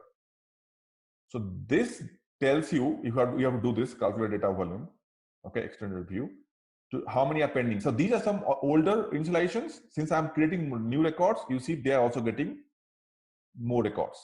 So in the RSA 3, okay, sorry, not RSA 3, RSA 7, you can see how many records or LUWs are pending, right? V3 jobs have ran, the data is in data queue, not gone to BW. Yes. You can see, right? Yeah. How do we see that here? Because the queue, there the queue was based on the BW system, right? There the queue was, delta queue was based on one BW system. But now here the subscriptions are based on DTPs even. Each DTP has its own subscription. To know that, okay, if there are more records, if the delta queue waiting to be pulled to BW, you have to go and check this one. You have to be first of all in the subscription view. This is the subscription view I am in. You check this one. You see, look at these 2 columns basically, or also this gives you size. Units, it says units changed, rows changed. That means how many changes has been done and not pulled to BW. So what it tells me that there are 2, so this is our DTP, right? 3.3, BW for HANA. It says that 2 units still waiting to be pulled. That consists of 8 records. And in here, this is the BW on HANA, BWR. I already pulled the delta after creating the records. That's why you see nothing is pending. Okay. Now we can look at this also. Let's create a sales server as you suggested. I could got access. Okay. No, I see your point. We're saying so 245, 448, 50. Okay, you're saying that it's already showing those 4 records. 8 already are pulled. Okay, let's do one thing. Let's create a new record and see what's going on. Because I thought that's what happened, but I don't know where. I see your point now. It's matching now, right? Now this is confirmed at 2212. This is 2245. Last one. So I did the delta after these 2.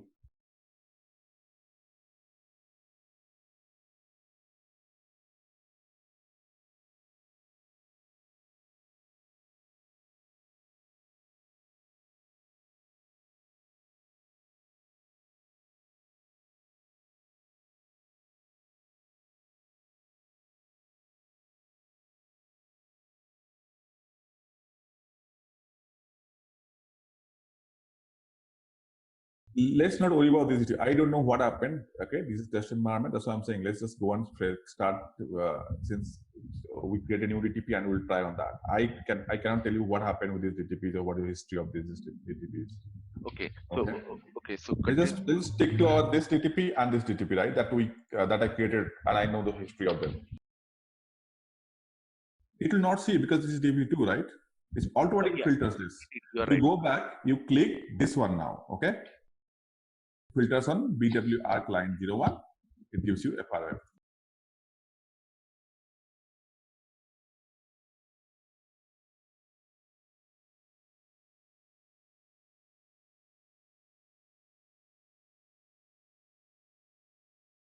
See, the way I am seeing this, if you see a request, it's already pulled here. That's what I'm saying. That's why let's create a new record. Now, if here is when you say there are eight is waiting, okay, it's eight records are waiting to be pulled for this one. If you pull them, you will see one more request here. So anything that is showing up here, they're already pulled. Either they fail or successful. Doesn't doesn't matter, but they're already pulled. Okay. Anything that's over here, they're already pulled. That's why you see a request here. Remember one thing also, you will get the system access as well. You don't need to look everything in the screen, right? It sounds like you just want to read everything, but you'll get system access. You can play. Just try to understand the basics. If you just rely on my hands-on that I'm doing, that's not the right way. You have to go and practice more, right? Yes, that's how it's working. That's how it's working. Yes, it is. It's for in a delta queue, you get a LEW that has deltas. It's the same way it's working also. Yes. So this is the one in BW for HANA system. Okay, let's go to that. That's the 33 DTP. Yeah, this is the 33 DTP, right? Let's pull it. This is how you pull the DTP. Execute in background.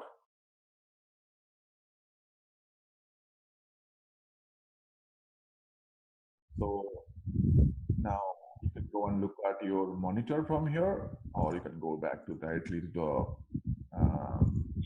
ADSO. Either way, this is our ADSO, manage screen.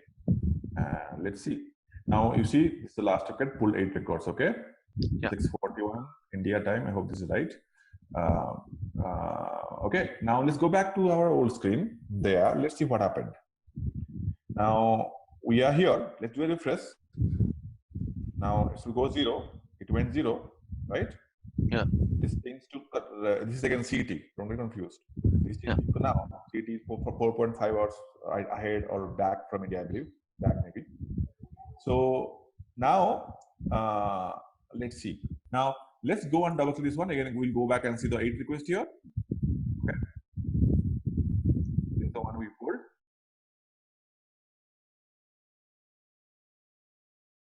Now, if you see these are somebody else DTP, they still have, right? Because since I created more records, it's adding more and more records.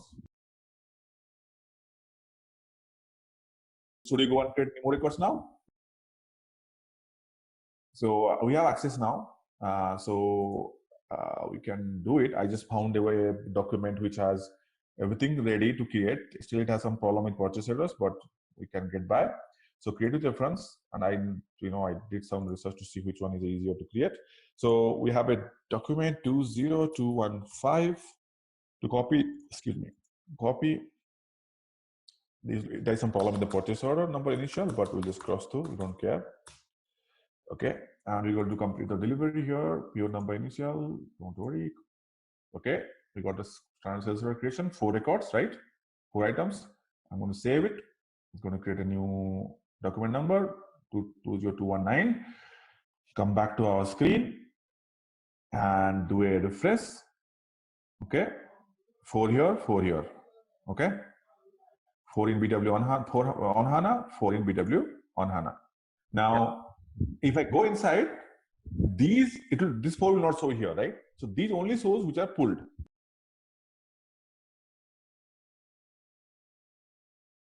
Yes, 6 times one. See, you can see here, right?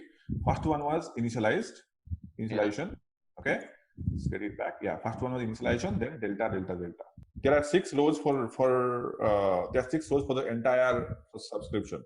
Yes, yes, and you click everything, you will get the units. Sorry, rows and units. Okay, now one more thing also, if you see the small thing, but you can look at this storage. There is nothing. It's like your extraction queue. You will not even see the data there. Okay. So just to make sure you understand this, storage means the tables, okay? ODQ data underscore C is for the initialization loads. ODQ data is for delta.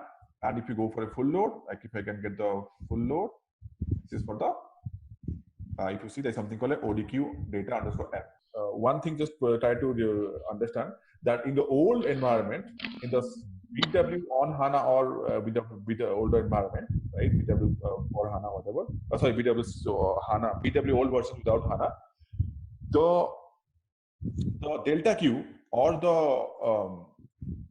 the delta capability was only, we were able to only initialize once, right? Because initialization was with info package.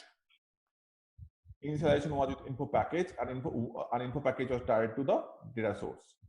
You can only do one initialize. The biggest advantage now in the ODP is the SAP has completely eliminated the initialization from info package. You can initialize with any DTPs that you want. So any DTP or any ADSO, let's say. Number of ADSO can initialize the same extractor with DTPs. 1, 2, 3, 4, 5, anything. That's advantage now. This feature was never available before, right? It's in the same system, of course. Same source system, BW1 or whatever. So a new thing that that allows us to utilize ODP. And again, this feature ODQ is available in the BW 7.4, I think also. Like, of course, it depends. ECC, it is a ECC for everything, but it doesn't need HANA. Okay, but the problem now is that BW for HANA, this is the only option. You don't have SAP. So if you go and look BW on HANA, okay. So why the V3 jobs are still there, right? Think of why the V3 jobs are still there, and they work because they still have to push data to RS7, right? Because the SAP mechanism is still available in ECC, right? It's the problem. If the problem comes that it's BW for HANA can pick it. So if you think now, let's say you have a ECC, okay? It goes to two BW. One is BW for HANA, okay? One is BW on HANA, right? Now, it's the same ACC, right? It has both RS7 and ODQ. So V3 jobs are still required for this RS7. BW on HANA, you can still utilize the BITM from RS7 or BITM from ODQ. But in BW for HANA, only ODQ is possible. Now, let's say I did an initialization. For example, the classic example would be these guys. Somebody did initialization, then they forgot, right? Now, think of that, this is a live system. Then you will keep on getting deltas to this queue, right? Nobody is pulling to BW.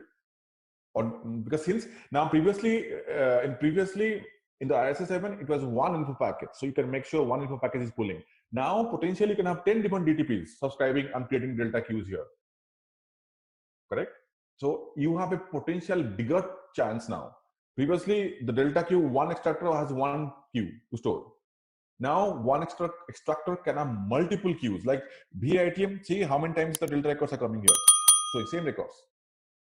So now we have potentially a bigger, potential to go and explore this table with data.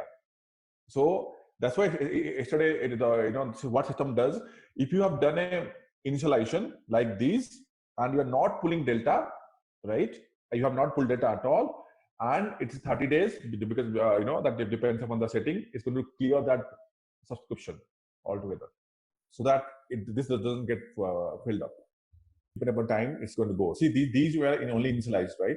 Mm-hmm. Not delta was never pulled from them, right?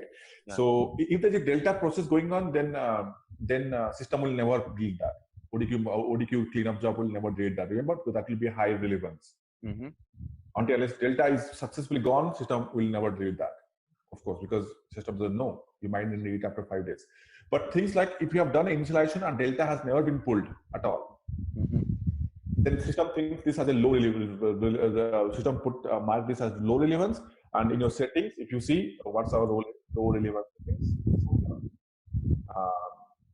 10 days or 31 days, 10 days to 12 days, read them. So this is that's why I said there are some new things in ODP. Maybe ODP is flexible, but to load data to BW, nothing has been changed. Same process. You run a initialization, you delta, data comes in. Okay, of course, support team has to go and manage this problem. That's something has new now, but nothing has changed. You can do repeat delta, you can do full loads and everything. And I think one thing also to remember that if you are using a DTP, correct? If it's running delta, you have to create one more DTP to do full load, right? And there is no initialization in DTP, like input package. I think Cherry, you were asking yesterday, right? Input package had an initialization option. I was thinking about it today. Input package had an initialization, then you go and change your DTP, change to delta. In DTP, there is no initialization. You do it first delta, that is treated as initialization, right? There's nothing, separate option to do initialization. So the queues are now by DTP, subscription, not subscriber. In ISS7, the queue was by subscriber. Think of that, like source by target system, right?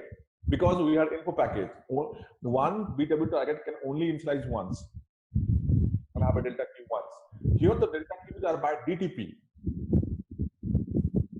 Yeah. Right. So that's why I'm saying cleanup is very, it's required now more than ever. So you can create your own DTP and see, right? That's easier than. Why do we care about what happened before, right? You just you create your own, or find a extractor where there are no loads or less loads. It's not, I think you can do anything you want here. I don't know if you can create records for maintenance notification or not, and I don't know if you can know how to do it. But that's why I picked sales. It's easier. Everybody knows that. But one more thing also in this screen, remember this is not number of requests. This is a little confusing. I don't know why it still shows it matches to number of subscription basically at this point at a high level. If you go inside, it shows you everything. By the way, but still. And by the way, one more thing, look at this also. These are, it says these are inactive, right?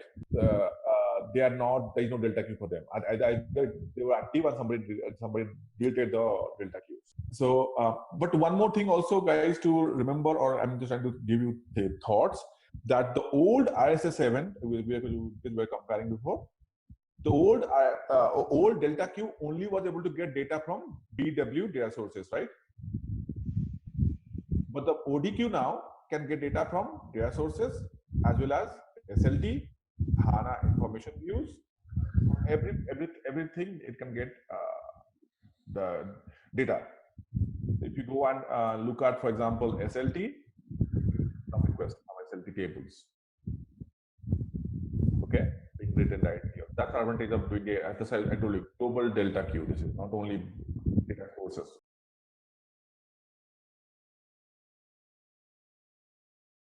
Okay, so we go ahead. Enough. So we covered ODP, right? We covered ODP. Now let's go to the next source system that we have in the BW for HANA. That is HANA source system. It is the most powerful source system that we have, because see, we have 4 source systems we discussed: file, ODP, HANA, and big data.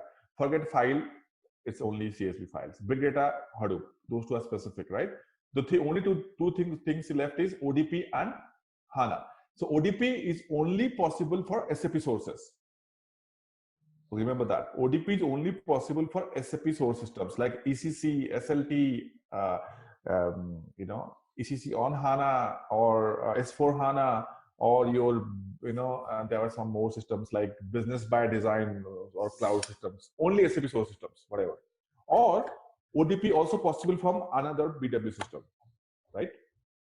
From another BW system, you can also do ODP to your system, right? Now, anything else that you want to pull from any other, if you want to pull data from any other non-SAP source system, HANA source system is the answer for that. Whether it's a SQL server or a cloud system or your Hadoop even possible with HANA, SDFS, or an application somewhere, anything else that is left, or even Facebook, Twitter, web, those are the web things also. Okay, so anything that you can put, any non-SAP things, HANA source system is the answer for that.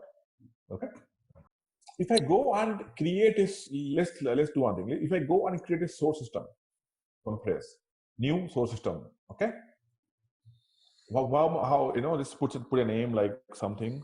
Now you see these many different connection types: file, big data, ODP. Let's leave it, right?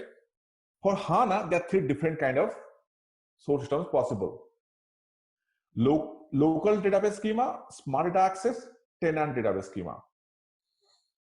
Let's see what these 3 are first. So in a HANA system, basically, okay. Let's see if we go back. Yeah. So in a HANA server can host one HANA DB and multiple HANA DBs. Let's say this is the HANA server.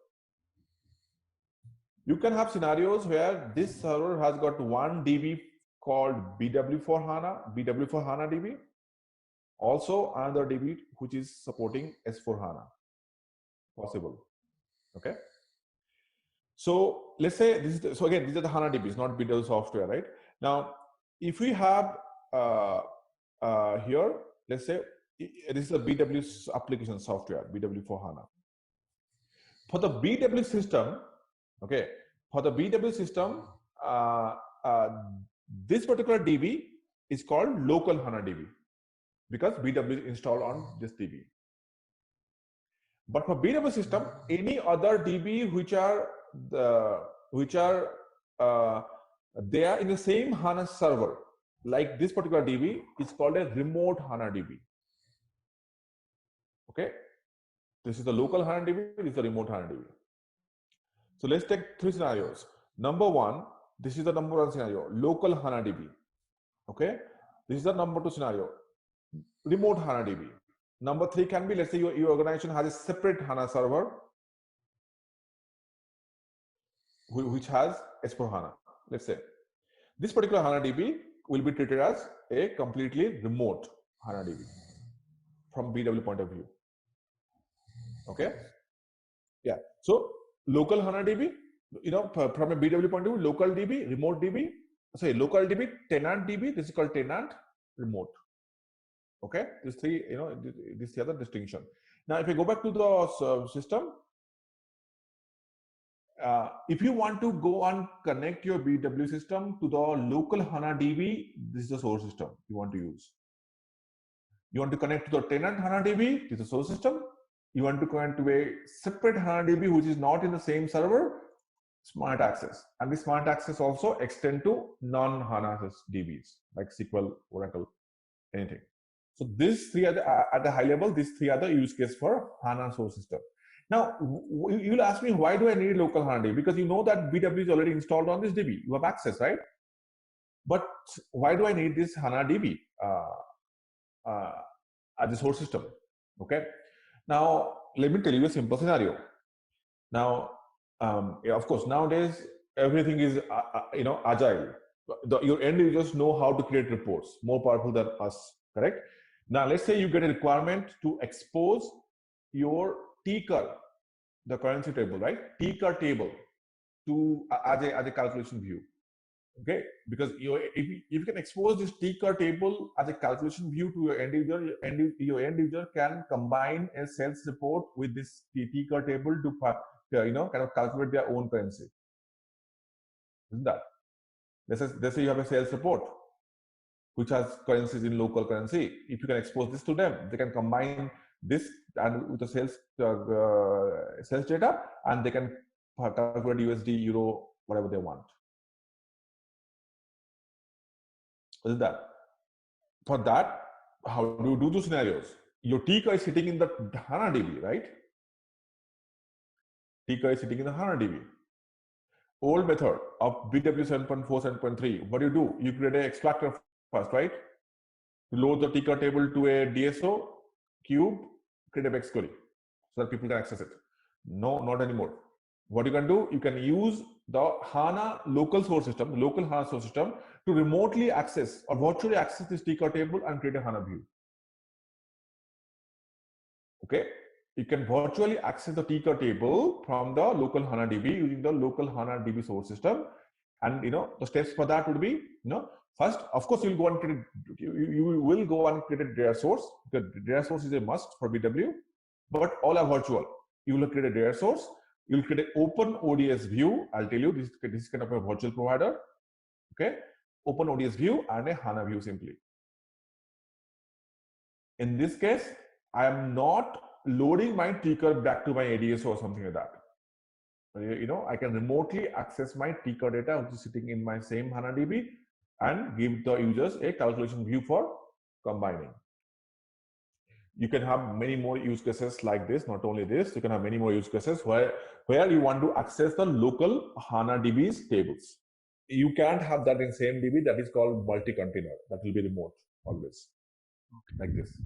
Because SAP is smart, right? They will never allow you to have, because you can't have it in one. They can track you how much license you're using from BW and remote, like native, right? I told native is expensive than BW. So that is called something called MDC. You're right, that's possibility. That's called MDC scenario. Come on. Yeah, MDC, multi-database container. And that's only possible in HANA 2.0, by the way, guys, not 1.0. And that's in that scenario, you will use not the local or tenant. Okay. Yeah, that's a valid scenario. We'll go through that. We'll go through all these things when we are going to go modeling, because in that scenario, you'll use heavily this OpenODS view. So, okay, so that's one thing. Let's go and quickly look at it, how it looks like. Anyways, it's easier to do. You go on, of course, remember one thing, still in BW for HANA, if you want to provision any data, you still have to go and create a source system and data source. There is no escape from there. Why? That is required. Without that, you cannot transport, right? If you transport, it has to go and change the source system automatically, isn't that? So you have to have a data source and source system always. Remember that. Now go next. Give a name, anything you want. Sorry, we have already given a name, some test or whatever. Now go next. Now what you see, what is asking? Select a schema. I told you HANA DB will have schemas, right? Like we saw default schema SAP HANA DB in this particular system. It's good. And again, the source systems are not for the entire DB. Source systems are by schema. If you want to access many schemas, you have to go and create a source system for each schema. That's why it's asking you, give me schema. You can find all the schemas here in our local DB. Let's go to our SAP HANA DB so that I can find my ticker table. I told you SAP HANA DB is the default schema where BW is installed, right? I choose this, then finish. My Z test one is created successfully. And yes, and I'm going to go and activate this. Okay, you see the connection type here is local HANA schema. Now you see here in the under the local folder, again, everything is cataloged as per folder. The Z test one should be there very soon. This is one, okay. Now what? Now I need to create a data source. Correct? I told you need to have already data source. If I want to create a data source on my ticker, I'll go and pick a info area from anywhere. Not assigned is a good idea. Go and do new now data source. Next, just proposal from table view. That's fine. Okay. Now it's asking to select a table, right? Now you want to pick a table. Let's say I type my ticker. You not only ticker, you have everything. Like for example, sorry. You have ticker table here, okay? You'll have your, what tables you have? For T00, whatever we have, right? Those things also will be available here, everything, okay? System tables or time tables also. Ticker, next, give a name of the data source. I'm going to say Z underscore ticker underscore 121, some descriptions, type, master transaction, whatever you want to do. You can have, you can create transaction on this one. We have key figures here, probably. You'll see. Make a finish. It's going to copy the table and create a data source automatically for you with the field names that we have in the ticker table. You see, this is the data source, correct? And you go to extraction mechanism. Extraction using the, SAP HANA local system, right? One logical system per DB schema, that's X connection type. Schema is SAP HANA DB, table is ticker, whatever, full load, delta access, no delta, full load only, right? Whatever things. And you activate that. You have now got a full-fledged data source on top of Z ticker, on top of ticker, You can, if you want to load to ADSO, you can do it. If you want to, or if you want to remotely access it or virtually access it without moving data from TCOR to ADSO, you can create an open ODS view. It's like a virtual provider, right? Again, I'm not going to go so that now because we'll discuss those things in our data modeling section extensively next week or maybe. And from OpenODS view, this can be accessed remotely. Local means on the DB where BW is installed. Now, tenant means if any DB which is available in the same HANA server. Now, what is the, now if you see a HANA server, okay, HANA server is like a Windows server, correct? If you guys have seen SQL server, right? We call them SQL server. In SQL server, there are multiple DBs. Same like that. In a HANA server, you can have multiple HANA DBs configured. So think this is a HANA server.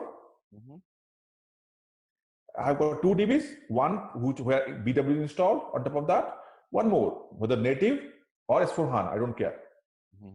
This particular number 2 is going to be a tenant DB for my local BW, my BW. If I want to go and pull a table from there to my BW, I can do it. I can use smart access or tenant, either way.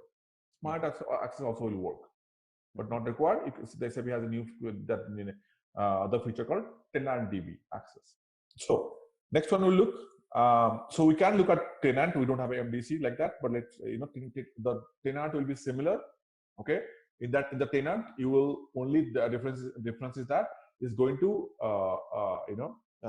basically ask you the DB name first. Okay, what's the HANA DB name? Then schema. Okay, HANA DB name first because it's a different DB, right? HANA DB name first, then schema, then table. Here it was schema and table. Let's look at smart access. That will tell you similar. The smart access will be similar to multi-tenant or tenant access. So you see, the local comes here. If you have tenant, then there will be a new folder here for tenant. We don't have tenant, that's why it's not showing up. Let's go and look at the third option, the smart access. That is required for any DB, any HANA DB which is sitting outside the HANA server, right? Not in the same server, or any other non-SAP database. Anything. Everything will go through smart access, whether this or anything else. Now, how do you do that? We right click, go and create a new source system. Okay. Let's put some name. SDA, maybe demo, put some better name. Okay, I'm going to choose the smart access here. Next. Now it's saying now selected remote source, right? In the tenant, it's going to ask like a source, like a DB or whatever, right? It's going to ask you. Now we have to take a step back. We have some remote source I can show you, but maybe we'll create one. So you have some remote source, but let's stop here. Let's create a new one so you can understand. Okay, before you can connect to it, DB, whether it's a HANA DB or non-HANA, which is not in the same HANA server, there are some steps. First, you have to go and create a remote source. I'll show you how. Let's see. SDI. I think we do have all these things in this document. Okay, maybe let's take a step back and go through this a little bit so that I can get you some theory of smart access, because you're looking into smart access. I'll show you that source system easily. But let's just look at some theory.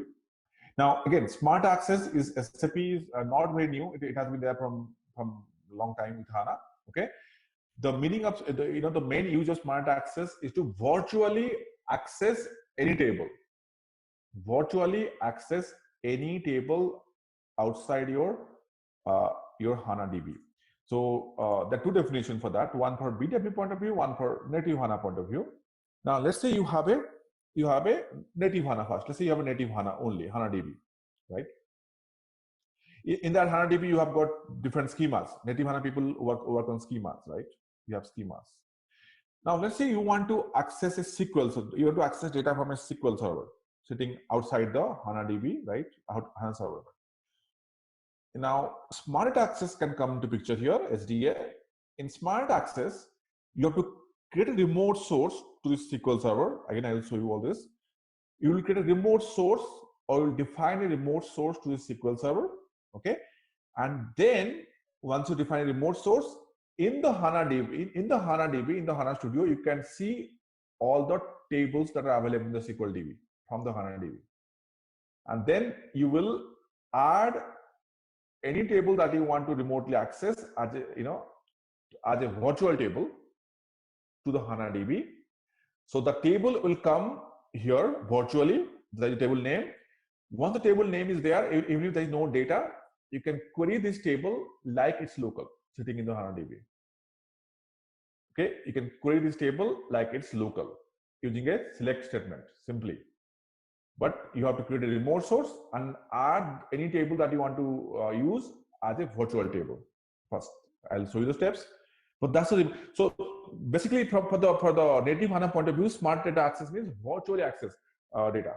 Okay, virtually access data from any non-SAP or any DB without physically moving it.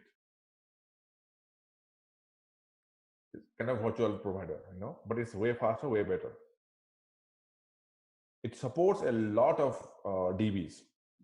Okay, I think if your I saw somewhere recently, if your HANA is in Unix, supports a lot of DB, but if your HANA is in a they call it what, some IBM powerhouse or something, again these matters, servers that you choose, you have less capability to access databases virtually. So you have to choose the right HANA server to start with for capability point of view. So that's the theory, just a high level. Let's go to document. It will give you more ideas. Here's the high level document, right? Now, think these are the local HANA tables. Using smart access, you can access any of these tables virtually and add any of the tables in the HANA. Add means virtually add it. So that basically you're getting the definition. Okay, these tables will be shown here. Okay, these virtual tables will be added to the HANA as local tables. You can see them, you can see the definition, right? But they will have no data, but you have a table to query on, like select star from this table. Data will come from these guys. So this is called your smart access. There are more things to do. And today in HANA 2.0, these all data sources are possible, like remote sources, like remote database access. So a lot of things are there, see? Now, in any HANA server, these things are by default available. Okay, these adapters, they are called adapters. These adapters are available, but you have to go and install the drivers for the adapters. Without the drivers, you can't use remote access. Again, these are your basic teamwork. They will, for example, if you want to connect to a SQL database, you will go and choose MS SQL, but for that, you have to go and install a generic ODBC driver. So for the same generic ODBC driver can work for SQL, Oracle, Netezza, or whatever generic is there, DB2, MaxDB, or MaxDB. Then for these, you have to have destination drivers. You have to have ODBC drivers, or whatever. See, so many databases supported, even Hadoop, Spark also, and BigQuery also. BigQuery is a Google's BigQuery product, right? These are possible in HANA 2.0. In HANA 1.0, I believe there are few less. I think last 4, 5, or maybe 5 are not there. And these adapters are natively available in HANA in any installation. Now, again, this is kind of a high-level idea or architecture. How do you utilize them in BW in the smart access? The point is that, again, I will show you everything. Just some theory first. You can virtually access any RDBMS or any big data system using smart access to BW and virtualize that using OpenODS view and composite provider. See, everything is virtual. OpenODS view is virtual. Composite provider, of course, is virtual. You can source data from outside without storing in HANA and report on it.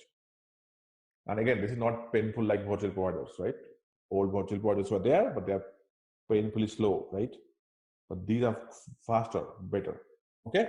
Now, how do we go and create SDA remote source virtual things, right? Let's just have a look on that.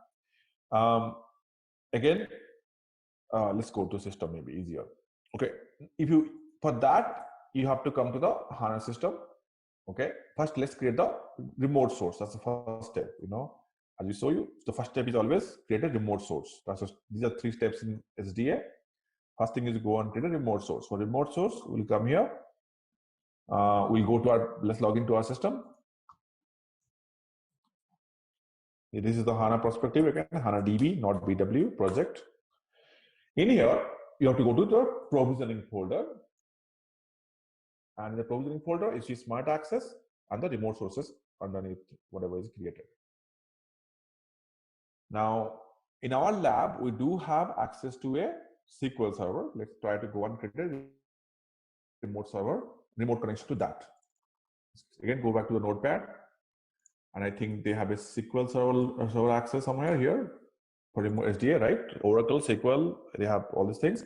Let's go to a SQL one possibly. Now you need these informations, right? To create a remote source. New remote source, not here, here. New remote source. It gives you this screen, nice and easy. And again, all these things are available here as screenshots in the document, but let me show you this easier. Now, here you see all the adapters natively installed. As I showed you in the screenshot, you have to give a name of the source. Let's say I want to do is something like Z underscore SQL underscore demo or something like that. Then here it says, okay, of course you have to go and change this one to SQL Server because we want to create a connection to SQL database. So the adapter which is by default available is SQL Server 2012, but I think you can use this adapter for 16 as well. But by default it says 12, and you have to give the data source name. Okay, go to the notepad to get the data source name. Now the thing is that here one more thing you want to remember. This you might feel that this is where you put the SQL Server IP or the name, but not that.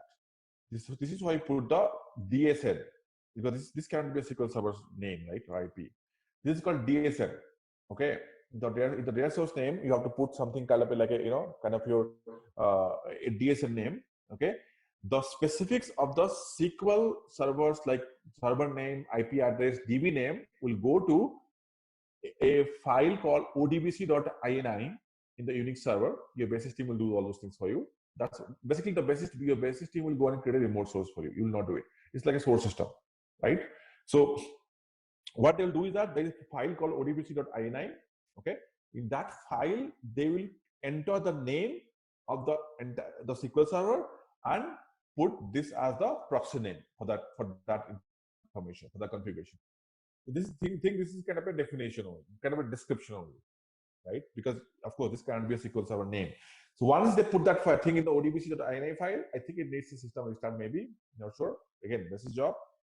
Then they'll give you the name. You go and put that as here, data source. Then user ID password, of course. Same user ID password. So we're going to use the HANA, right? Now, if you're going to say remote source created, again, for this remote source to be created, you need a remote source creation access if you want to do it, or somebody basically does these things. Just specific access you need to HANA DB to be able to create these things. Okay. When I started the class, initially we didn't have any access like this, so I had to ask the team to get us all the access so you can see these things in the system. By the way, if you work in a BW team, basis will never give you the access. Okay. Now we can go and see our remote source that is created now. Refresh. Z underscore SQL demo should be somewhere here. Where is my SQL? Yeah, here you go. Right. So now this SQL server is added at the remote source. I can open and browse the SQL server like it's my local database. See, SQL's classic SQL schemas. So our IP address and everything will go to that odbc.ini file. The odbc.ini file, that is a file in the Unix server. Okay. It's kind of a configuration file, right? Like when you do RFC connections in BW, basically have to maintain some things in some files, right? Similar to this.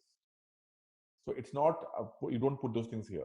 They will need the SQL server name, the default database, because SQL server will have multiple databases, and maybe port number and everything, right? So So what I had them, I had to ask them to create this first to a SQL server and give us this name. This is the name the basis team in this lab has provided to us. Now, if you see, you can browse your schemas and everything like this. But of course, we are not done yet. It's only the first step. You can now see the data from any of these tables. You only see metadata now. The next step, of course, as you saw here, is to go and create a virtual table, right? Or add a virtual table. Let's say, for example, okay, we want to access some data. I think that this is a schema where there are some deep, custom tables we have. Now let's take this. All tables are similar data. Some sales data somebody has kept. Now I want to add this as a virtual table so that I can access this, right? Add as a virtual table. Now this screen is asking me a schema name, right? It's automatically because I'm adding this table as a virtual table to HANA. This table is in SQL DB, right? I'm adding this table as a virtual table to HANA. It's renaming it automatically, saying that it's going to rename this thing as my remote source, putting a prefix of remote source, right? Before the table name. Automatically, you can change this if you want. It's asking me a schema name. Why? Because this table has to, see, I told you this table will act as a local table to HANA. So it will need to go to a schema in HANA, right? So you have to select a schema that you want to put it in the HANA DB, local HANA DB, right? So you can choose anything, and let me see. Let's just put it in HANA maybe. And remember this name, zs_SQL_demo_2009, create. Again, you have to access the schema to be able to create it. Now, once it's created, let's go back to our HANA local schemas. HANA schema. Again, HANA DB, catalog, HANA schema, local schema. There, you should expect to see our virtual table added in here.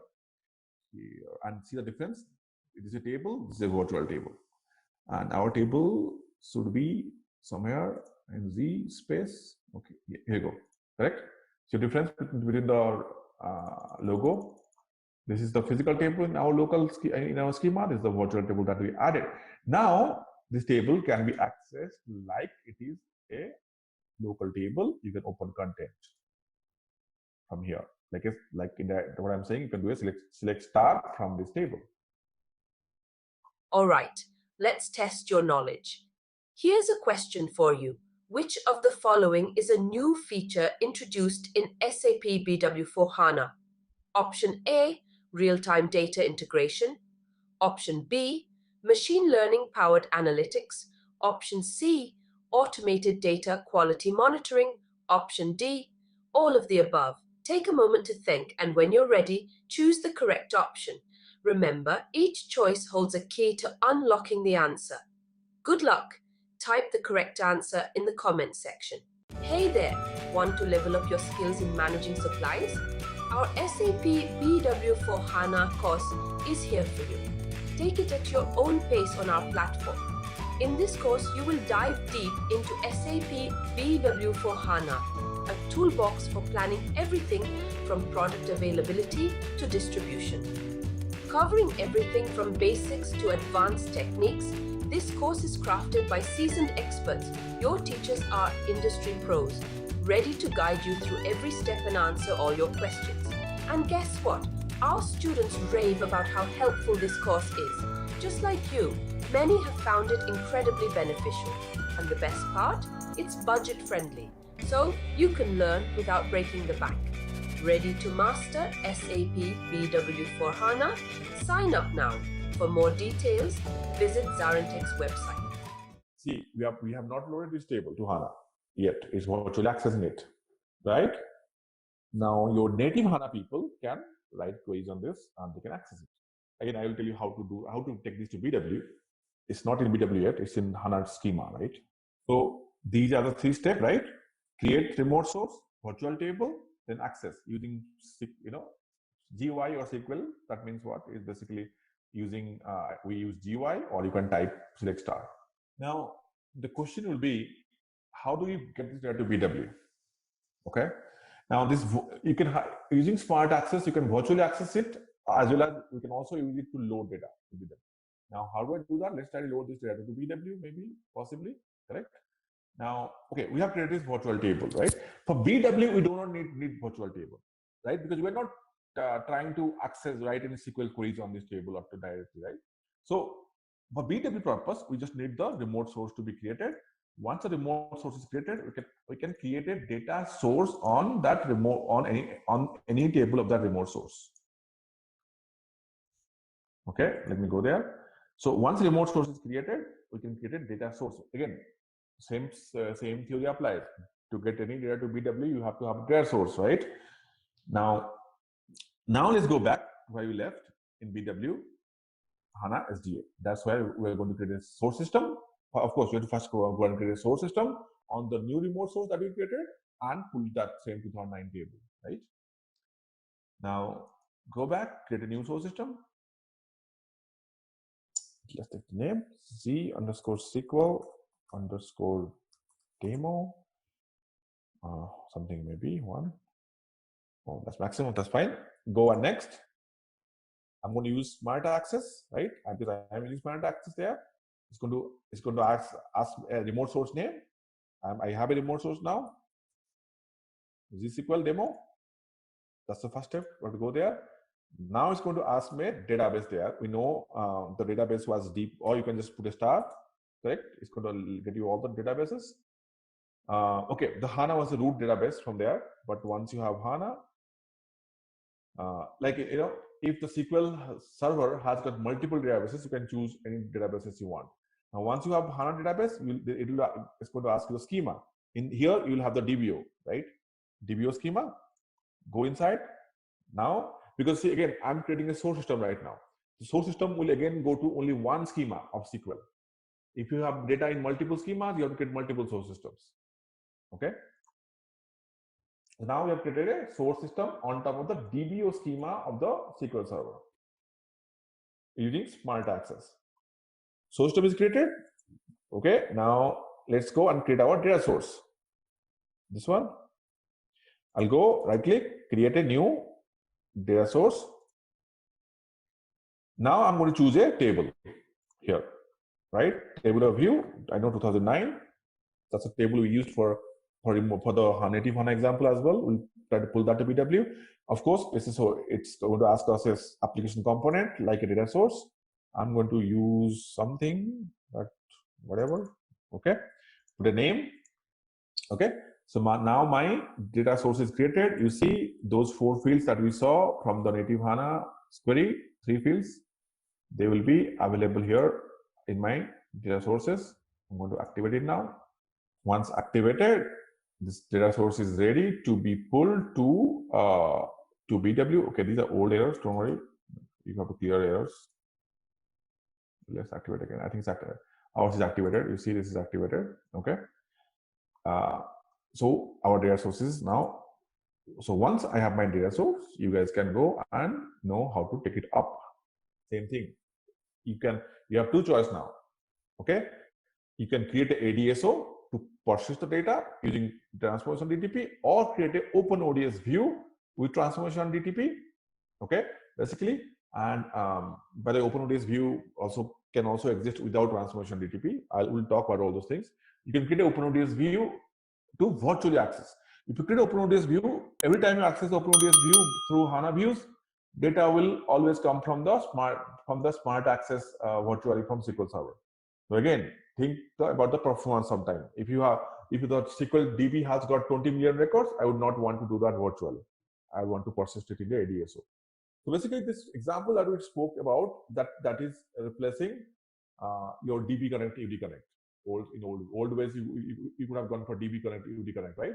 This is what is replacing this way. The smart access replaces everything. You can access any schema from local HANA DB, and you can create a data source on that. So let's create a data source. Let's go back to local, right? We go to local and try to create a connection. So okay, we need a source system for that, right? Okay, that's see, we can create a source system on the HANA. I think that will be source systems already on HANA schema. Let's try. Or we'll put that in the, as you said, there. No, these are all going to SAP HANA DB. I thought we have source system here.